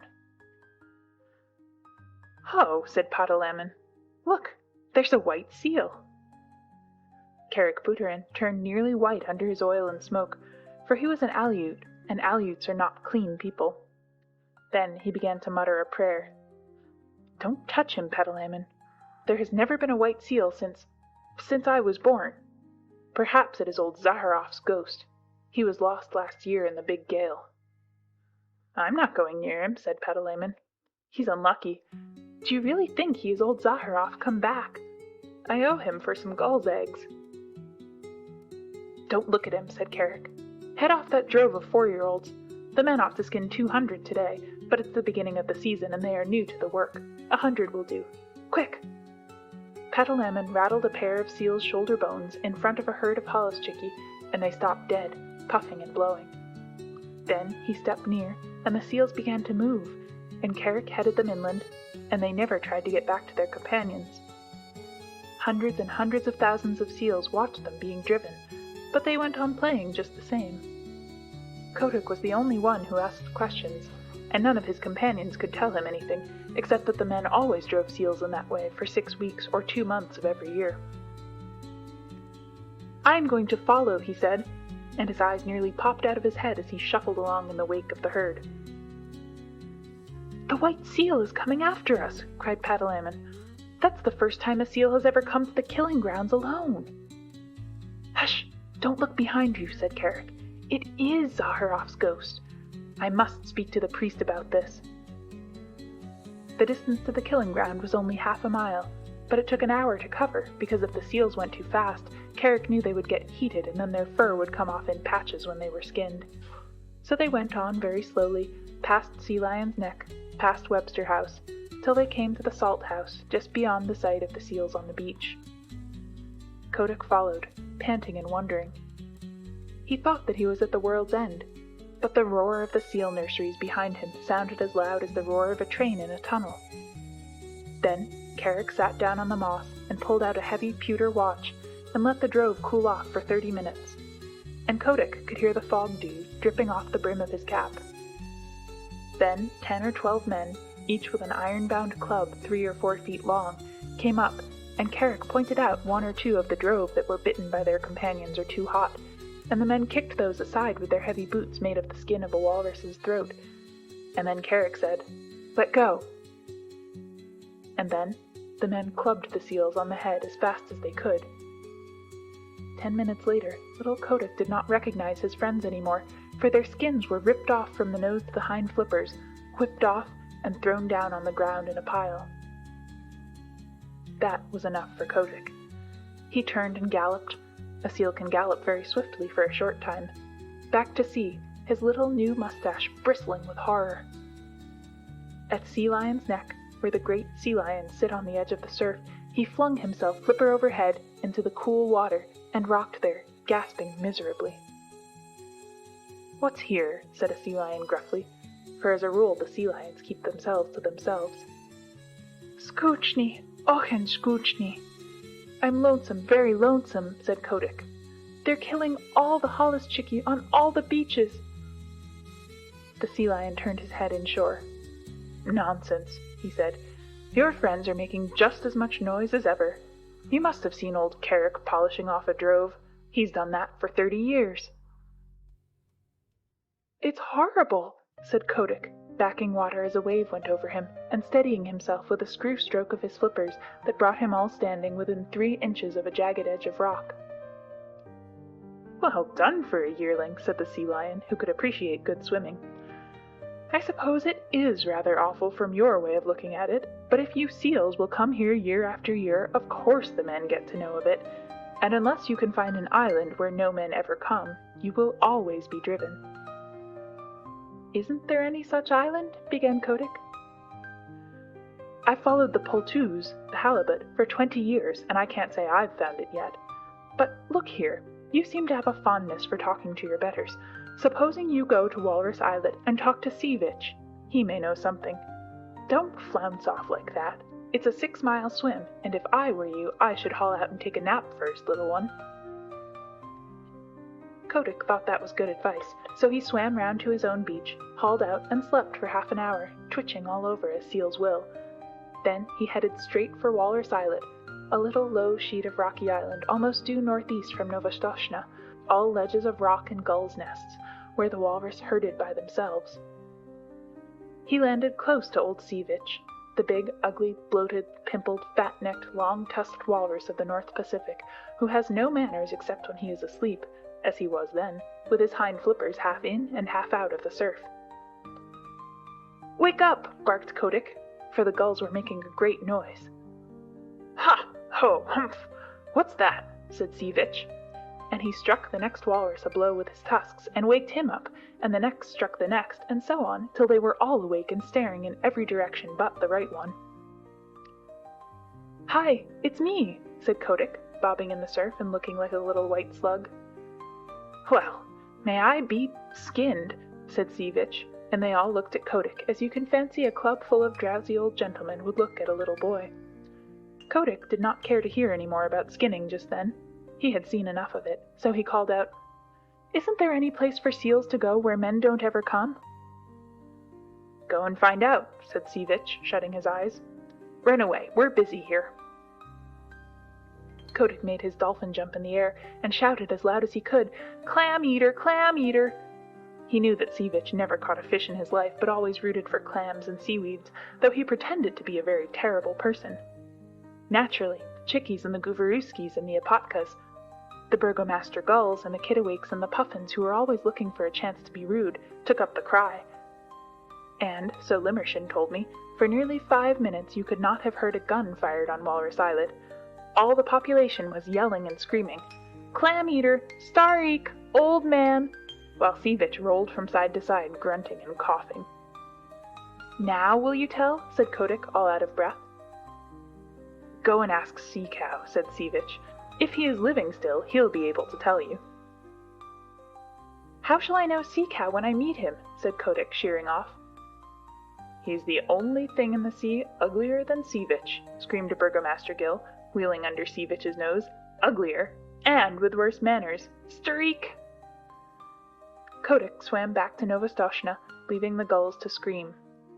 There he found that no one sympathized with him in his little attempt to discover a quiet place for the seals. They told him that men had always driven the holluschickie, It was part of the day's work, and that if he did not like to see ugly things he should not have gone to the killing grounds. But none of the other seals had seen the killing, and that made the difference between him and his friends. Besides, Kotick was a white seal. "What you must do," said old Sea Catch after he had heard his son's adventures, "is to grow up and be a big seal like your father, and have a nursery on the beach, and then they will leave you alone. In another 5 years you ought to be able to fight for yourself." Even gentle Matka, his mother, said, "You will never be able to stop the killing. Go and play in the sea, Kotick." And Kotick went off and danced the fire dance with a very heavy little heart. End of Chapter 4, Part 1. The Jungle Book by Rudyard Kipling. Chapter 4, Part 2. That autumn he left the beach as soon as he could and set off alone because of a notion in his bullet head. He was going to find Sea Cow, if there was such a person in the sea, and he was going to find a quiet island with a good firm beach for seals to live on, where men could not get at them. So he explored and explored by himself from the North to the South Pacific, swimming as much as 300 miles in a day and a night. He met with more adventures than can be told, and narrowly escaped being caught by the basking shark, and the spotted shark, and the hammerhead, and he met all the untrustworthy ruffians that loaf up and down the seas, and the heavy, polite fish, and the scarlet-spotted scallops that are moored in one place for hundreds of years, and grow very proud of it. But he never met Sea Cow, and he never found an island that he could fancy. If the beach was good and hard, with a slope behind it for seals to play on, there was always the smoke of a whaler on the horizon, boiling down blubber, and Kotick knew what that meant. Or else he could see that seals had once visited the island and had been killed off, and Kotick knew that where men had come once, they would come again. He picked up with an old stumpy-tailed albatross, who told him that Kerguelen Island was the very place for peace and quiet, and when Kotick went down there, he was all but smashed to pieces against some wicked black cliffs in a heavy sleet storm with lightning and thunder. Yet, as he pulled out against the gale, he could see even there had once been a seal nursery, and it was so in all the other islands that he visited. Limmershin gave a long list of them, for he said that Kotick spent 5 seasons exploring, with a 4 months' rest each year at Novostoshna, when the holluschickie used to make fun of him in his imaginary islands. He went to the Galapagos, a horrid dry place on the equator, where he was nearly baked to death. He went to the Georgia Islands, the Orkneys, Emerald Island, Little Nightingale Island, Gough Island, Bouvet Island, the Crozets, and even to a little speck of an island south of the Cape of Good Hope. But everywhere the people of the sea told him the same things. Seals had come to those islands once upon a time, but men had killed them all off. Even when he swam thousands of miles out of the Pacific and got to a place called Cape Corrientes, that was when he was coming back from Gough Island, he found a few hundred mangy seals on a rock, and they told him that men came there too. That nearly broke his heart, and he headed round the Horn back to his own beaches, and on his way north he hauled out on an island full of green trees, where he found an old, old seal who was dying, and Kotick caught fish for him and told him all his failures. "Now," said Kotick, "I am going back to Novostoshna, and if I am driven to the killing pens with the holluschickie, I shall not care." The old seal said, "Try once more. I am the last of the lost rookery of Mas Afuera, and in the days when men killed us by the 100,000, there was a story on the beaches that some day a white seal would come out of the north and lead the seal people to a quiet place. I am old, and I shall never live to see that day, but others will. Try once more." And Kotick curled up his mustache, it was a beauty, and said, "I am the only white seal that has ever been born on the beaches, and I am the only seal, black or white, who has ever thought of looking for new islands." This cheered him immensely, and when he came back to Novostoshna that summer, Matka, his mother, begged him to marry and settle down, for he was no longer a holluschickie, but a full-grown sea catch, with a curly white mane on his shoulders, as heavy, as big, and as fierce as his father. "Give me another season," he said. "Remember, mother, it is always the seventh wave that goes farthest up the beach." Curiously enough, there was another seal who thought that she would put off marrying till the next year, and Kotick danced the fire dance with her all down Lucannon Beach the night before he set off on his last exploration. This time he went westwards, because he had fallen on the trail of a great shoal of halibut, and he needed at least 100 pounds of fish a day to keep him in good condition. He chased them till he was tired, and then he curled himself up and went to sleep on the hollows of a groundswell that sets into Copper Island. He knew the coast perfectly well, so about midnight, when he felt himself gently bumped on a weed bed, he said, "Tide's running strong tonight," and turning over under water, opened his eyes slowly and stretched. Then he jumped like a cat, for he saw huge things nosing about in the shoal water and browsing on the heavy fringes of the weeds. "By the great combers of Magellan," he said, beneath his mustache, "who in the deep sea are these people?" They were like no walrus, sea lion, seal, bear, whale, shark, fish, squid, or scallop that Kotick had ever seen before. They were between 20 and 30 feet long, and they had no hind flippers, but a shovel-like tail that looked as if it had been whittled out of wet leather. Their heads were the most foolish-looking things you ever saw, and they balanced on the ends of their tails in deep water when they weren't grazing, bowing solemnly to each other and waving their front flippers as a fat man waves his arm. "Ahem," said Kotick. "Good sport, gentlemen?" The big things answered by bowing and waving their flippers like the frog footman. When they began feeding again, Kotick saw that their upper lip was split into 2 pieces that they could twitch apart about a foot and bring together again with a whole bushel of seaweed between the splits. They tucked the stuff into their mouths and chumped solemnly. "Messy style of feeding, that," said Kotick. They bowed again, and Kotick began to lose his temper. "Very good," he said. "If you do happen to have an extra joint in your front flipper, you needn't show off so. I see you bow gracefully, but I should like to know your names." The split lips moved and twitched, and the glassy green eyes stared, but they did not speak.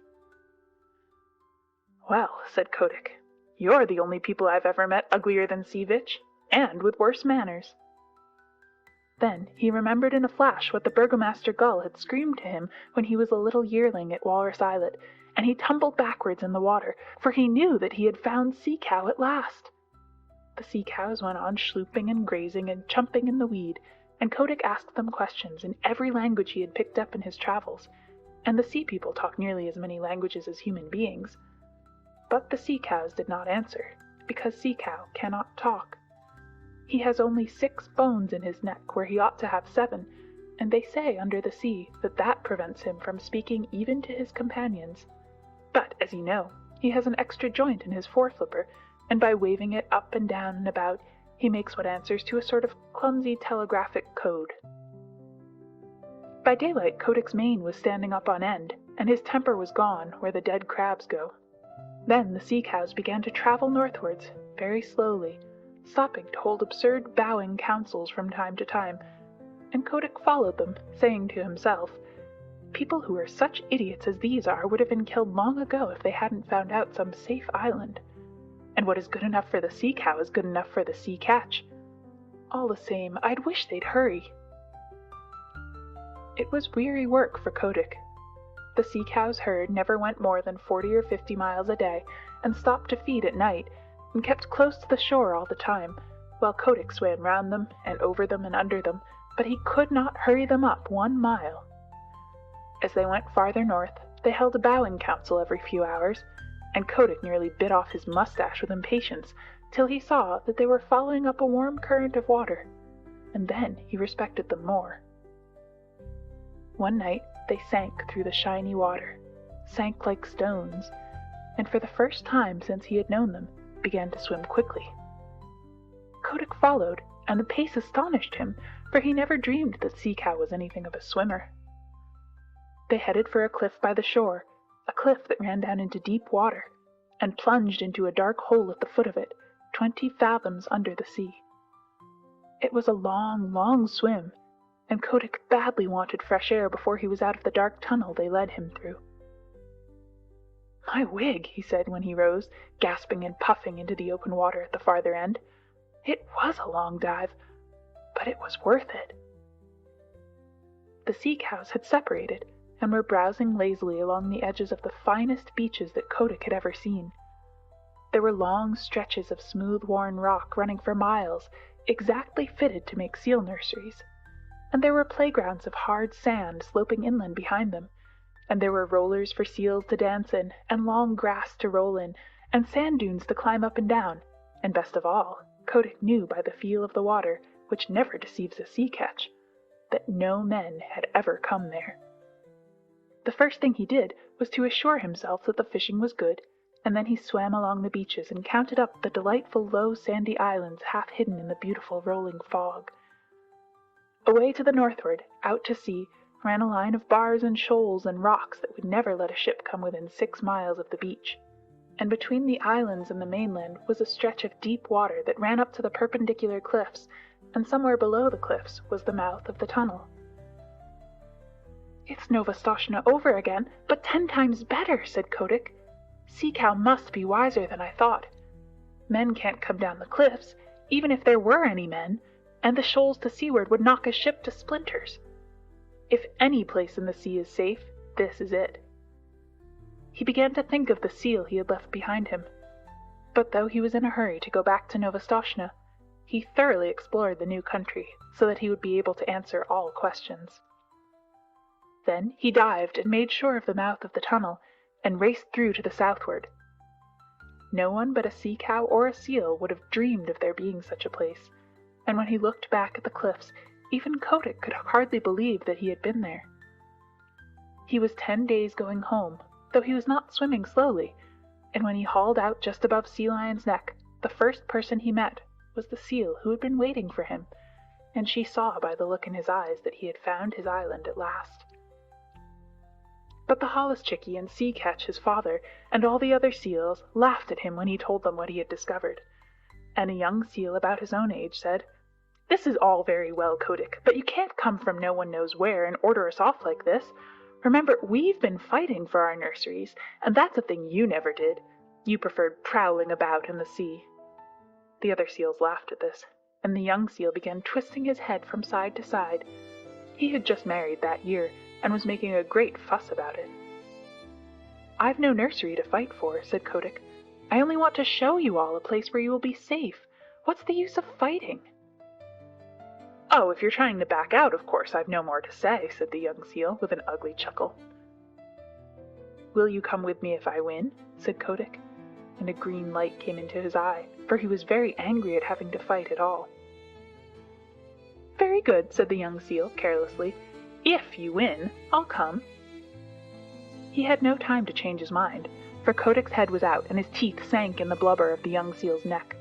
Then he threw himself back on his haunches and hauled his enemy down the beach, shook him and knocked him over. Then Kotick roared to the seals, "I've done my best for you these 5 seasons past. I've found you the island where you'll be safe, but unless your heads are dragged off your silly necks, you won't believe. I'm going to teach you now. Look out for yourselves." Limmershin told me that never in his life, and Limmershin sees 10,000 big seals fighting every year, never in his life did he see anything like Kotick's charge into the nurseries. He flung himself at the biggest sea catch he could find, caught him by the throat, choked him, and bumped him and banged him till he grunted for mercy, and then threw him aside and attacked the next. You see, Kotick had never fasted for 4 months as the big seals did every year, and his deep-sea swimming trips kept him in perfect condition. And best of all, he had never fought before. His curly white mane stood up with rage, and his eyes flamed, and his big dog teeth glistened, and he was splendid to look at. Old Sea Catch, his father, saw him tearing past, hauling the grizzled old seals about as though they had been halibut, and upsetting the young bachelors in all directions, and Sea Catch gave a roar and shouted, "He may be a fool, but he is the best fighter on the beaches. Don't tackle your father, my son, he's with you." Kotick roared in answer, and old Sea Catch waddled in with his mustache on end, blowing like a locomotive, while Matka and the seal that was going to marry Kotick cowered down and admired their menfolk. It was a gorgeous fight, for the two fought as long as there was a seal that dared lift up his head, and when there were none, They paraded grandly up and down the beach side by side, bellowing. At night, just as the northern lights were winking and flashing through the fog, Kotick climbed a bare rock and looked down on the scattered nurseries and the torn and bleeding seals. "Now," he said, "I've taught you your lesson." "My wig," said old Sea Catch, boosting himself up stiffly, for he was fearfully mauled. "The killer whale himself could not have cut them up worse. Son, I'm proud of you, and what's more, I'll come with you to your island, if there is such a place." "Here, you fat pigs of the sea, who comes with me to Sea Cow's tunnel? Answer, or I shall teach you again," roared Kotick. There was a murmur, like the ripple of the tide all up and down the beaches. "We will come," said thousands of tired voices. "We will follow Kotick the White Seal." Then Kotick dropped his head between his shoulders and shut his eyes proudly. He was not a white seal any more, but red from head to tail. All the same, he would have scorned to look at or touch one of his wounds. A week later, he and his army, nearly 10,000 Holluschickian old seals, went away north to Sea Cow's tunnel, Kotick leading them, and the seals that stayed at Novostoshna called them idiots. But the next spring, when they all met off the fishing banks of the Pacific, Kotick seals told such tales of the new beaches beyond Sea Cow's tunnel that more and more seals left Novostoshna. Of course, it was not all done at once, for the seals are not very clever, and they need a long time to turn things over in their minds. But year after year, more seals went away from Novostoshna and Lukannon and the other nurseries to the quiet, sheltered beaches where Kotick sits all the summer through, getting bigger and fatter and stronger each year, while the Holluschickie play round him, in that sea where no man comes. Lukannon. This is a sort of sad seal national anthem.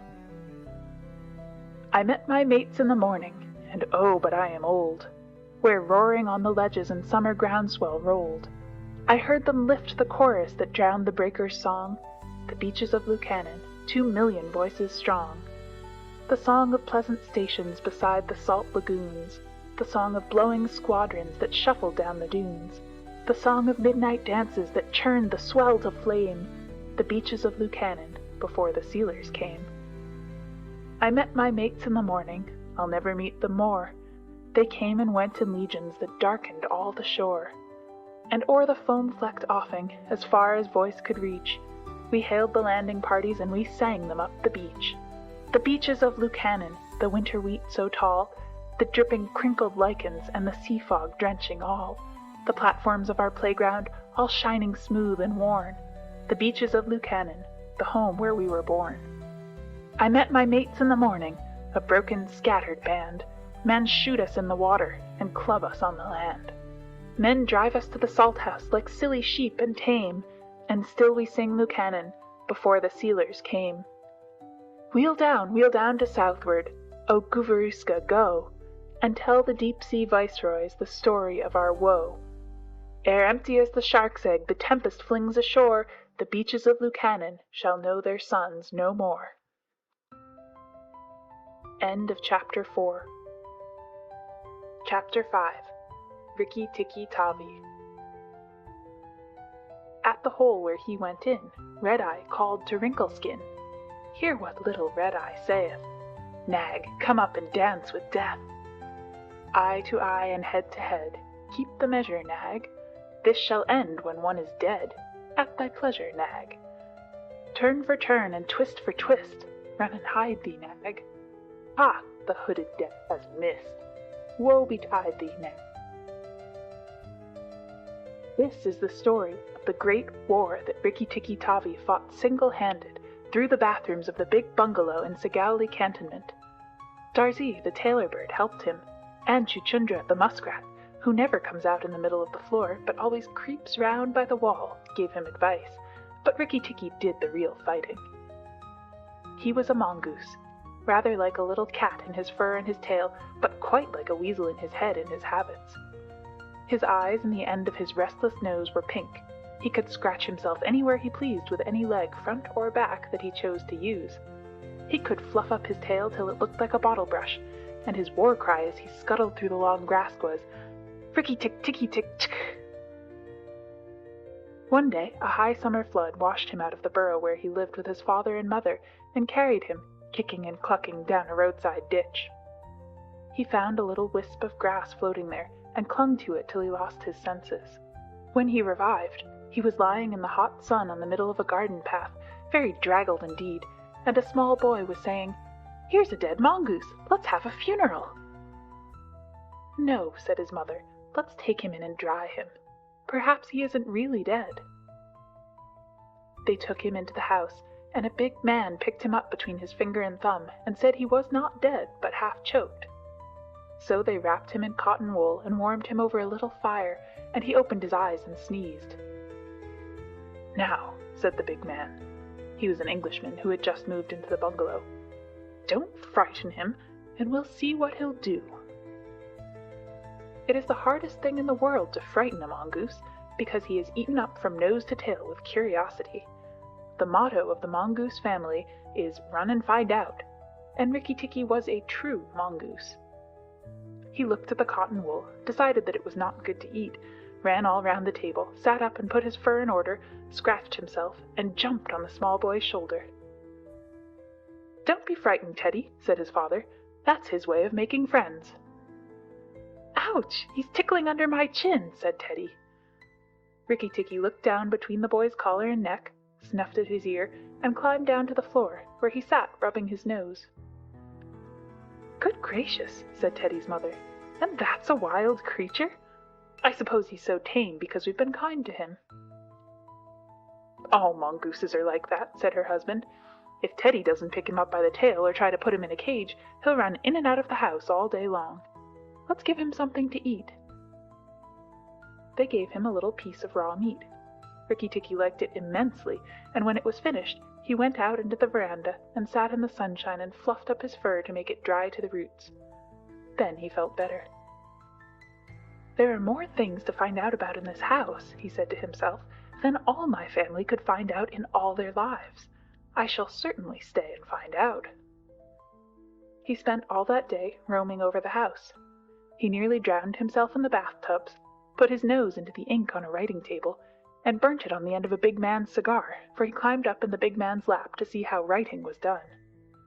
At nightfall he ran into Teddy's nursery to watch how kerosene lamps were lighted, and when Teddy went to bed, Rikki-Tikki climbed up too. But he was a restless companion, because he had to get up and attend to every noise all through the night, and find out what made it. Teddy's mother and father came in, the last thing, to look at their boy, and Rikki-Tikki was awake on the pillow. "I don't like that," said Teddy's mother. "He may bite the child." "He'll do no such thing," said the father. "Teddy's safer with that little beast than if he had a bloodhound to watch him. If a snake came into the nursery now—" But Teddy's mother wouldn't think of anything so awful. Early in the morning, Rikki-Tikki came to early breakfast in the veranda, riding on Teddy's shoulder. Then they gave him banana and some boiled egg, and he sat on all their laps one after the other, because every well-brought-up mongoose always hopes to be a house mongoose some day and have rooms to run about in. And Rikki-Tikki's mother, she used to live in the general's house at Sigauli, had carefully told Rikki what to do if he ever came across white men. Then Rikki-Tikki went out into the garden to see what was to be seen. It was a large garden, only half cultivated, with bushes as big as summer houses of Marshall Neil roses, lime and orange trees, clumps of bamboos, and thickets of high grass. Rikki-Tikki licked his lips.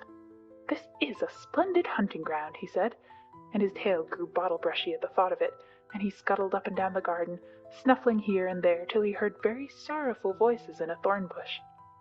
It was Darzee the tailor bird and his wife. They had made a beautiful nest by pulling 2 big leaves together and stitching them up at the edges with fibers, and had filled the hollow with cotton and downy fluff. The nest swayed to and fro as they sat on the rim and cried. "What is the matter?" asked Rikki-Tikki. "We are very miserable," said Darzee. "One of our babies fell out of the nest yesterday, and Nag ate him." Said Rikki-Tikki. "That is very sad. But I am a stranger here. Who is Nag?" Darzee and his wife only cowered down in the nest without answering, for from the thick grass at the foot of the bush there came a low hiss. a horrid, cold sound that made Rikki Tikki jump back 2 clear feet. Then, inch by inch out of the grass, rose up the head and spread hood of Nag, the big black cobra, and he was 5 feet long from tongue to tail. When he had lifted 1/3 of himself clear of the ground, he stayed balancing to and fro exactly as a dandelion tuft balances in the wind, and he looked at Rikki Tikki with the wicked snake's eyes that never change their expression, whatever the snake may be thinking of. "Who is Nag?" said he. "I am Nag. The great god Brahm put his mark upon all our people when the first cobra spread his hood to keep the sun off Brahm as he slept. Look, and be afraid." He spread out his hood more than ever, and Rikki Tikki saw the spectacle mark on the back of it that looks exactly like the eye part of a hook and eye fastening. He was afraid for the minute, but it is impossible for a mongoose to stay frightened for any length of time, and though Rikki Tikki had never met a live cobra before, his mother had fed him on dead ones, and he knew that all a grown mongoose's business in life was to fight and eat snakes. Nag knew this too, and at the bottom of his cold heart he was afraid. "Well," said Rikki Tikki, and his tail began to fluff up again, "marks or no marks, do you think it is right for you to eat fledglings out of a nest?" Nag was thinking to himself, and watching the least little movement in the grass behind Rikki Tikki. He knew that mongooses in the garden meant death sooner or later for him and his family, but he wanted to get Rikki Tikki off his guard. So he dropped his head a little and put it on one side. "Let us talk," he said. "You eat eggs. Why should not I eat birds?" "Behind you! Look behind you!" sang Darcy. Rikki Tikki knew better than to waste time in staring. He jumped up in the air as high as he could go, and just under him whizzed by the head of Nagina, Nag's wicked wife. She had crept up behind him as he was talking, to make an end of him, and he heard her savage hiss as the stroke missed. He came down almost across her back, and if he had been an old mongoose he would have known that then was the time to break her back with one bite, but he was afraid of the terrible lashing return stroke of the cobra. He bit, indeed, but did not bite long enough, and he jumped clear of the whisking tail, leaving Nagina torn and angry. "Wicked, wicked Darzi," said Nag, lashing up as high as he could reach toward the nest in the thorn bush, but Darzi had built it out of reach of snakes, and it only swayed to and fro. Rikki Tikki felt his eyes growing red and hot. When a mongoose's eyes grow red, he is angry, and he sat back on his tail and hind legs like a little kangaroo and looked all round him and chattered with rage. But Nag and Nagina had disappeared into the grass. When a snake misses its stroke, it never says anything or gives any sign of what it means to do next. Rikki Tikki did not care to follow them, for he did not feel sure that he could manage 2 snakes at once. So he trotted off to the gravel path near the house and sat down to think. It was a serious matter for him. If you read the old books of natural history, you will find that they say that when the mongoose fights the snake and happens to get bitten, he runs off and eats some herb that cures him. That is not true. The victory is only a matter of quickness of eye and quickness of foot. Snakes blow against mongooses jump. And as no eye can follow the motion of a snake's head when it strikes, this makes things much more wonderful than any magic herb. Rikki Tikki knew he was a young mongoose, and it made him all the more pleased to think that he had managed to escape a blow from behind. It gave him confidence in himself, and when Teddy came running down the path, Rikki Tikki was ready to be petted.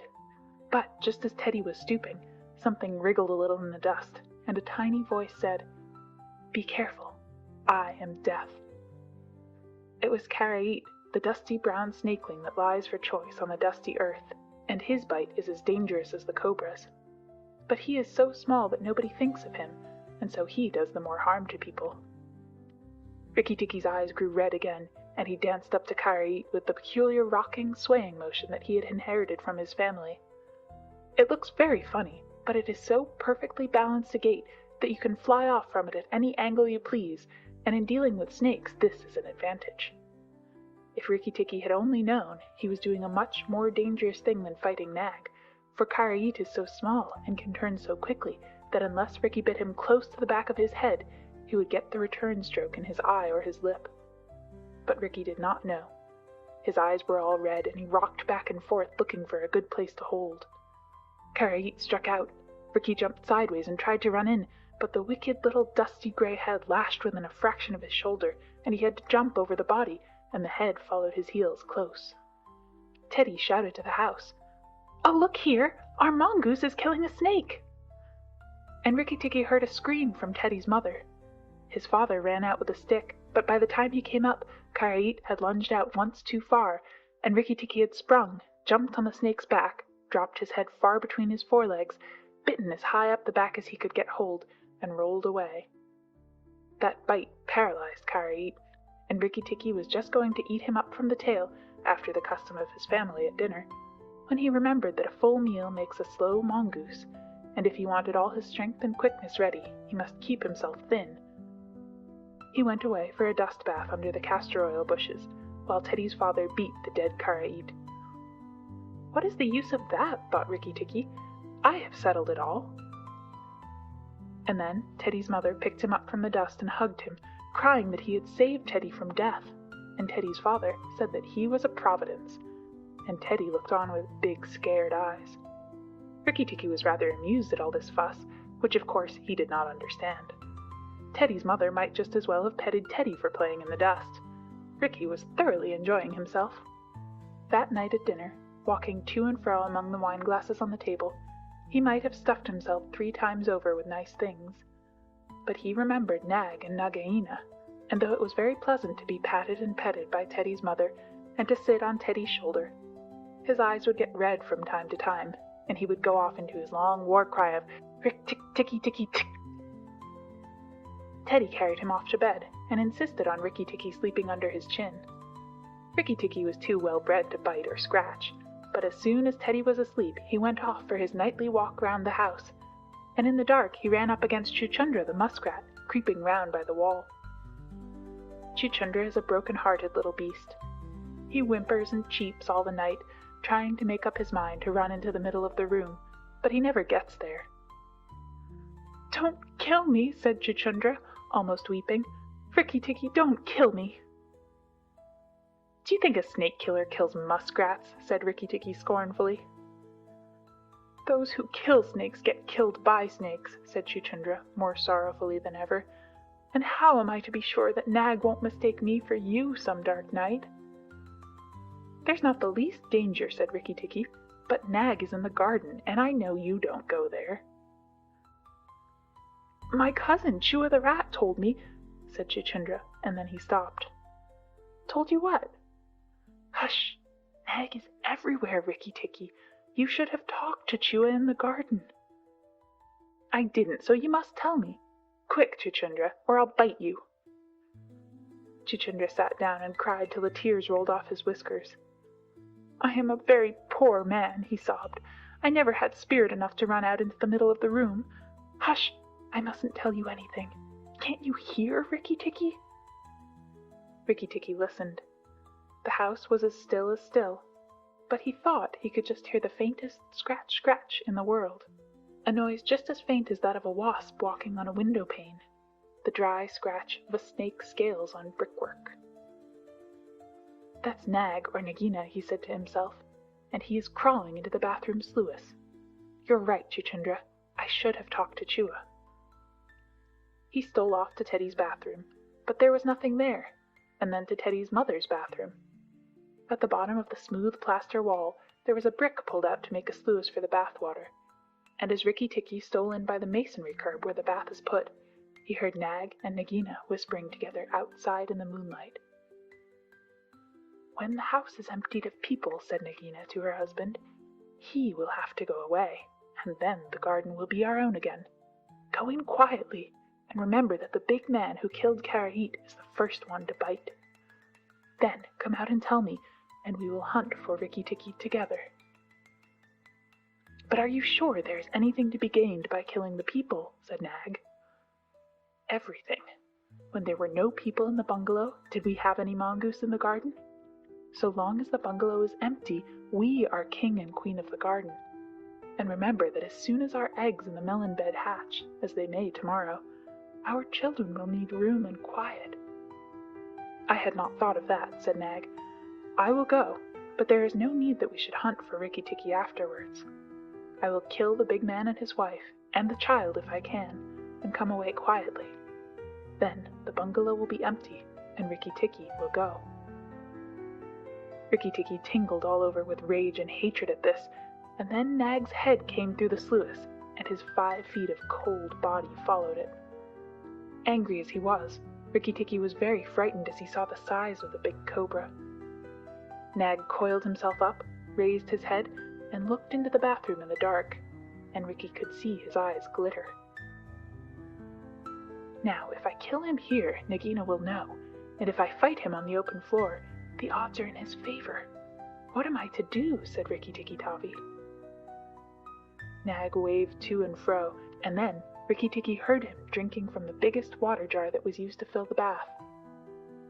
"That is good," said the snake. "Now, when Kari was killed, the big man had a stick. He may have that stick still, but when he comes in to bathe in the morning, he will not have a stick. I shall wait here till he comes. Nagina, do you hear me?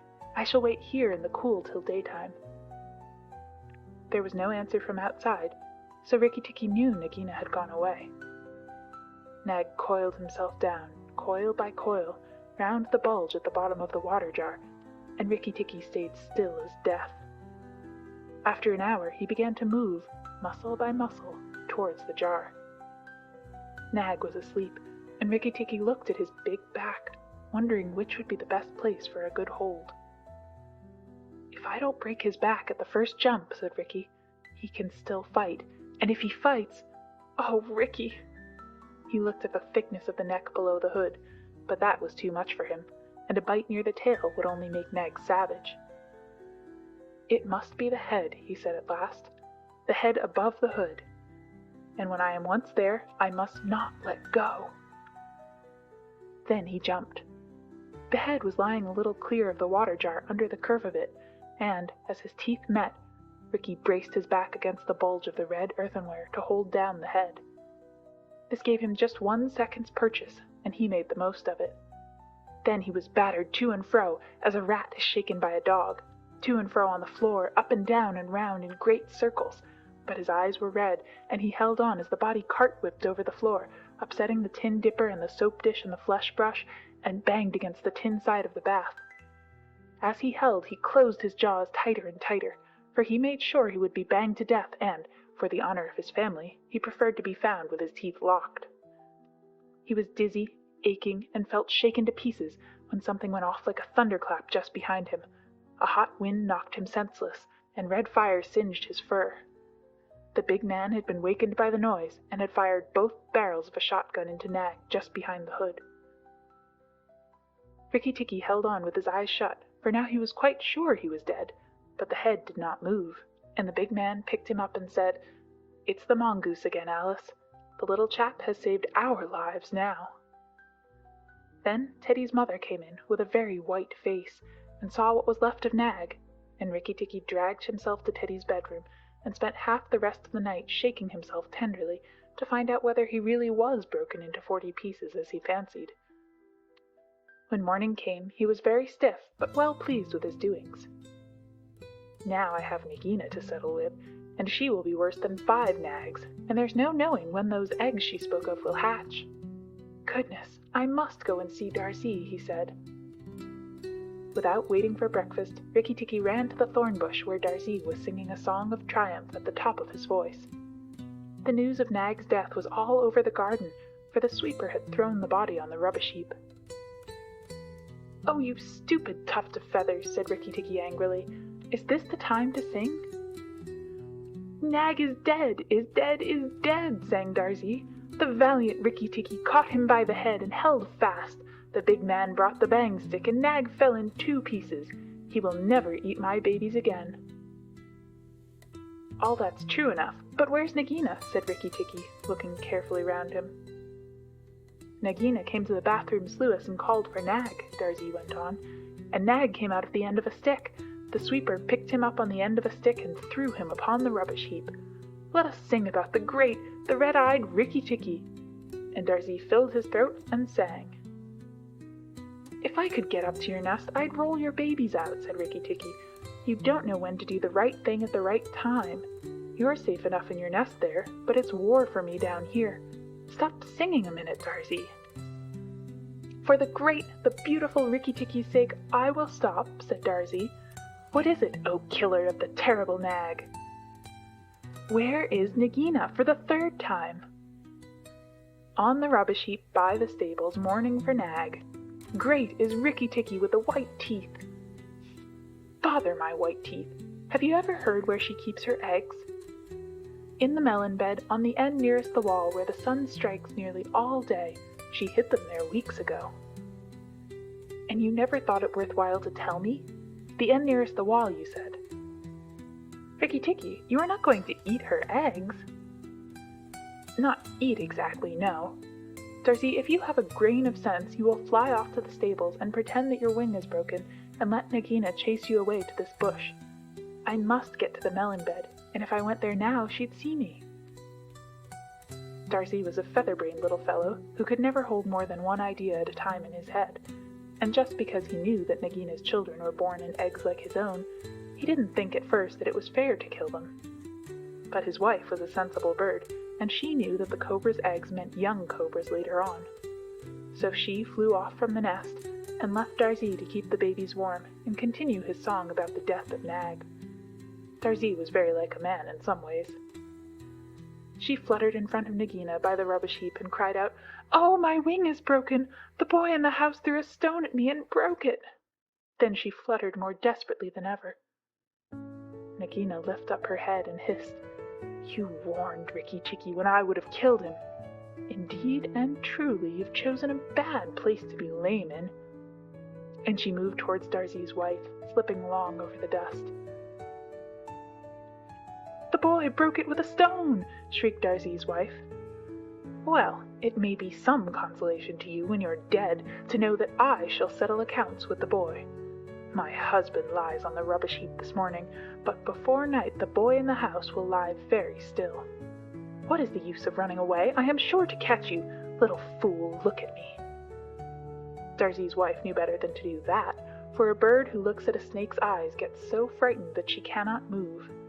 Darcy's wife fluttered on, piping sorrowfully and never leaving the ground, and Nagina quickened her pace. Rikki Tikki heard them going up the path from the stables, and he raced for the end of the melon patch near the wall. There, in the warm litter above the melons, very cunningly hidden, he found 25 eggs, about the size of a bantam's eggs, but with whitish skins instead of shells. "I was not a day too soon," he said, for he could see the baby cobras curled up inside the skin, and he knew that the minute they were hatched, they could each kill a man or a mongoose. He bit off the tops of the eggs as fast as he could, taking care to crush the young cobras, and turned over the litter from time to time to see whether he had missed any. At last there were only 3 eggs left, and Rikki Tikki began to chuckle to himself, when he heard Darcy's wife screaming, "Rikki Tikki, I led Nagina toward the house, and she has gone into the veranda, and oh, come quickly, she means killing!" Rikki Tikki smashed 2 eggs and tumbled backwards down the melon bed with the 3rd egg in his mouth, and scuttled to the veranda as hard as he could put foot to the ground. Teddy and his mother and father were there at early breakfast, but Rikki Tikki saw that they were not eating anything. They sat stone still, and their faces were white.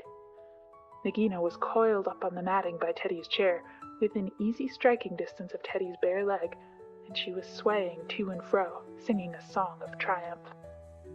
"Son of the big man that killed Nag," she hissed. "Stay still, I am not ready yet. Wait a little, keep very still, all you 3. If you move, I strike, and if you do not move, I strike. Oh, foolish people who killed my Nag!" Teddy's eyes were fixed on his father, and all his father could do was whisper, "Sit still, Teddy. You mustn't move. Teddy, keep still." Then Rikki Tikki came up and cried, "Turn round, Nagina.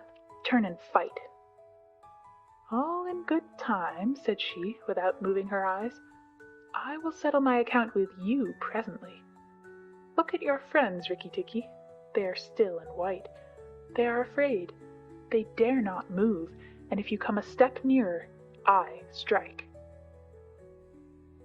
Look at your eggs, said Rikki Tikki, in the melon bed near the wall. Go and look, Nagina. The big snake turned half round and saw the egg on the veranda. Ah! Give it to me, she said. Rikki Tikki put his paws one on each side of the egg, and his eyes were blood red. What price for a snake's egg? For a young cobra? For a young king cobra? For the last, the very last of the brood? The ants are eating all the others down by the melon bed. Nagina spun clear round, forgetting everything for the sake of the one egg, and Rikki Tikki saw Teddy's father shoot out a big hand, catch Teddy by the shoulder, and drag him across the little table with the teacups, safe and out of reach of Nagina. Tricked! Tricked! Tricked! Rick-tick-tick, chuckled Rikki Tikki. The boy is safe, and it was I that caught Nag by the hood last night in the bathroom. Then he began to jump up and down, all 4 feet together, his head close to the floor. He threw me to and fro, but he could not shake me off. He was dead before a big man blew him in two. I did it. Rikki-tikki-tick-tick. Come then, Nagina, come and fight with me. You shall not be a widow long. Nagina saw that she had lost her chances of killing Teddy, and the egg lay between Rikki Tikki's paws. Give me the egg, Rikki Tikki. Give me the last of my eggs, and I will go away and never come back, she said, lowering her hood.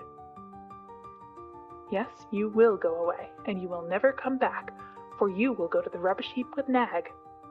Fight, widow. The big man has gone for his gun. Fight. Rikki Tikki was bounding all round Nagina, keeping just out of reach of her stroke, his little eyes like hot coals. Nagina gathered herself together and flung out at him. Rikki Tikki jumped up and backwards. Again and again she struck, and each time her head came with a whack on the matting of the veranda, and she gathered herself together like a watch spring.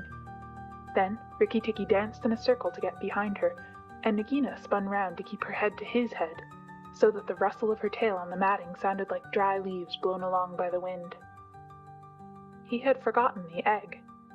It still lay on the veranda, and Nagina came nearer and nearer to it, till at last, while Rikki Tikki was drawing breath, she caught it in her mouth, turned to the veranda steps, and flew like an arrow down the path, with Rikki Tikki behind her. When the cobra runs for her life, she goes like a whiplash flicked across a horse's neck. Rikki Tikki knew that he must catch her, or all the trouble would begin again. She headed straight for the long grass by the thorn bush, and as he was running, Rikki Tikki heard Darzee still singing his foolish little song of triumph. But Darzee's wife was wiser. She flew off her nest as Nagina came along, and flapped her wings about Nagina's head. If Darzee had helped, they might have turned her, but Nagina only lowered her hood and went on. Still, the instant's delay brought Rikki Tikki up to her, and as she plunged into the rat hole where she and Nag used to live, his little white teeth were clenched on her tail, and he went down with her, and very few mongooses, however wise and old they may be, care to follow a cobra into its hole. It was dark in the hole, and Rikki Tikki never knew when it might open out and give Nagina room to turn and strike at him. He held on savagely, and stuck out his feet to act as brakes on the dark slope of the hot, moist earth. Then the grass by the mouth of the hole stopped waving, and Darzee said, "It is all over with Rikki Tikki. We must sing his death song. Valiant Rikki Tikki is dead, for Nagina will surely kill him underground." So he sang a very mournful song that he made up on the spur of the minute, and just as he got to the most touching part, the grass quivered again, and Rikki Tikki, covered with dirt, dragged himself out of the hole, leg by leg, licking his whiskers. Darzee stopped with a little shout. Rikki Tikki shook some of the dust out of his fur and sneezed. "It is all over," he said. "The widow will never come out again." And the red ants that live between the grass stems heard him, and began to troop down one after another to see if he had spoken the truth. Rikki Tikki curled himself up in the grass, and slept where he was, slept and slept till it was late in the afternoon, for he had done a hard day's work. "Now," he said when he awoke, "I will go back to the house. Tell the coppersmith, Darzee, and he will tell the garden that Nagina is dead." The coppersmith is a bird who makes a noise exactly like the beating of a little hammer on a copper pot, and the reason he is always making it is because he is the town crier to every Indian garden, and tells all the news to everybody who cares to listen. As Rikki Tikki went up the path, he heard his attention notes like a tiny dinner gong, and then the steady Ding dong tuck. Nag is dead, dong. Nagina is dead. Ding dong tuck. That set all the birds in the garden singing, and the frogs croaking, for Nag and Nagina used to eat frogs as well as little birds.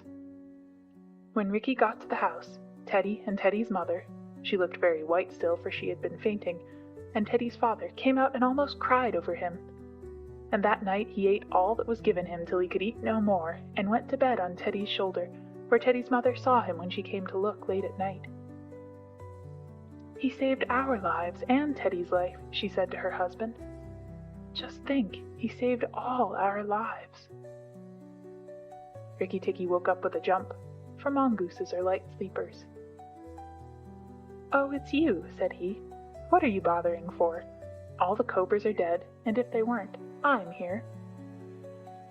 Rikki Tikki had a right to be proud of himself, but he did not grow too proud, and he kept that garden as a mongoose should keep it, with tooth and jump and spring and bite, till never a cobra dared show its head inside the walls.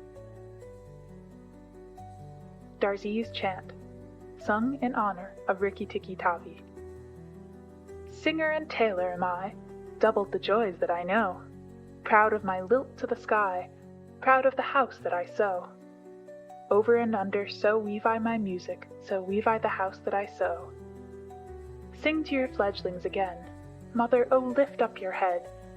Evil that plagued us is slain, death in the garden lies dead. Terror that hid in the roses is impotent, flung on the dunghill and dead. Who has delivered us? Who? Tell me his nest and his name. Rikki the valiant, the true, Tikki with eyeballs of flame. Rikki Tikki Tikki, the ivory-fanged, the hunter with the eyeballs of flame. Give him the thanks of the birds, bowing with tail feathers spread. Praise him with nightingale words. Nay, I will praise him instead. Here, I will sing you the praise of the bottle-tailed Rikki with eyeballs of red. Here Rikki Tikki interrupted, so the rest of the song is lost. End of Chapter 5.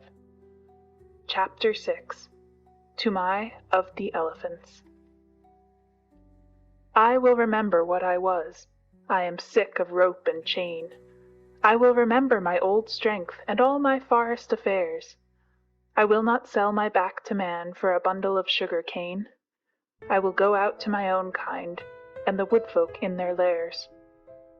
I will go out until the day, until the morning break, out to the wind's untainted kiss, the water's clean caress. I will forget my ankle ring and snap my picket stake. I will revisit my lost loves and playmates masterless. Kala Nag, which means black snake, had served the Indian government in every way that an elephant could serve it for 47 years, and as he was fully 20 years old when he was caught, that makes him nearly 70, a ripe age for an elephant. He remembered pushing, with a big leather pad on his forehead, at a gun stuck deep in mud, and that was before the Afghan War of 1842, and he had not then come to his full strength. His mother, Radha Pyari, Radha the Darling, who had been caught in the same drive with Kala Nag, told him, before his little milk tusks had dropped out, that elephants who were afraid always got hurt. And Kala Nag knew that that advice was good, for the first time that he saw a shell burst, he backed, screaming, into a stand of piled rifles, and the bayonets pricked him in all his softest places. So before he was 25, he gave up being afraid, and so he was the best loved and the best looked after elephant in the service of the government of India. He had carried tents, 1,200 pounds weight of tents, on the march in Upper India. He had been hoisted into a ship at the end of a steam crane and taken for days across the water, and made to carry a mortar on his back in a strange and rocky country very far from India, and had seen the Emperor Theodore lying dead in Magdala, and had come back again in the steamer entitled, so the soldiers said, to the Abyssinian War Medal. He had seen his fellow elephants die of cold and epilepsy, and starvation and sunstroke up at a place called Ali Masjid, 10 years later, and afterwards he had been sent down thousands of miles south to haul and pile big balks of teak in the timber yards at Moulmein. There he had half killed an insubordinate young elephant, who was shirking his fair share of work. After that he was taken off timber hauling and employed, with a few score other elephants who were trained to the business, in helping to catch wild elephants among the Garo hills. Elephants are very strictly preserved by the Indian government. There is one whole department which does nothing else but hunt them, and catch them, and break them in, and send them up and down the country as they are needed for work. Kala Nag stood 10 fair feet at the shoulders, and his tusks had been cut off short at 5 feet, and bound round the ends to prevent them splitting with bands of copper. But he could do more with those stumps than any untrained elephant could do with the real sharpened ones. When, after weeks and weeks of cautious driving of scattered elephants across the hills, the 40 or 50 wild monsters were driven into the last stockade, and the big drop gate, made of tree trunks lashed together, jarred down behind them, Kala Nag, at the word of command, would go into that flaring, trumpeting pandemonium, generally at night when the flickering of the torches made it difficult to judge distances, and, picking out the biggest and wildest tusker of the mob, would hammer him and hustle him into quiet, while the men on the backs of the other elephants roped and tied the smaller ones. There was nothing in the way of fighting that Kala Nag, the old wise black snake, did not know, for he had stood up more than once in his time to the charge of the wounded tiger, and, curling up his soft trunk to be out of harm's way, had knocked the springing brute sideways in mid-air with a quick sickle cut of his head that he had invented all by himself, had knocked him over and kneeled upon him with his huge knees till the life went out with a gasp and a howl, and there was only a fluffy striped thing on the ground for Kala Nag to pull by the tail. "Yes," said Big Toomai, his driver, the son of Black Toomai who had taken him to Abyssinia, and grandson of Toomai of the elephants who had seen him caught. "There is nothing that the black snake fears except me. He has seen 3 generations of us feed him and groom him, and he will live to see 4. "He is afraid of me also," said Little Toomai, standing up to his full height of 4 feet, with only one rag upon him. He was 10 years old, the eldest son of Big Toomai, and according to custom he would take his father's place on Kala Nag's neck when he grew up, and would handle the heavy iron ankus, the elephant goad, that had been worn smooth by his father and his grandfather and his great-grandfather. He knew what he was talking of, for he had been born under Kala Nag's shadow, had played with the end of his trunk before he could walk, had taken him down to water as soon as he could walk, and Kala Nag would no more have dreamed of disobeying his shrill little orders than he would have dreamed of killing him on that day when Big Toomai carried the little brown baby under Kala Nag's tusks and told him to salute his master that was to be. "Yes," said Little Toomai, "he is afraid of me." And he took long strides up to Kala Nag, called him a fat old pig, and made him lift up his feet one after the other. "Hwah," said Little Toomai, "thou art a big elephant." And he wagged his fluffy head, quoting his father. "The government may pay for elephants, but they belong to us mahouts. When thou art old, Kala Nag, there will come some rich Rajah, and he will buy thee from the government, on account of thy size and thy manners, and then thou wilt have nothing to do but to carry gold earrings in thy ears, and a gold howdah on thy back, and a red cloth covered with gold on thy sides, and walk at the head of the processions of the king. Then I shall sit on thy neck, O Kala Nag, with a silver ankus, and men will run before us with golden sticks, crying, 'Room for the king's elephant!' That will be good, Kala Nag, but not so good as this hunting in the jungles." "Humph," said Big Toomai, "thou art a boy, and as wild as a buffalo calf. This running up and down among the hills is not the best government service. I am getting old, and I do not love wild elephants. Give me brick elephant lines, one to stall each elephant, and big stumps to tie them safely, and flat, broad roads to exercise upon, instead of this come-and-go camping. Aha, the Cawnpore barracks were good. There was a bazaar close by, and only 3 hours' work a day." Little Toomai remembered the Cawnpore elephant lines, and said nothing. He very much preferred the camp life, and hated those broad, flat roads, with the daily grubbing for grass in the forage reserve, and the long hours when there was nothing to do except watch Kala Nag fidgeting in his pickets.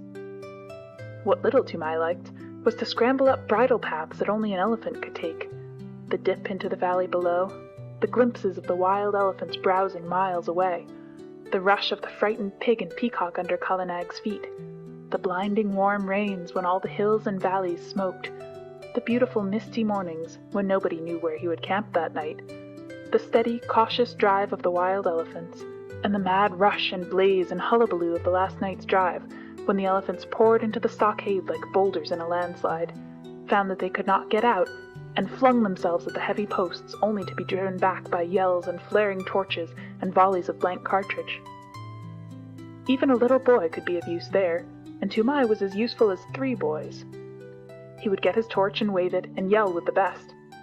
But the really good time came when the driving out began, and the Keta, that is, the stockade, looked like a picture of the end of the world, and men had to make signs to one another because they could not hear themselves speak. Then little Toomai would climb up to the top of one of the quivering stockade posts, his sun-bleached brown hair flying loose all over his shoulders, and he looking like a goblin in the torchlight. And as soon as there was a lull, you could hear his high-pitched yells of encouragement to Kala Nag, above the trumpeting and crashing and snapping of ropes and groans of the tethered elephants. Mail, Kala Nag! Go on, Black Snake! Danto! Give him the tusk! Somalo! Careful! Mar! Hit him! Mind the post! Alright, hi, yai! Kya-ah-ah! He would shout, and the big fight between Kala Nag and the wild elephant would sway to and fro across the Keta, and the old elephant catchers would wipe the sweat out of their eyes and find time to nod to little Toomai wriggling with joy on the top of the posts. He did more than wriggle. One night he slid down from the post and slipped in between the elephants, and threw up the loose end of a rope which had dropped to a driver who was trying to get a purchase on the leg of a kicking young calf.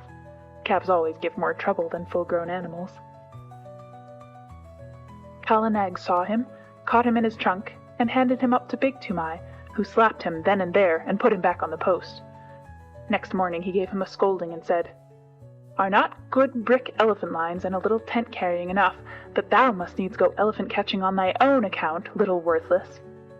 Now those foolish hunters, whose pay is less than my pay, have spoken to Peterson Sahib of the matter." Little Toomai was frightened. He did not know much of white men, but Peterson Sahib was the greatest white man in the world to him. He was the head of all the Keta operations, the man who caught all the elephants for the government of India, and who knew more about the ways of wild elephants than any living man. What will happen?" said little Toomai. "Happen? The worst that can happen. Peterson Sahib is a madman, else why should he go hunting these wild devils? He may even require thee to be an elephant catcher, to sleep anywhere in these fever-filled jungles, and at last to be trampled to death on the Keta. It is well that this nonsense ends safely. Next week the catching is over, and we of the plains are sent back to our stations. Then we will march on smooth roads and forget all this hunting. But, son, I am angry that thou shouldst meddle in the business that belongs to these dirty Assamese jungle folk. Kala Nag will obey none but me, so I must go with him into the Keta, but he is only a fighting elephant, and he does not help to rope them.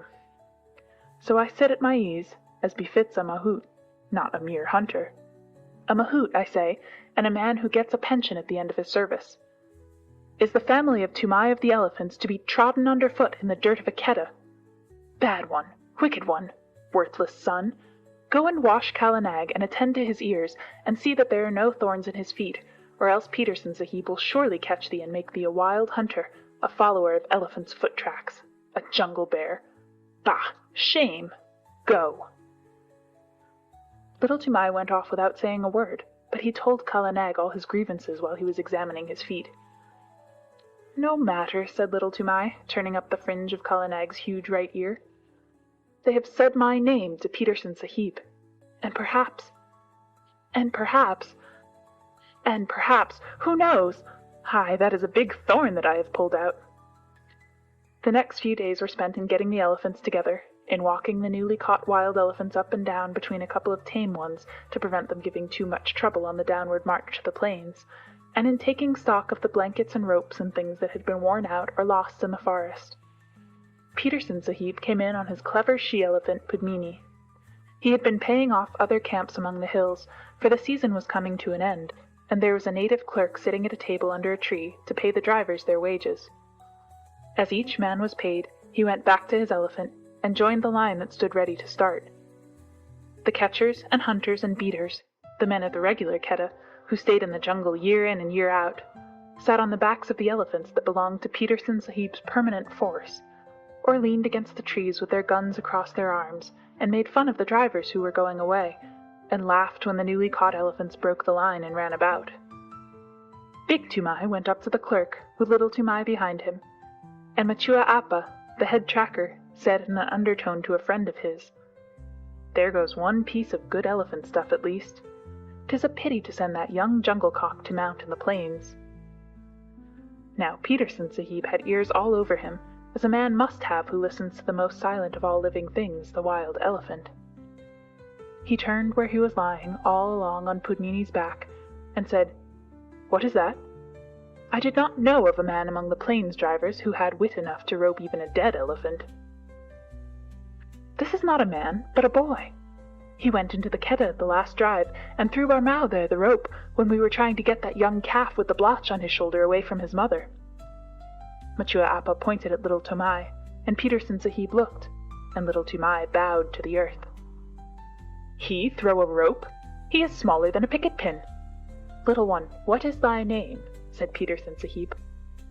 Little Toomai was too frightened to speak, but Kala Nag was behind him, and Toomai made a sign with his hand, and the elephant caught him up in his trunk and held him level with Pudmini's forehead, in front of the great Peterson Sahib. Then Little Toomai covered his face with his hands, for he was only a child, and except where elephants were concerned, he was just as bashful as a child could be. "Oh-ho," said Peterson Sahib, smiling under his mustache. "And why didst thou teach thy elephant that trick? Was it to help thee steal green corn from the roofs of the houses when the ears are put out to dry?" "Not green corn, protector of the poor. Melons," said Little Toomai, and all the men sitting about broke into a roar of laughter.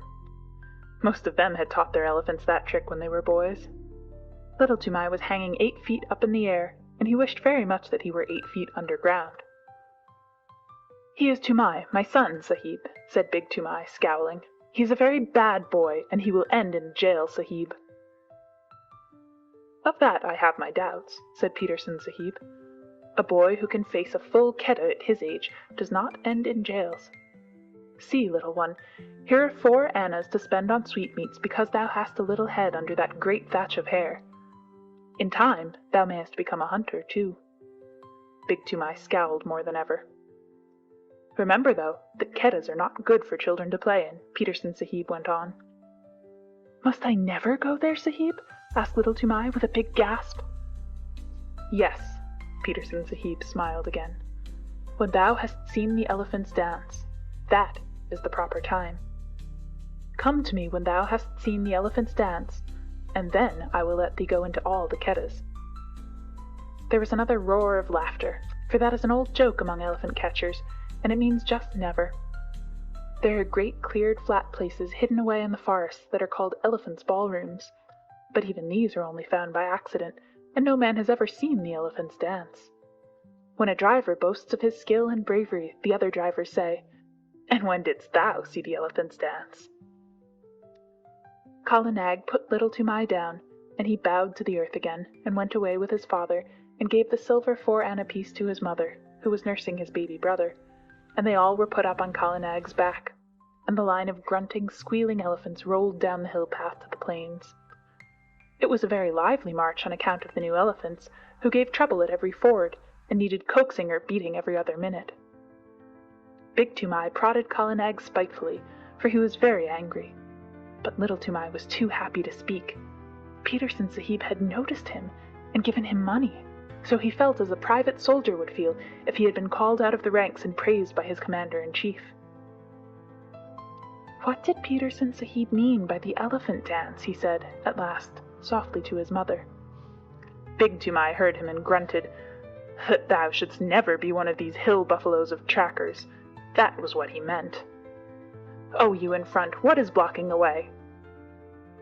An Assamese driver, 2 or 3 elephants ahead, turned round angrily, crying, "Bring up Kala Nag, and knock this youngster of mine into good behavior. Why should Peterson Sahib have chosen me to go down with you donkeys of the rice field? Lay your beast alongside, Tumai, and let him prod with his tusks. By all the gods of the hills, these new elephants are possessed, or else they can smell their companions in the jungle. Kala Nag hit the new elephant in the ribs and knocked the wind out of him, as Big Tumai said, "We have swept the hills of wild elephants at the last catch. It is only your carelessness in driving. Must I keep order along the whole line?"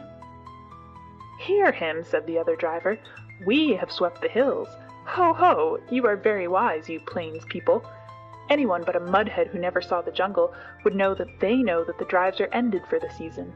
Therefore all the wild elephants tonight will... But why should I waste wisdom on a river turtle?" "What will they do?" Little Tumai called out. "Oh, hey, little one, art thou there? Well, I will tell thee, for thou hast a cool head. They will dance, and it behooves thy father, who has swept all the hills of all the elephants, to double chain his pickets tonight." "What talk is this?" said Big Tumai. "For 40 years, father and son, we have tended elephants, and we have never heard such moonshine about dances." "Yes, but a plain man who lives in a hut only knows the 4 walls of his hut." "Well, leave thy elephants unshackled tonight and see what comes. As for the dancing, I have seen the place where... Bap! How many windings has the Dihang River? Here's another ford, and we must swim the calves. Stop still, you behind there." And in this way, talking and wrangling and splashing through the rivers, they made their first march to a sort of receiving camp for the new elephants. But they lost their tempers long before they got there. Then the elephants were chained by their hind legs to the big stumps of pickets, and extra ropes were fitted to the new elephants, and the fodder was piled before them, and the hill drivers went back to Peterson Sahib through the afternoon light, telling the plains drivers to be extra careful that night, and laughing when the plains drivers asked the reason. Little Tumai attended to Kala Nag's supper, and as evening fell, wandered through the camp, unspeakably happy, in search of a tom-tom. When an Indian child's heart is full, he does not run about and make noise in an irregular fashion. He sits down to a sort of revel all by himself. And Little Tumai had been spoken to by Peterson Sahib. If he had not found what he wanted, I believe he would have been ill. But the sweetmeat seller in the camp lent him a little tom-tom, a drum beaten with the flat of the hand, and he sat down, cross-legged, before Kala Nag as the stars began to come out, the tom-tom in his lap, and he thumped and he thumped and he thumped, and the more he thought of the great honor that had been done to him, the more he thumped, all alone among the elephant fodder. There was no tune and no words, but the thumping made him happy. The new elephants strained at their ropes, and squealed and trumpeted from time to time, and he could hear his mother in the camp. Hut putting his small brother to sleep with an old song about the great god Shiv, who once told all the animals what they should eat. It is a very soothing lullaby, and the first verse says, "Shiv, who poured the harvest and made the winds to blow, sitting at the doorways of a day of long ago, gave to each his portion, food and toil and fate, from the king upon the guddy to the beggar at the gate. All things made he, Shiva the preserver. Mahadeo, Mahadeo, he made them all. Thorn for the camel, fodder for the kine, and mother's heart for sleepyhead, O little son of mine."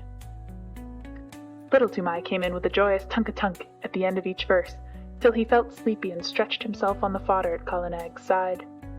At last the elephants began to lie down one after another, as is their custom, till only Kala Nag at the right of the line was left standing up, and he rocked slowly from side to side, his ears put forward to listen to the night wind as it blew very softly across the hills. The air was full of all the night noises that, taken together, make one big silence.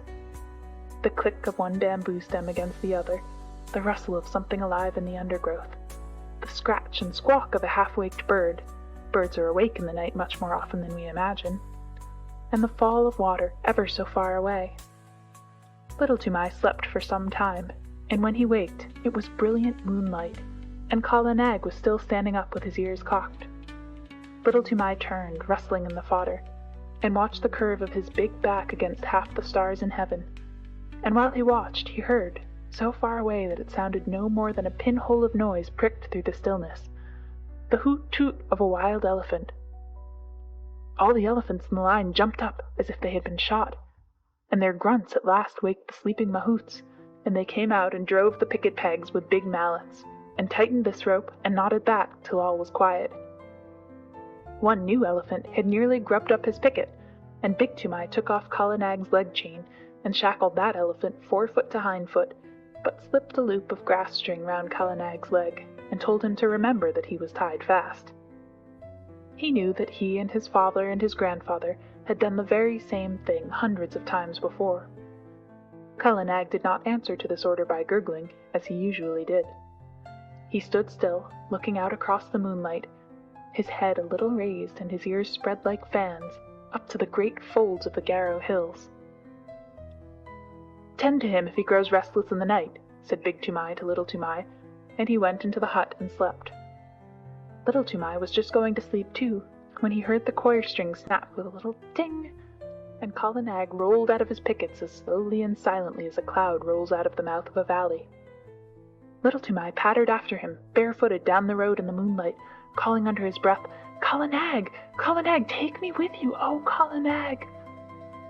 The elephant turned, without a sound, took 3 strides back to the boy in the moonlight, put down his trunk, swung him up to his neck, and almost before Little Toomai had settled his knees, slipped into the forest. There was one blast of furious trumpeting from the lines, and then the silence shut down on everything, and Kala Nag began to move. Sometimes a tuft of high grass washed along his sides as a wave washes along the sides of a ship, and sometimes a cluster of wild pepper vines would scrape along his back, or a bamboo would creak where his shoulder touched it. But between those times he moved absolutely without any sound, drifting through the thick Garo forest as though it had been smoke. He was going uphill, but though Little Toomai watched the stars in the rifts of the trees, he could not tell in what direction. Then Kala Nag reached the crest of the ascent and stopped for a minute, and Little Toomai could see the tops of the trees lying all speckled and furry under the moonlight for miles and miles, and the blue-white mist over the river in the hollow.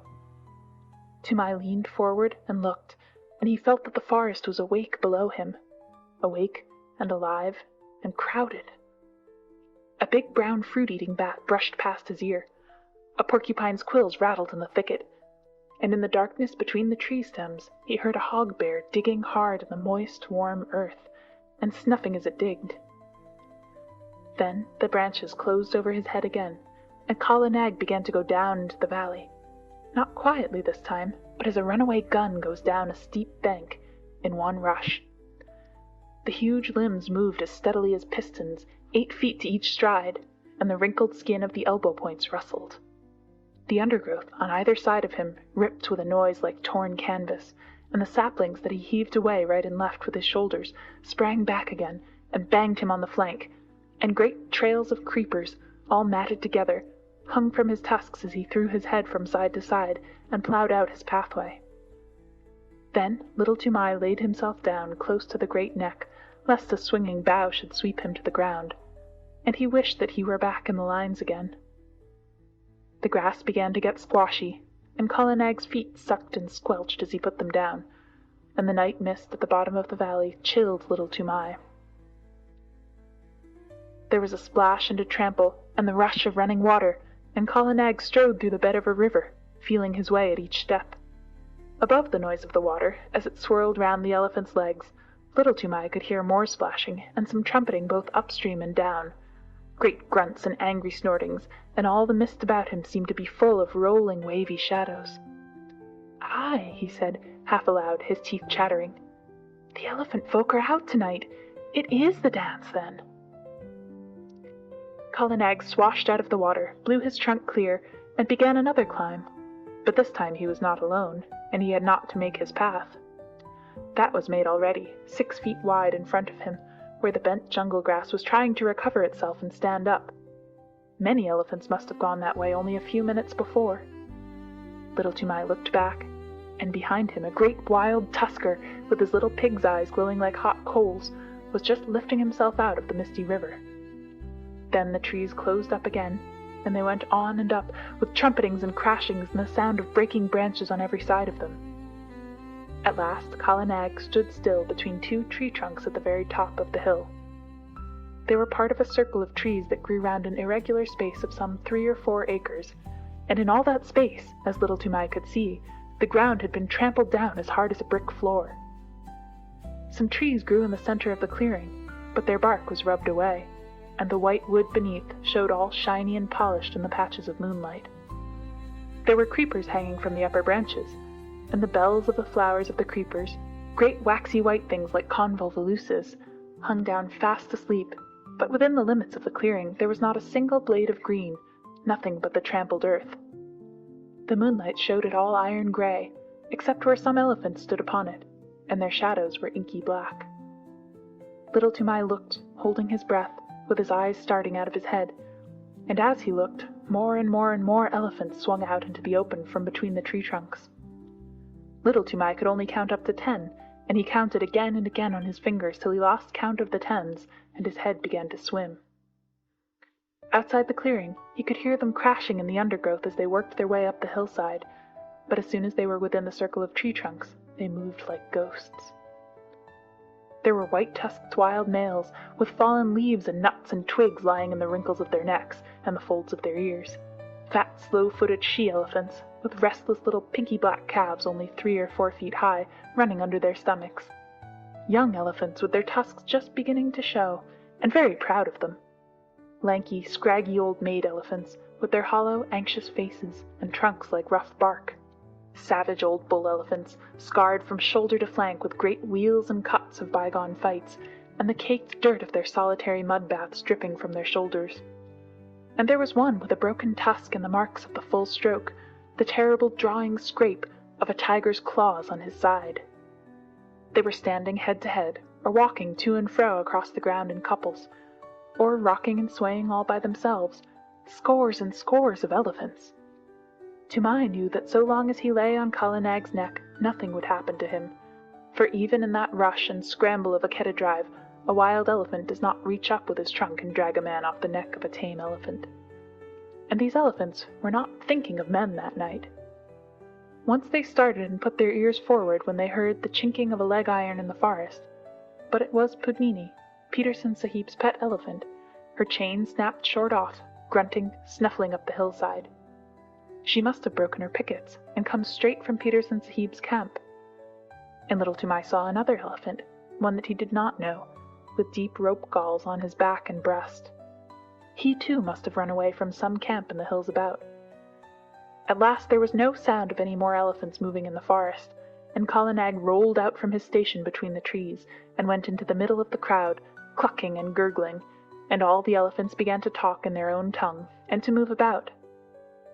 Still lying down, Little Toomai looked down upon scores and scores of broad backs, and wagging ears, and tossing trunks, and little rolling eyes. He heard the click of tusks as they crossed other tusks by accident, and the dry rustle of trunks twined together, and the chafing of enormous sides and shoulders in the crowd, and the incessant flick and hiss of the great tails.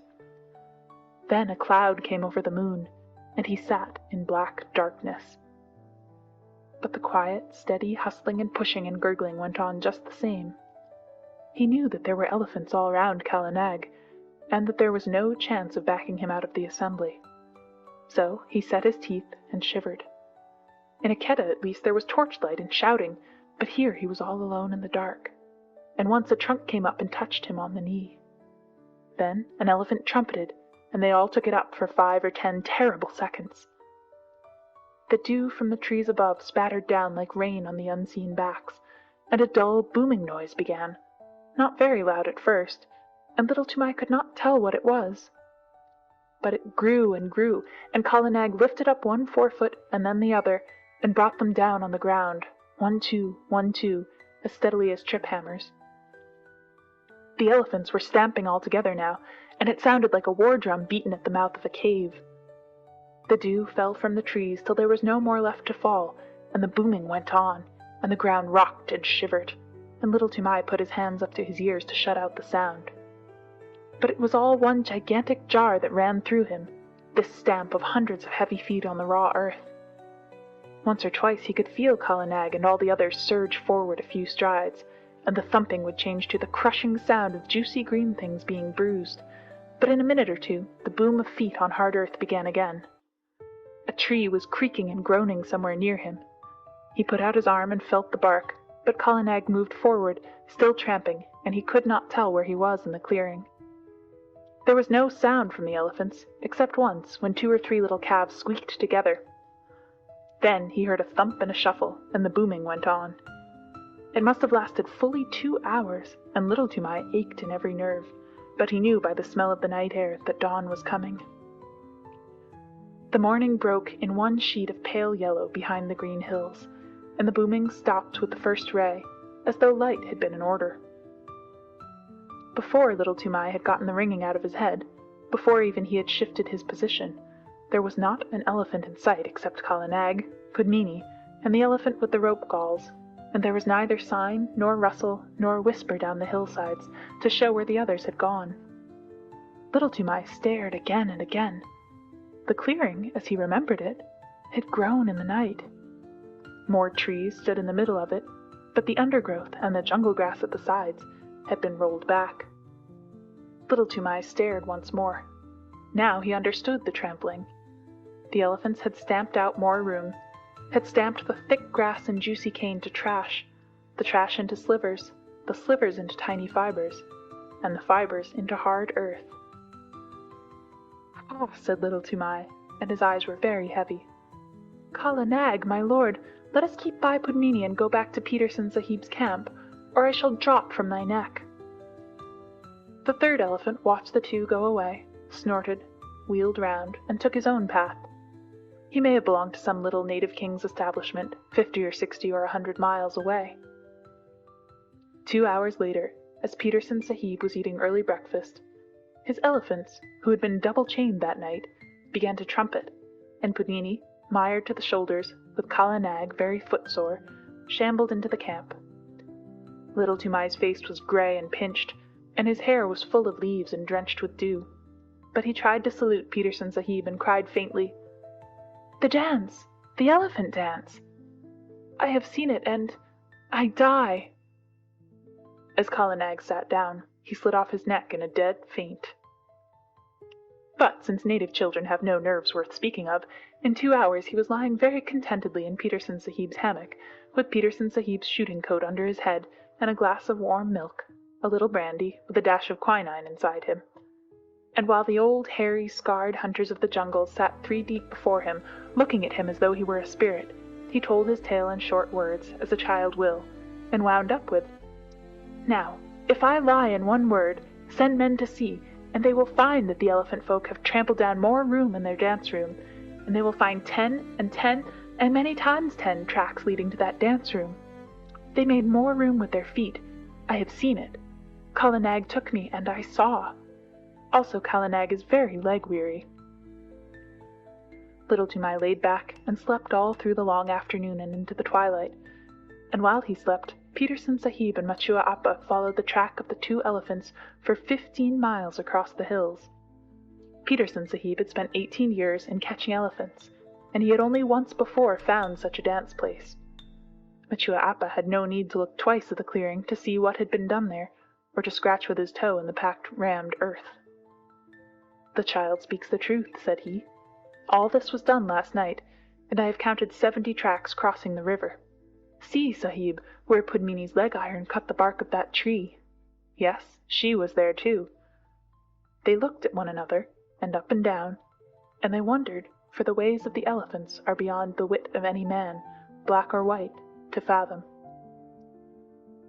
40 years and 5, said Matua Appa, have I followed my lord the elephant, but never have I heard that any child of man had seen what this child has seen. By all the gods of the hills, what can we say? And he shook his head. When they got back to the camp, it was time for the evening meal. Peterson Sahib ate alone in his tent, but he gave orders that the camp should have 2 sheep and some fowls, as well as a double ration of flour and rice and salt, for he knew that there would be a feast.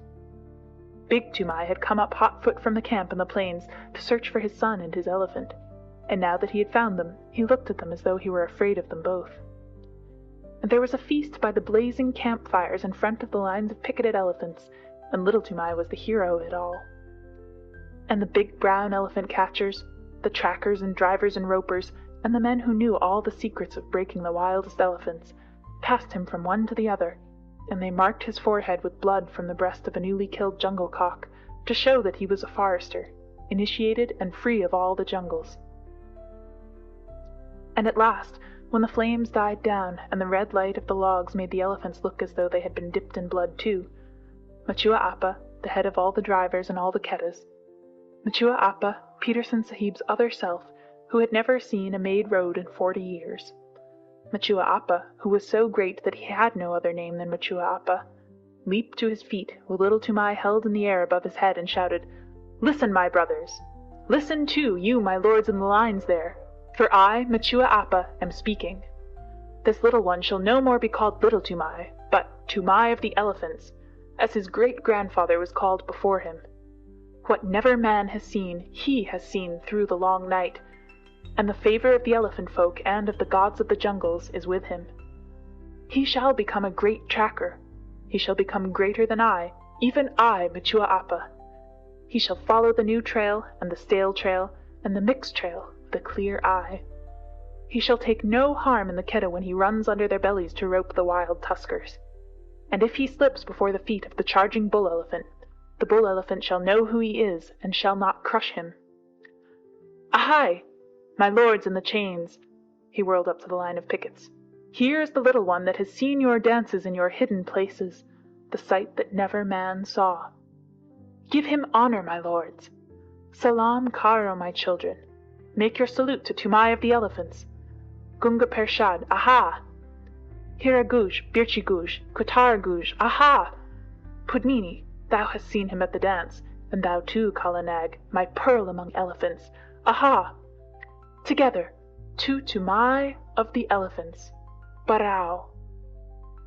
And at that last wild yell, the whole line flung up their trunks till the tips touched their foreheads, and broke out into the full salute, the crashing trumpet peal that only the Viceroy of India hears, the Salamut of the Kedda.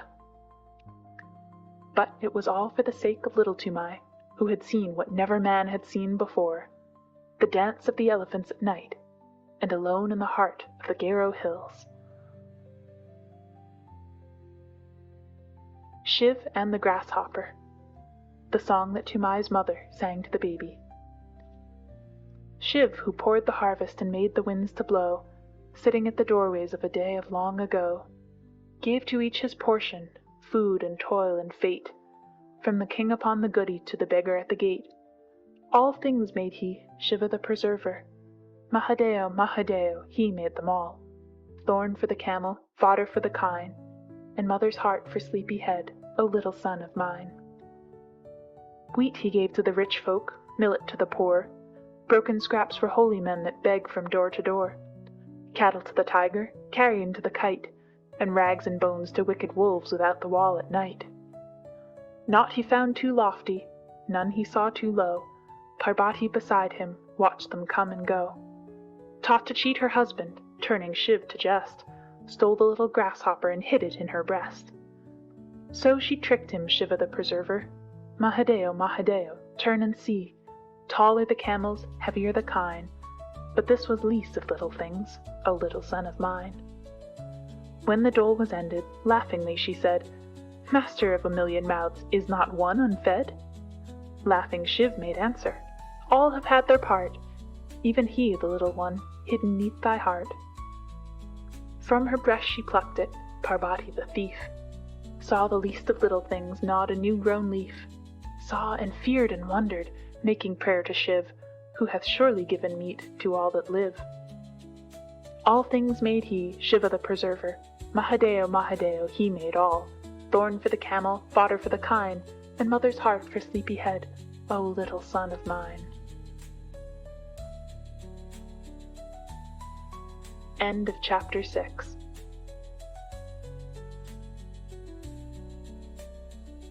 Chapter 7. Servants of the Queen. You can work it out by fractions, or by simple rule of 3, but the way of Tweedledum is not the way of Tweedledee. You can twist it, you can turn it, you can plait it till you drop, but the way of Pilly-Winky's not the way of Winky-Pop.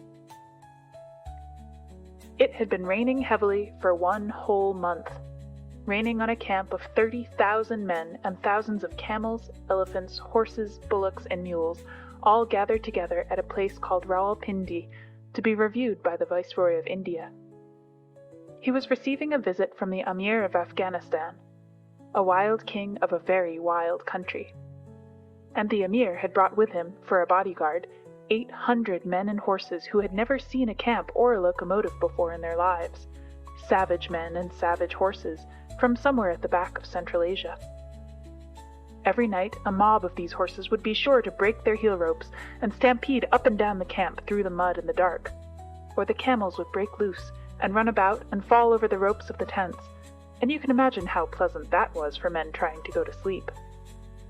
My tent lay far away from the camel lines, and I thought it was safe, but one night a man popped his head in and shouted, "Get out, quick! They're coming! My tent's gone!" I knew who they were, so I put on my boots and waterproof and scuttled out into the slush. Little Vixen, my fox terrier, went out through the other side, and then there was a roaring and a grunting and a bubbling, and I saw the tent cave in as the pole snapped and began to dance about like a mad ghost. A camel had blundered into it, and wet and angry as I was, I could not help laughing. Then I ran on, because I did not know how many camels might have got loose, and before long I was out of sight of the camp, plowing my way through the mud. At last I fell over the tail end of a gun, and by that knew I was somewhere near the artillery lines, where the cannons were stacked at night. As I did not want to plouder about any more in the drizzle and the dark, I put my waterproof over the muzzle of one gun, and made a sort of wigwam with 2 or 3 rammers that I found, and lay along the tail of another gun, wondering where Vixen had got to, and where I might be. Just as I was getting ready to go to sleep, I heard a jingle of harness and a grunt, and a mule passed me shaking his wet ears. He belonged to a screw gun battery, for I could hear the rattle of the straps and rings and chains and things on his saddle pad. The screw guns are the tiny little cannons made in 2 pieces that are screwed together when the time comes to use them. They are taken up mountains, anywhere that a mule can find a road. They are very useful for fighting in rocky country. Behind the mule there was a camel, with his big soft feet squelching and slipping in the mud, and his neck bobbing to and fro like a strayed hen's. Luckily, I knew enough of beast language, not wild beast language, but camp beast language, of course, from the natives to know what he was saying. He must have been the one that flopped into my tent, for he called to the mule, "What shall I do? Where shall I go? I have fought with a white thing that waved, and it took a stick and hit me on the neck." That was my broken tent pole, and I was very glad to know it. "Shall we run on?" "Oh, it was you," said the mule. "You and your friends that have been disturbing the camp? All right, you'll be beaten for this in the morning, but I may as well give you something on account now." I heard the harness jingle as the mule backed and caught the camel 2 kicks in the ribs that rang like a drum. Another time, he said, "You'll know better than to run through a mule battery at night shouting, 'Thieves and fire!' Sit down and keep your silly neck quiet." The camel doubled up camel fashion, like a 2-foot rule, and sat down whimpering. There was a regular beat of hoofs in the darkness, and a big troop horse cantered up as steadily as though he were on parade, jumped a gun-tail, and landed close to the mule. "It's disgraceful," he said, blowing out his nostrils. "These camels have racketed through our lines again, 3rd time this week. How's a horse to keep up his condition if he isn't allowed to sleep? Who's here?"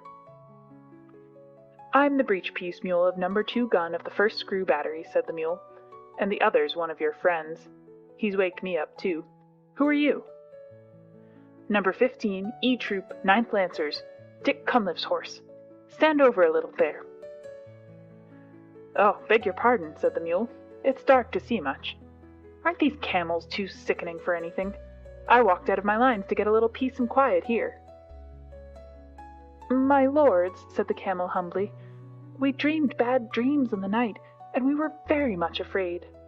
I am only a baggage camel of the 39th Native Infantry, and I am not as brave as you are, my lords." "Then why didn't you stay and carry baggage for the 39th Native Infantry, instead of running all around the camp?" said the mule. "They were such very bad dreams," said the camel. "I am sorry. Listen, what is that? Shall we run on again?" "Sit down," said the mule, "or you'll snap your long stick legs between the guns." He cocked one ear and listened. "Bullocks," he said. "Gun bullocks. On my word, you and your friends have waked the camp very thoroughly. It takes a good deal of prodding to put up a gun bullock." I heard a chain dragging along the ground, and a yoke of the great sulky white bullocks that drag the heavy siege guns when the elephants won't go any nearer to the firing came shouldering along together. And almost stepping on the chain was another battery mule, calling wildly for Billy. "That's one of our recruits," said the old mule to the troop horse. "He's calling for me. Here, youngster, stop squealing. The dark never hurt anybody yet." The gun bullocks lay down together and began chewing the cud, but the young mule huddled close to Billy. "Things," he said. "Fearful and horrible things, Billy. They came into our lines while we were asleep. Do you think they'll kill us?" "I've a very great mind to give you a #1 kicking," said Billy. "The idea of a 14-hand mule with your training disgracing the battery before this gentleman." "Gently, gently," said the troop horse. "Remember, they are always like this to begin with. The first time I ever saw a man, it was in Australia when I was a 3-year-old. I ran for half a day, and if I'd seen a camel, I should be running still." Nearly all our horses for the English cavalry are brought to India from Australia, and are broken in by the troopers themselves. "True enough," said Billy. "Stop shaking, youngster. The first time they put the full harness with all its chains on my back, I stood on my forelegs and kicked every bit of it off. I hadn't learned the real science of kicking then, but the battery said they'd never seen anything like it." "But this wasn't harness or anything that jingled," said the young mule. "You know, I don't mind that now, Billy. It was the things like trees, and they fell up and down the lines and bubbled, and my head rope broke, and I couldn't find my driver, and I couldn't find you, Billy, so I ran off with these gentlemen." Said Billy. "As soon as I heard the camels were loose, I came away on my own account. When a battery, a screw-gun mule, calls gun bullocks gentlemen, he must be very badly shaken up. Who are you fellows on the ground there?" The gun bullocks rolled their cuds and answered both together, "The 7th yoke of the 1st gun of the big gun battery. We were asleep when the camels came, but when we were trampled on we got up and walked away. It is better to lie quiet in the mud than to be disturbed on good bedding. We told your friend here that there was nothing to be afraid of, but he knew so much that he thought otherwise. Wah!" They went on chewing. "That comes of being afraid," said Billy. "You get laughed at by gun bullocks. I hope you like it, young'un." The young mule's teeth snapped, and I heard him say something about not being afraid of any beefy old bullock in the world. But the bullocks only clicked their horns together and went on chewing. "Now, don't be angry after you've been afraid. That's the worst kind of cowardice," said the troop horse. "Anybody can be forgiven for being scared in the night, I think, if they see things they don't understand. We've broken out of our pickets again and again, 450 of us, just because a new recruit got to telling tales of whip snakes at home in Australia till we were scared to death of the loose ends of our head ropes." "That's all very well in camp," said Billy. "I'm not above stampeding myself for the fun of the thing, when I haven't been out for a day or two. But what do you do on active service?" "Oh, that's quite another set of new shoes," said the troop horse. "Dick Cunliffe's on my back then, and drives his knees into me, and all I have to do is to watch where I am putting my feet, and to keep my hind legs well under me, and be bridle-wise." "What's bridle-wise?" said the young mule. "By the blue gums of the black blocks," snorted the troop horse. "Do you mean to say that you aren't taught to be bridle-wise in your business? How can you do anything unless you can spin round at once when the rein is pressed on your neck? It means life or death to your man, and of course that's life or death to you. Get round with your hind legs under you the instant you feel the rein on your neck. If you haven't room to swing round, rear up a little and come round on your hind legs. That's being bridle-wise." "We aren't taught that way," said Billy the mule stiffly. "We're taught to obey the man at our head, step off when he says, and step in when he says so. I suppose it comes to the same thing. Now, with all this fine fancy business and rearing, which must be very bad for your hocks, what do you do?" "Well, that depends," said the troop horse. "Generally, I have to go in among a lot of yelling, hairy men with knives. long shiny knives, worse than the farrier's knives, and I have to take care that Dick's boot is just touching the next man's boot without crushing it. I can see Dick's lance to the right of my right eye, and I know I'm safe. I shouldn't care to be the man or horse that stood up to Dick and me when we're in a hurry." "Don't the knives hurt?" said the young mule. "Well, I got one cut across the chest once, but that wasn't Dick's fault."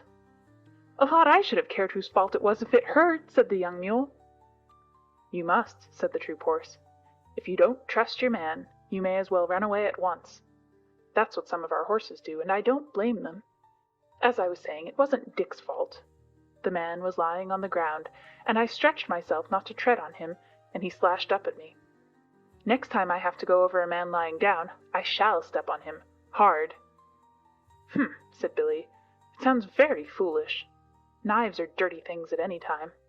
The proper thing to do is to climb up a mountain with a well-balanced saddle, hang on by all 4 feet and your ears too, and creep and crawl and wiggle along till you come out hundreds of feet above anyone else, on a ledge where there's just room enough for your hoofs. Then you stand still and keep quiet. Never ask a man to hold your head, young'un. Keep quiet while the guns are being put together, and then you watch the little poppy shells drop down into the treetops ever so far below." "Don't you ever trip?" said the troop horse. "They say that when a mule trips, he can split a hen's ear," said Billy. "Now and again, perhaps a badly packed saddle will upset a mule, but it's very seldom. I wish I could show you our business. It's beautiful. Why, it took me 3 years to find out what the men were driving at. The science of the thing is never to show up against the skyline, because if you do, you may get fired at. Remember that, young'un. Always keep hidden as much as possible, even if you have to go a mile out of your way. I lead the battery when it comes to that sort of climbing." "Fired at without the chance of running into the people who are firing?" said the troop horse, thinking hard. "I couldn't stand that. I should want to charge, with Dick." "Oh, no, you wouldn't. You know that as soon as the guns are in position, they'll do the charging. That's scientific and neat, but knives, pah!" The baggage camel had been bobbing his head to and fro for some time past, anxious to get a word in edgewise. Then I heard him say, as he cleared his throat nervously, I have fought a little, but not in that climbing way or that running way." "No, now you mention it," said Billy, "you don't look as though you were made for climbing or running much. Well, how was it, old hay bales?" "The proper way," said the camel. "We all sat down—" "Oh, my crupper and breastplate," said the troop horse under his breath. "Sat down." "We sat down, 100 of us," the camel went on, "in a big square, and the men piled our kajawas, our packs and saddles, outside the square, and they fired over our backs, the men did, on all sides of the square." "What sort of men? Any men that came along?" said the troop horse. "They teach us in riding school to lie down and let our masters fire across us, but Dick Cunliffe is the only man I'd trust to do that. It tickles my girths, and besides, I can't see with my head on the ground." "What does it matter who fires across you?" said the camel. "There are plenty of men and plenty of other camels close by, and a great many clouds of smoke. I am not frightened then. I sit still and wait." "And yet," said Billy, "you dream bad dreams and upset the camp at night. Well, well, before I'd lie down, not to speak of sitting down, and let a man fire across me, my heels and head would have something to say to each other. Did you ever hear anything so awful as that?" There was a long silence, and then one of the gun bullocks lifted up his big head and said, "This is very foolish indeed. There's only one way of fighting." "Oh, go on," said Billy. "Please don't mind me.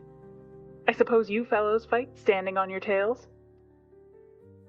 "Only one way," said the two together. They must have been twins. "This is that way. To put all 20 yoke of us to the big gun as soon as Two Tails trumpets." Two Tails is camp slang for the elephant. "What does Two Tails trumpet for?" said the young mule. "To show that he is not going any nearer to the smoke on the other side. Two Tails is a great coward. Then we tug the big gun all together. Hey-ya! Hola! Hee-ya! Hola!" We do not climb like cats, nor run like calves. We go across the level plain, 20 yoke of us, till we are unyoked again, and we graze while the big guns talk across the plain to some town with mud walls, and pieces of the wall fall out, and the dust goes up, as though many cattle were coming home."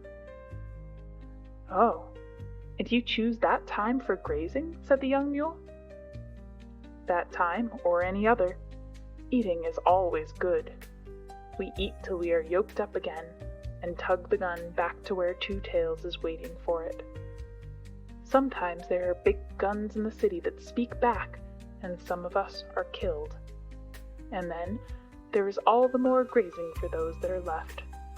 This is fate, nothing but fate. Nonetheless, Two Tails is a great coward. That is the proper way to fight. We are brothers from Hapur. Our father was a sacred bull of Shiva. We have spoken." "Well, I've certainly learned something tonight," said the troop horse. "Do you gentlemen of the screw gun battery feel inclined to eat when you are being fired at with big guns, and Two Tails is behind you?" "About as much as we feel inclined to sit down and let men sprawl all over us, or run into people with knives. I never heard such stuff. A mountain ledge, a well-balanced load, a driver you can trust to let you pick your own way, and I'm your mule. But the other things, no," said Billy, with a stamp of his foot. "Of course," said the troop horse, "everyone is not made in the same way, and I can quite see that your family, on your father's side, would fail to understand a great many things." "Never you mind my family on my father's side," said Billy angrily, for every mule hates to be reminded that his father was a donkey. "My father was a southern gentleman, and he could pull down and bite and kick into rags every horse he came across. Remember that, you big brown Brumby."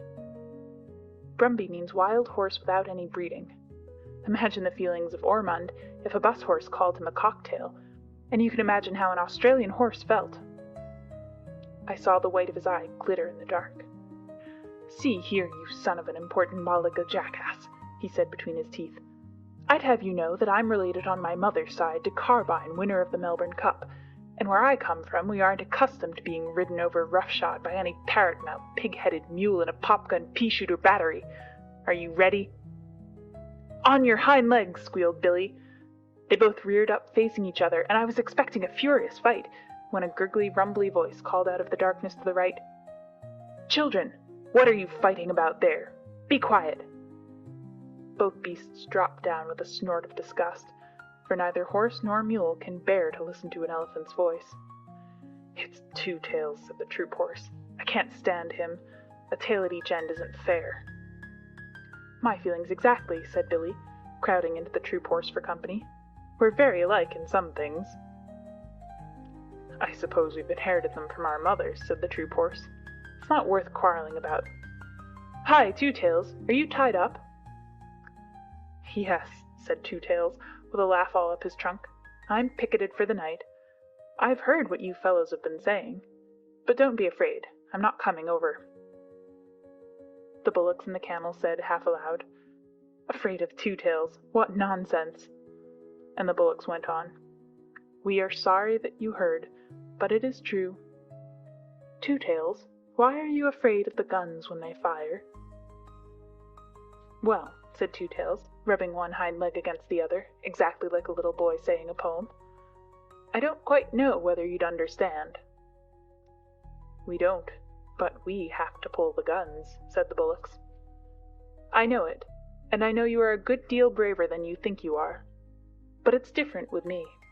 My battery captain called me a pachydermatous anachronism the other day." "That's another way of fighting, I suppose," said Billy, who was recovering his spirits. "You don't know what that means, of course, but I do. It means betwixt and between, and that is just where I am. I can see inside my head what will happen when a shell bursts, and you bullocks can't." "I can," said the troop horse, "at least a little bit. I try not to think about it." "I can see more than you do, and I do think about it. I know there's a great deal of me to take care of, and I know that nobody knows how to cure me when I'm sick. All they can do is to stop my driver's pay till I get well, and I can't trust my driver. "Ah," said the troop horse, "that explains it. I can trust Dick." "You could put a whole regiment of Dicks on my back without making me feel any better. I know just enough to be uncomfortable, and not enough to go on in spite of it." "We do not understand," said the bullocks. "I know you don't. I'm not talking to you. You don't know what blood is." "We do," said the bullocks. "It is red stuff that soaks into the ground and smells." The troop horse gave a kick and a bound and a snort. "Don't talk of it," he said. "I can smell it now, just thinking of it. It makes me want to run, when I haven't Dick on my back." "But it's not here," said the camel and the bullocks. "Why are you so stupid?" "It's vile stuff," said Billy.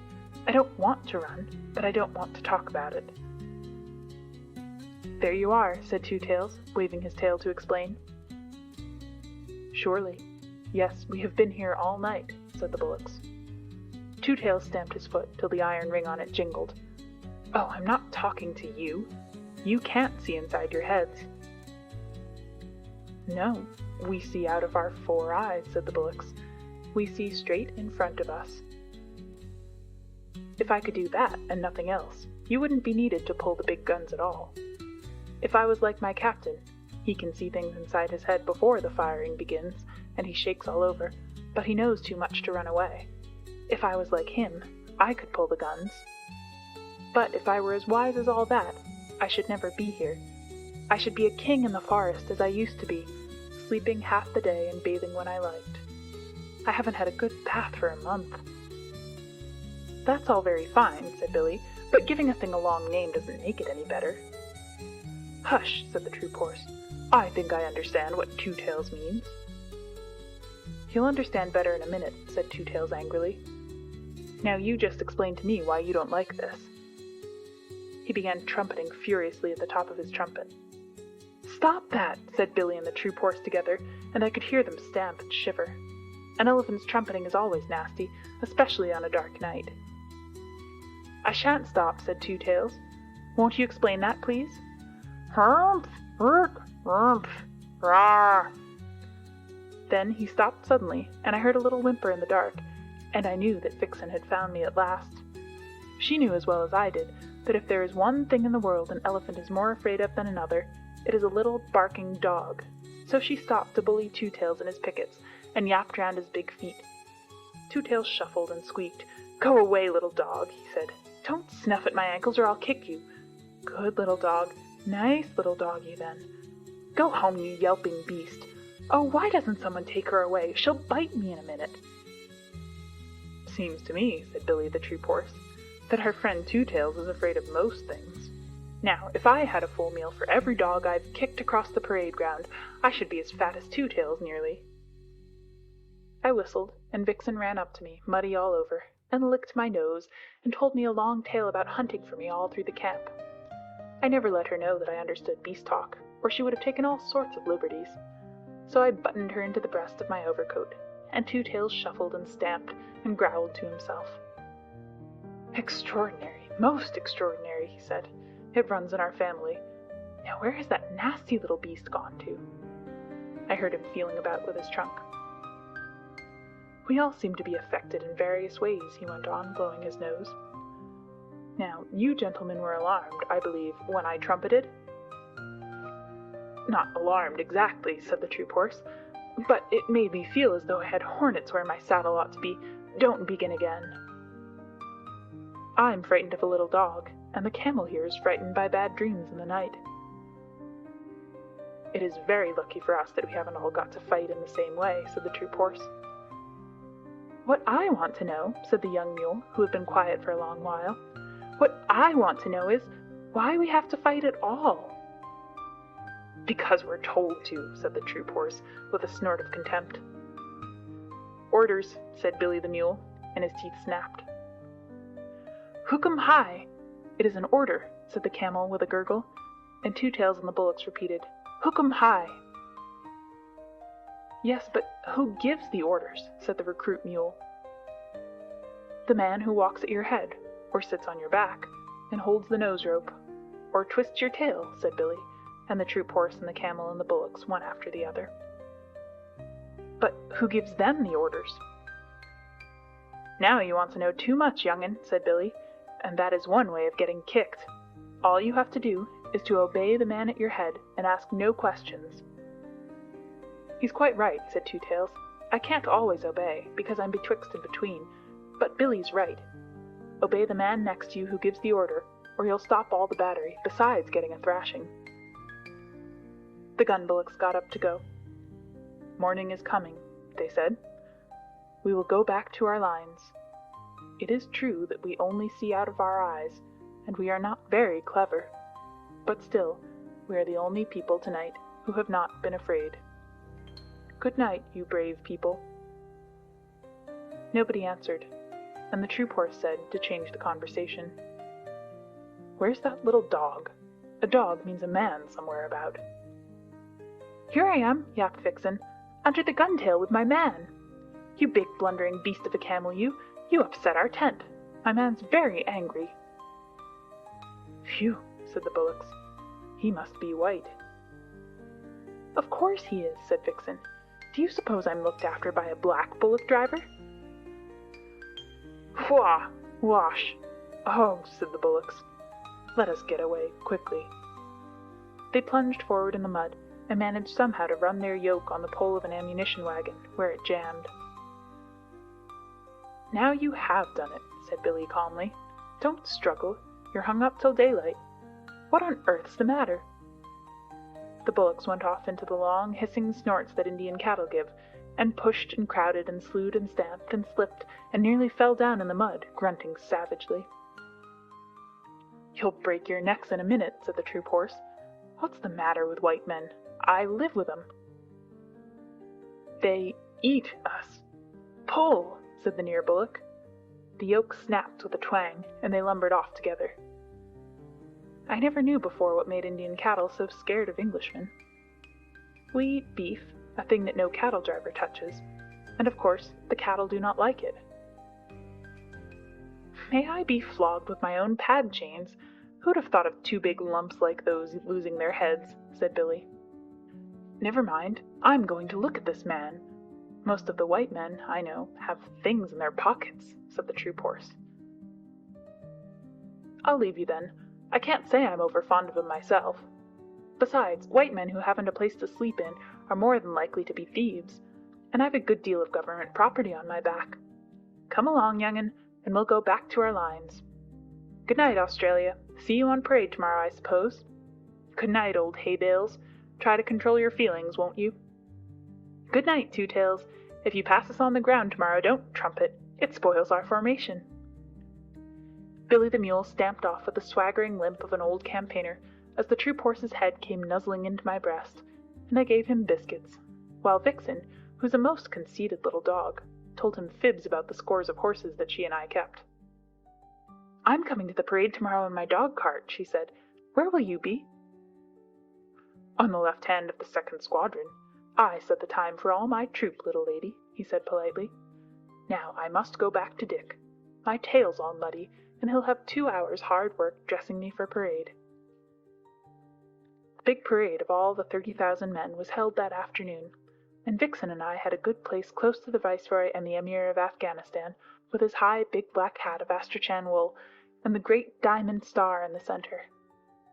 The first part of the review was all sunshine, and the regiments went by in wave upon wave of legs all moving together, and guns all in a line, till our eyes grew dizzy. Then the cavalry came up to the beautiful cavalry canter of Bonnie Dundee, and Vixen cocked her ear where she sat on the dog-cart. The 2nd Squadron of the Lancers shot by, and there was the troop horse, with his tail like spun silk, his head pulled into his breast, one ear forward and one back, setting the time for all his squadron, his legs going as smoothly as waltz music.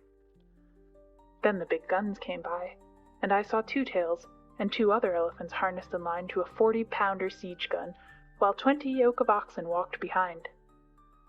The 7th pair had a new yoke, and they looked rather stiff and tired. Last came the screw guns, and Billy the mule carried himself as though he commanded all the troops, and his harness was oiled and polished till it winked. I gave a cheer all by myself for Billy the mule, but he never looked right or left. The rain began to fall again, and and for a while it was too misty to see what the troops were doing. They had made a big half-circle across the plain and were spreading out into a line. That line grew and grew and grew till it was 3/4 of a mile long from wing to wing, one solid wall of men, horses, and guns. Then it came on straight toward the Viceroy and the Emir, and as it got nearer the ground began to shake like the deck of a steamer when the engines are going fast. Unless you have been there, you cannot imagine what a frightening effect the steady come-down of troops has on the spectators, even when they know it is only a review. I looked at the Emir. Up till then he had not shown the shadow of a sign of astonishment or anything else, but now his eyes began to get bigger and bigger, and he picked up the reins on his horse's neck and looked behind him. For a minute it seemed as though he was going to draw his sword and slash his way out through the English men and women in the carriages at the back. Then the advance stopped dead, the ground stood still, the whole line saluted, and 30 bands began to play all together. That was the end of the review, and the regiments went off to their camps in the rain, and an infantry band struck up with, "The animals went in 2 by 2, hurrah! The animals went in 2 by 2, the elephant and the battery mule, and they all got into the ark, for to get out of the rain." Then I heard an old, grizzled, long-haired Central Asian chief who had come down with the Emir, asking questions of a native officer. "Now," said he, "in what manner was this wonderful thing done?" And the officer answered, "An order was given, and they obeyed." "But are the beasts as wise as the men?" said the chief. "They obey, as the men do.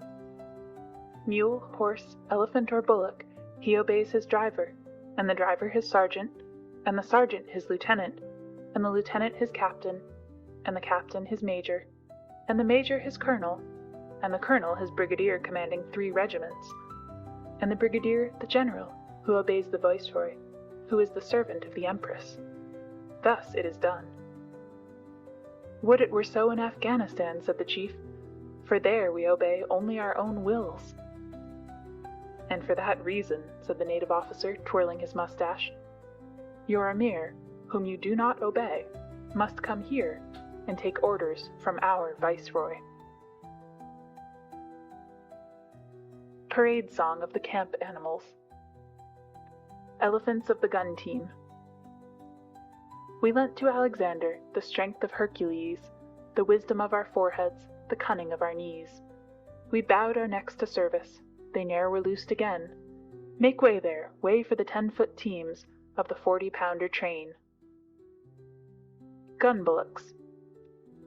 Those heroes in their harnesses avoid a cannonball, and what they know of powder upsets them one and all. Then we come into action and tug the guns again. Make way there, way for the 20 yoke of the 40-pounder train. Cavalry horses. By the brand on my shoulder, the finest of tunes is played by the lancers, hussars, and dragoons, and it's sweeter than stables or water to me, the cavalry canter of bonny Dundee. Then feed us and break us, and handle and groom, and give us good riders and plenty of room, and launch us in column of squadron and see the way of the war horse to bonny Dundee. Screw-gun mules. As me and my companions were scrambling up a hill, the path was lost in rolling stones, but we went forward still. For we can wriggle and climb, my lads, and turn up everywhere. Oh, it's our delight on a mountain height, with a leg or 2 to spare. Good luck to every sergeant, then, that lets us pick our road. Bad luck to all the drivermen that cannot pack a load. For we can wriggle and climb, my lads, and turn up everywhere.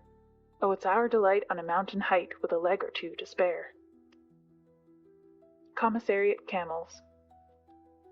We haven't a camelty tune of our own to help us trollop along, but every neck is a hair trombone, rat-ta-ta is a hair trombone, and this is our marching song. Can't, don't, shan't, won't, pass it along the line. Somebody's pack has slid from his back, wish it were only mine. Somebody's load has tipped off in the road, cheer for a halt and a row. Or, yar, grr, ar, somebody's catching it now. All the beasts together. Children of the camp are we, serving each in his degree, children of the yoke and goad, pack and harness, pad and load. See our line across the plain, like a heel rope bent again, reaching, writhing, rolling far, sweeping all away to war. While the men that walk beside, dusty, silent, heavy-eyed, cannot tell why we or they march and suffer day by day. Children of the camp are we, serving each in his degree, children of the yoke and goad, pack and harness, pad and load. End of Chapter 7. End of The Jungle Book by Rudyard Kipling.